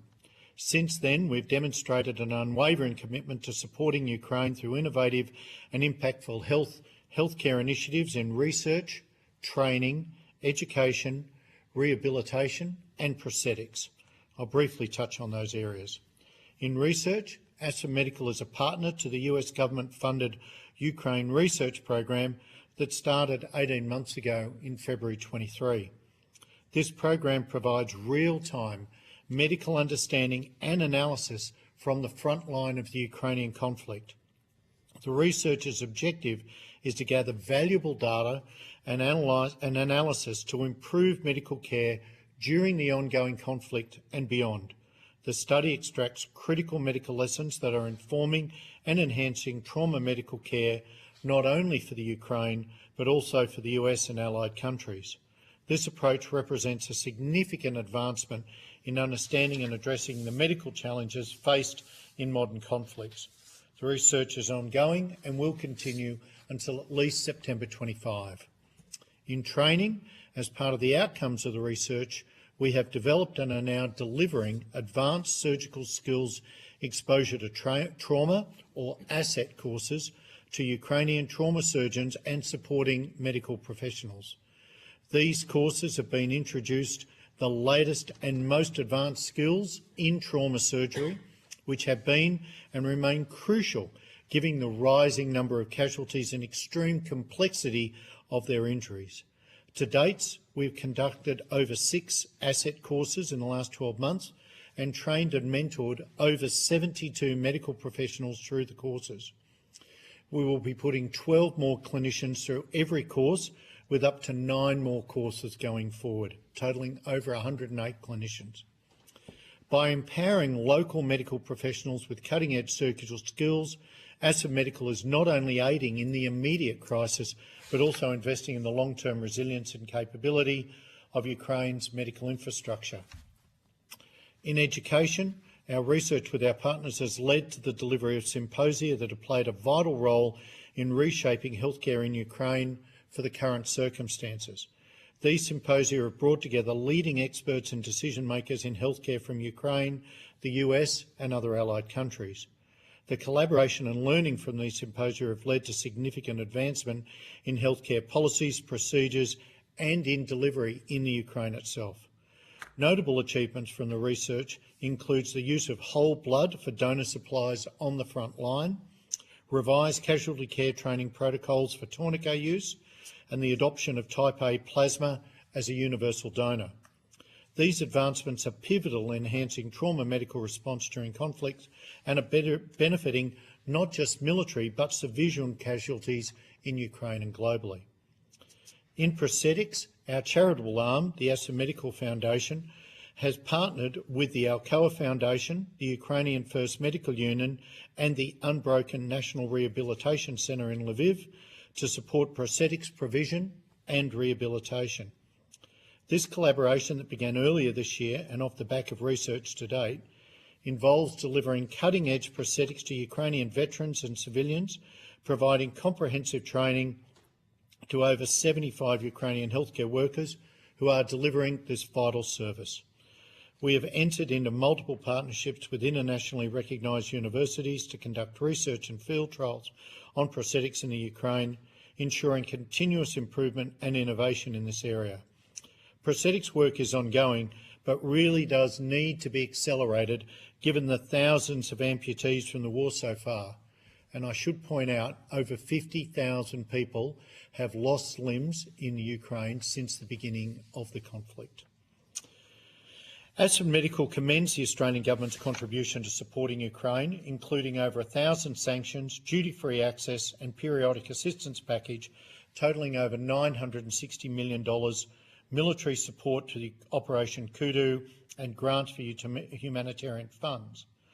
Based on our experience, these efforts have made a tangible difference in the Ukrainian war effort. Unfortunately, given the likelihood of the conflict progressing well into the future, Aspen Medical offers that Australia's future contributions could be even more impactful by recognising the long-term rehabilitation needs of both military and civilian casualties, and by using tied funding models to bolster Australia's commitment to making a positive and lasting difference in Ukraine. The casualty rate in Ukraine is severe, international estimates suggesting over 30,000 soldiers and 10,000 civilian deaths and another 20,000 civilian injured. As the Australian Government considers the next steps in its contribution and turns its gaze to the future, our national assistance could be directed towards reinforcing and growing comprehensive prosthetic and rehabilitation programs, perhaps even establishing an initiative inside these programs in partnership with the Ukrainian Ministry of Health, the First Medical Union and the Unbroken program, and perhaps joining with our allies. An alternative contribution, but linked, is the building and reinforcing of a Ukrainian national mental health program.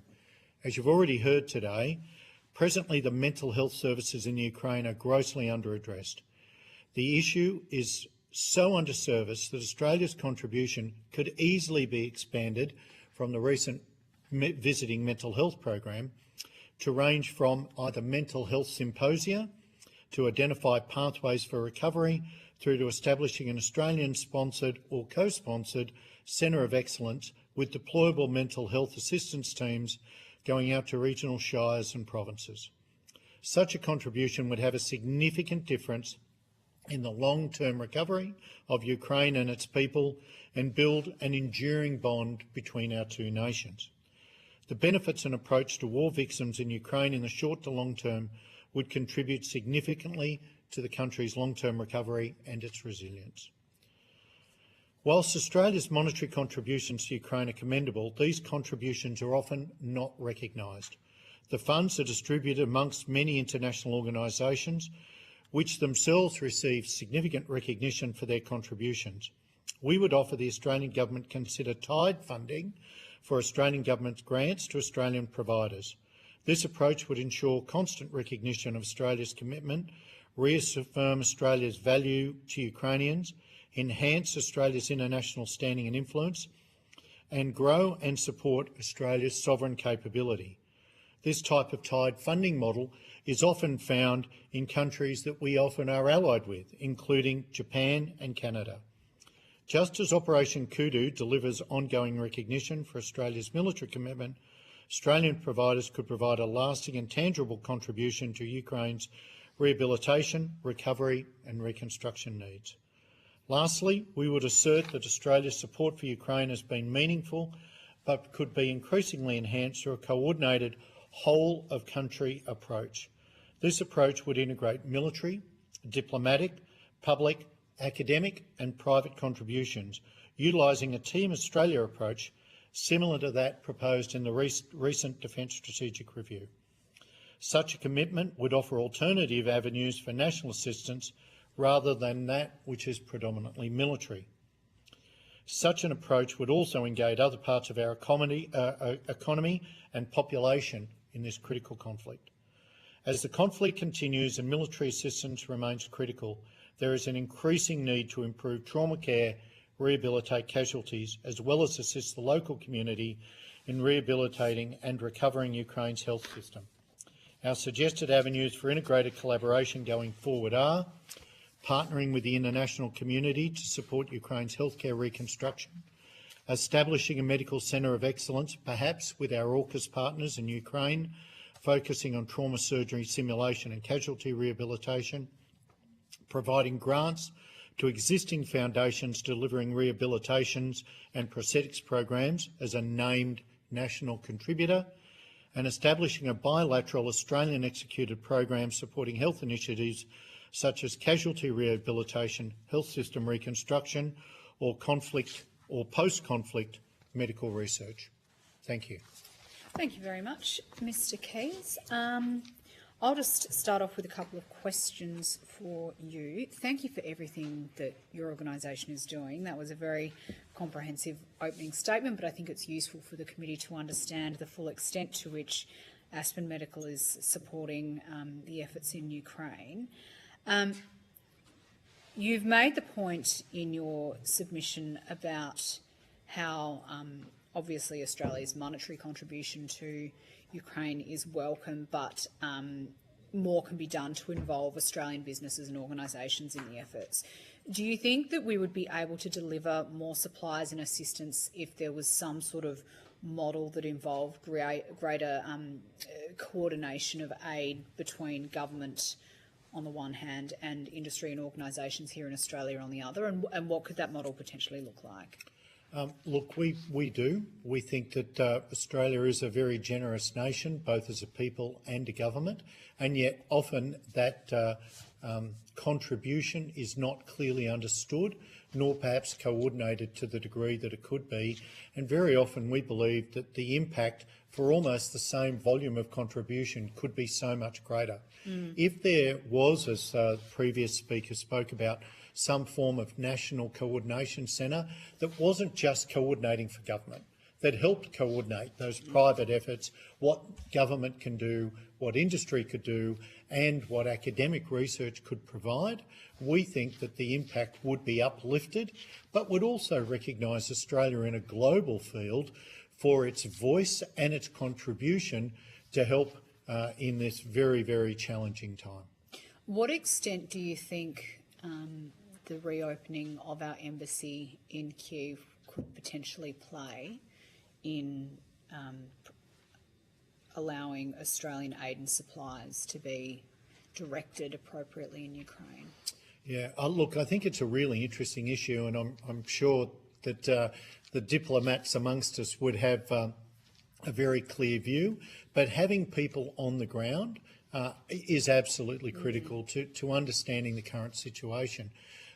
We have been doing the vast majority of our work out of Warsaw.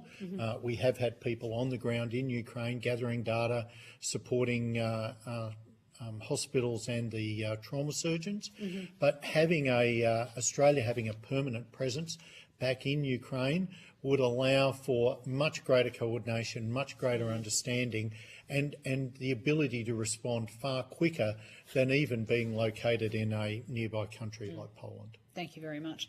Senator Fawcett? Yeah, thank you, Chair. Thank you again for all the work you are doing. Thank you for your opening statement. Could you table that, please, so that we can refer to that as we do our report? Can I just clarify a couple of things? You said you were invited to work with the US government. It's not clear whether that was a friendly invite for your foundation to fund your contribution or whether that was a contract where they paid you to actually come as a sole source contract and work with them. Could you just clarify that for us? Absolutely. It's actually, we were both contracted by the US government along with other partner organisations to do the trauma surgery work. The work around the prosthetics was an approach from the Alcoa Foundation, who saw that we were on the ground working with hospitals, working with the First Medical Union. They offered funding through the Aspen Medical Foundation, and so the Alcoa Foundation, the Aspen Medical Foundation, working through Aspen Medical on the ground, has delivered the prosthetics program. So your two questions of which approach, we did both. Okay, so on the contractual side of it, did you bid for a contract or were you invited like a sole source to partner with them? We were invited as a sole source partner. Sure, okay. I just think that's important to get on the record because it highlights that Australian expertise is actually considered world leading by many world players, and hence the approach sometime, which we should just give money offshore because there'll be someone else that can do it better, is not actually borne out in all circumstances. So we have many circumstances where we do well. So with the asset course, you said you ran a number of those. That was with your people in Ukraine, running that for Ukrainians, or did they come out to Poland or somewhere else to do those training? We brought them out to Poland and established a training centre in Warsaw because it was easier to provide all of the assets and everything we needed in support of that course in a location like Warsaw rather than trying to do it in a combat environment. So you would have heard in the previous panel there was a lot of calls for academics and practitioners to do further research and training, some here. Do you think it is more productive to do it in an adjoining country like Warsaw than to bring people back to Australia, or increasingly should we try and have people on the ground in Ukraine, or a balance? How do we move forward in that? My honest opinion is that it's better to be doing it closer. We can get a larger volume of people. It's much quicker and easier to get people in and out of the country to a nearby country than it is perhaps to bring them all the way to Australia. Where we were talking about suggesting a mental health symposia that the Australian government could support its conduct in. We think it's important to run it near the country so that we can get a large volume of people. Their approach and understanding to mental health is a slightly different clinical view to ours. And so this is around finding out what the Ukrainian clinicians and the people need rather than perhaps trying to instill our system onto theirs. And I think tailoring it to suit their environment would be more impactful. Sure. You've talked a bit about the long-term view of rehabilitation. We've had some people giving evidence to the committee around the fact that when people think of reconstruction and long-term, that it's like when the war ends, but they highlight that there are particularly Baltic countries in Ukraine right now doing reconstruction and building of hospitals and schools, etc. So I'm assuming that when you talk long-term, you're saying start now, but it will be a long program as opposed to rehab in whenever the war ends. You've got people who are injured today and over the last 2.5 years of this conflict that need support. I think saying to those people, we'll wait till the war's over and come in might, is not going to address the urgent need they have now. First Medical Union is well established across Ukraine. We have been offered a facility, if we wish, that could either be used for a prosthetics rehabilitation facility or a mental health centre of excellence, or both, on country. And we do not know how long this conflict is going to go for. The sooner we start, the better. In the first 6 months of the war, over 1,000 medical facilities were destroyed in the conflict. They are going to need rehabilitation today, tomorrow and into the future, not only of individuals, but of all of their facilities, which were of a Soviet-era standard already and nowhere up to what could be considered first world standards. In some states in Australia, so I'm thinking here South Australia, the University of South Australia had the Invictus Pathways program, started up by a veteran called Mark Reedy, where their senior students in psychology, physiotherapy, etc., worked with veterans from both a mental and physical health and rehabilitation perspective.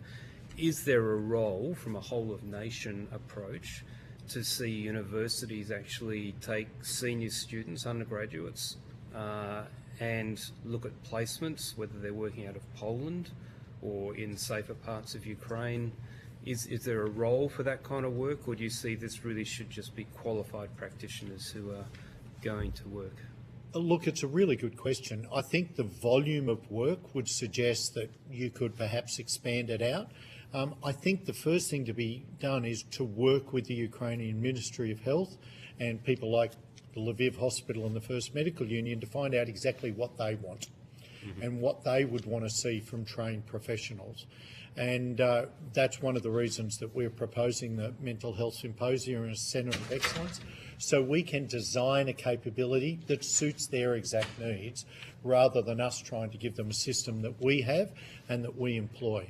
So doing that in a phased approach, let's find out exactly what's required and what steps we need, and then working out how we can best support it. And there may well be roles for trainees in there. I should point out that all of the clinicians we've used in the trauma surgery and the asset training courses have been incredibly skilled trauma surgeons at a very, very high level. So, and in the prosthetics work we've done, we have been training up a whole range of clinicians to go back out to their hospitals as well. That typically requires people at quite a high skill, experience and academic level. You have talked about TIDE funding and the benefits of that in terms of Australia's expertise being A, utilised, B, recognised, and C, adding value overseas. We've had similar evidence in different fields, in not just services but products, that we should have TIDE funding so that we actually see a benefit flowing back to the Australian community. The third area, though, in terms of whole of government approach, is that at the moment people can give to some funds that are supporting Ukraine and they're DGR registered, so they can get a tax relief for that. But we've had a fair bit of evidence that for products or indeed for services, that companies should be able to essentially give an in-kind product or service and see a tax benefit from the Australian government, as opposed to the government having to fund something through defence. They could fund something directly to a defence company where the company gets a benefit for giving things at a more discount price, or however that worked. Do you see that that would encourage more providers here in Australia to get involved in collaborative programs? I certainly hadn't considered in the past, but it makes sense that it would.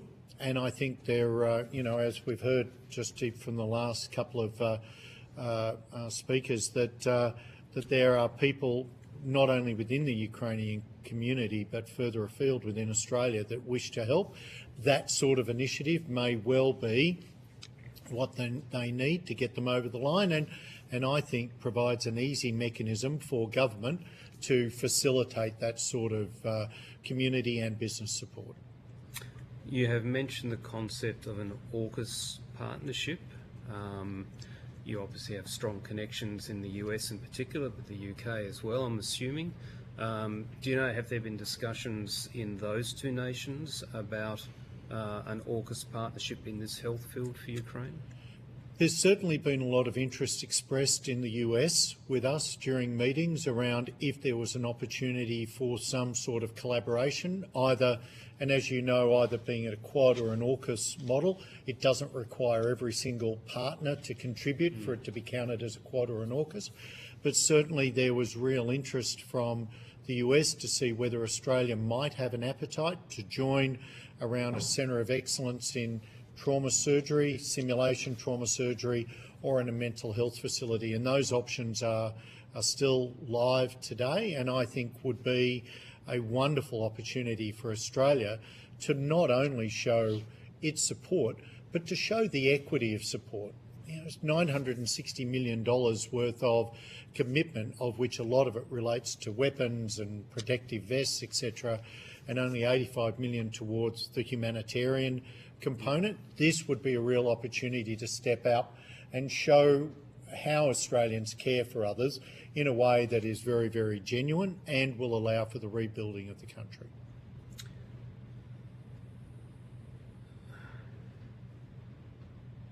Sorry, you've just through me. I had a line of questioning I was going to follow on that. I will come back to it. Sorry to distract you, Senator. It's all right. Couple of questions for you, just with your experience in trauma. Sorry, I remember the question is now. Should we be formally pushing for Pillar 2 of AUKUS to include innovation in healthcare, from trauma through to prosthetics and everything in the middle?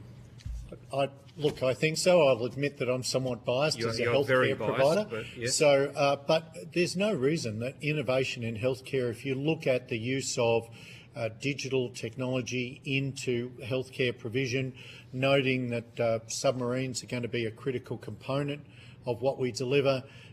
Medicine that relates to nuclear operations is not something that we have an enormous experience on here. That could easily be built on under a Pillar 2. But the ability to use remote healthcare delivery, the latest going on in trauma surgery, even the equipment that we've been trialling around tourniquets, smart bandages, these are things that would have a definite benefit into an AUKUS relationship, but the benefits into our community would also be quite extraordinary. So the last area of questioning I have, again, comes to your experience in trauma in a range of places around the world, but also innovation, and that is casualty evacuation. History has led us to the golden hour, that first sort of period of getting folk to care. My understanding from a range of people is that that is quite fraught in Ukraine at the moment. Could you talk to us about whether that should be an area of priority for Australia's support to Ukraine, either in terms of platforms, ambulance version, Bushmasters, etc., or whether we should be looking to support innovation in how do we modify trucks, four-wheel drives, train carriages, etc., to have better facilities right through to eVTOL type platforms. Some of the glossy brochures talk about casualty evacuation with a big quadcopter, essentially. Is that an area of innovation that we should be looking at to support that extant need in Ukraine? I might just ask Andrew to talk to this from an operational aspect, and then I'll add a couple of points at the end.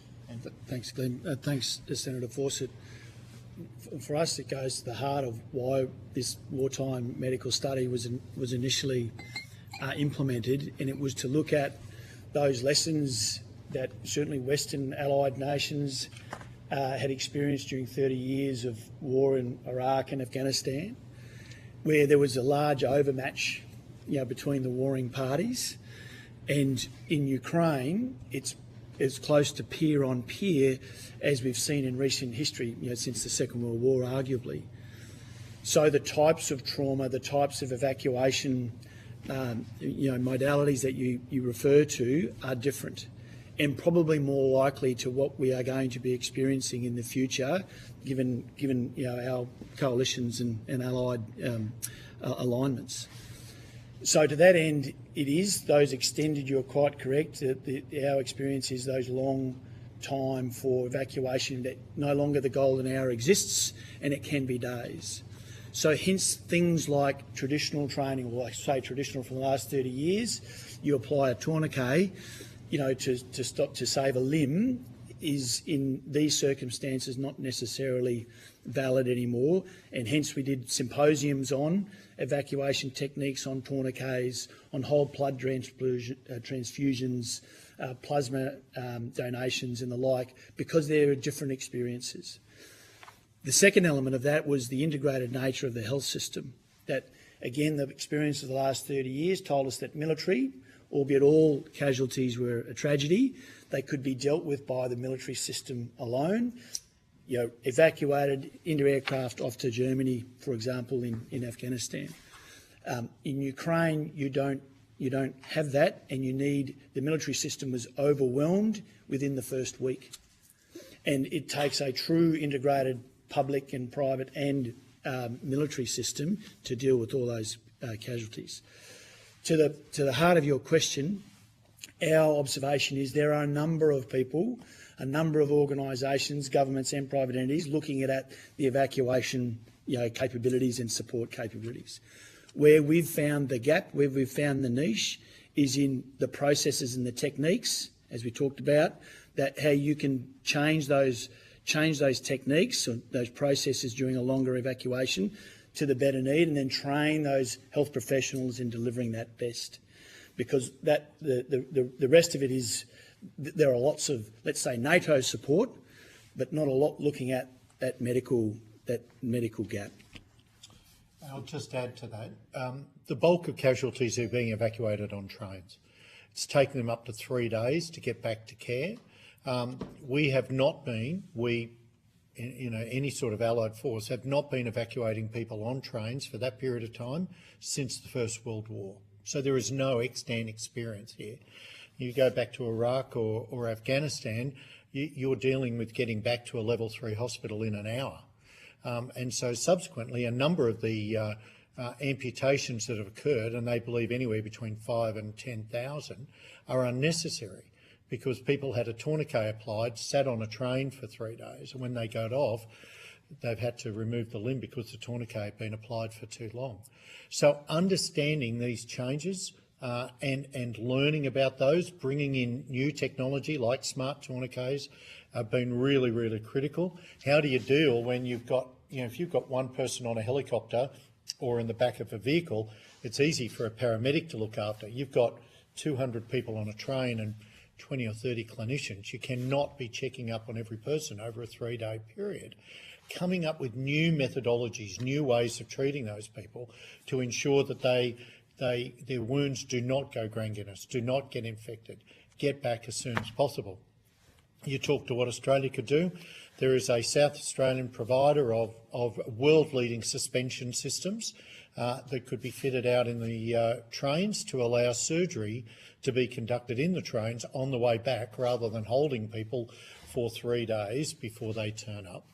But understanding the policies, procedures and the systems goes to a service capability that we as a nation can provide as well as our product.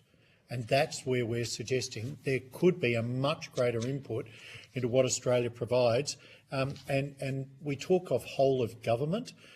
I deliberately use the language of whole of nation because I think that's what we should be looking at, and that's how we coordinate ourselves to be able to deliver a truly effective and efficient system to really get the greatest impact for every single dollar, thought, commitment that the Australian government and the Australian people make to Ukraine. So, final question there, which goes to our terms of reference around coordination. If we are talking whole of government, the pinnacle is probably the Department of Prime Minister and Cabinet from a federal perspective. If we're talking whole of nation, to get the producers of products and the producers of services and the providers of services and the academics, sitting behind all of that, is this a council of some kind? What mechanism, what structure do we have or should we have to enable that level of coordination to occur? Look, I think it would be, if we have a look back at what's worked well when we've had disasters or emergencies to respond, you need one button to press, and whether that lives in DFID or that lives in Department of Prime Minister is really a matter for government. But I think there's one single button, and very often what works best is one single person who is responsible to coordinate that. They would have a group of specialists that have elements from the business community, the academic community, private community, probably represented through association bodies and government, and they coordinate that effort. I think if you try to make it a council, that'd be great if we want something in sort of a number of years' time. But I think that ability to respond quickly, listen, understand what's there, coordinate with other agencies and other elements of Australia and bring those together. I'd be after someone in charge, a single point of contact, a controller, coordinating those assets to our best impact. Responsibility and accountability. Now, there's a novel concept. Thank you, Chair. Thank you very much, Senator Fawcett. And that concludes today's public hearing. Thank you to all the witnesses who appeared and to Broadcasting and the Secretariat for their assistance. To reiterate, the committee has agreed that responses to questions on notice should be provided by close of business Monday, the 22nd of July 2024. And the committee stands adjourned. Thank you. Thank you for coming.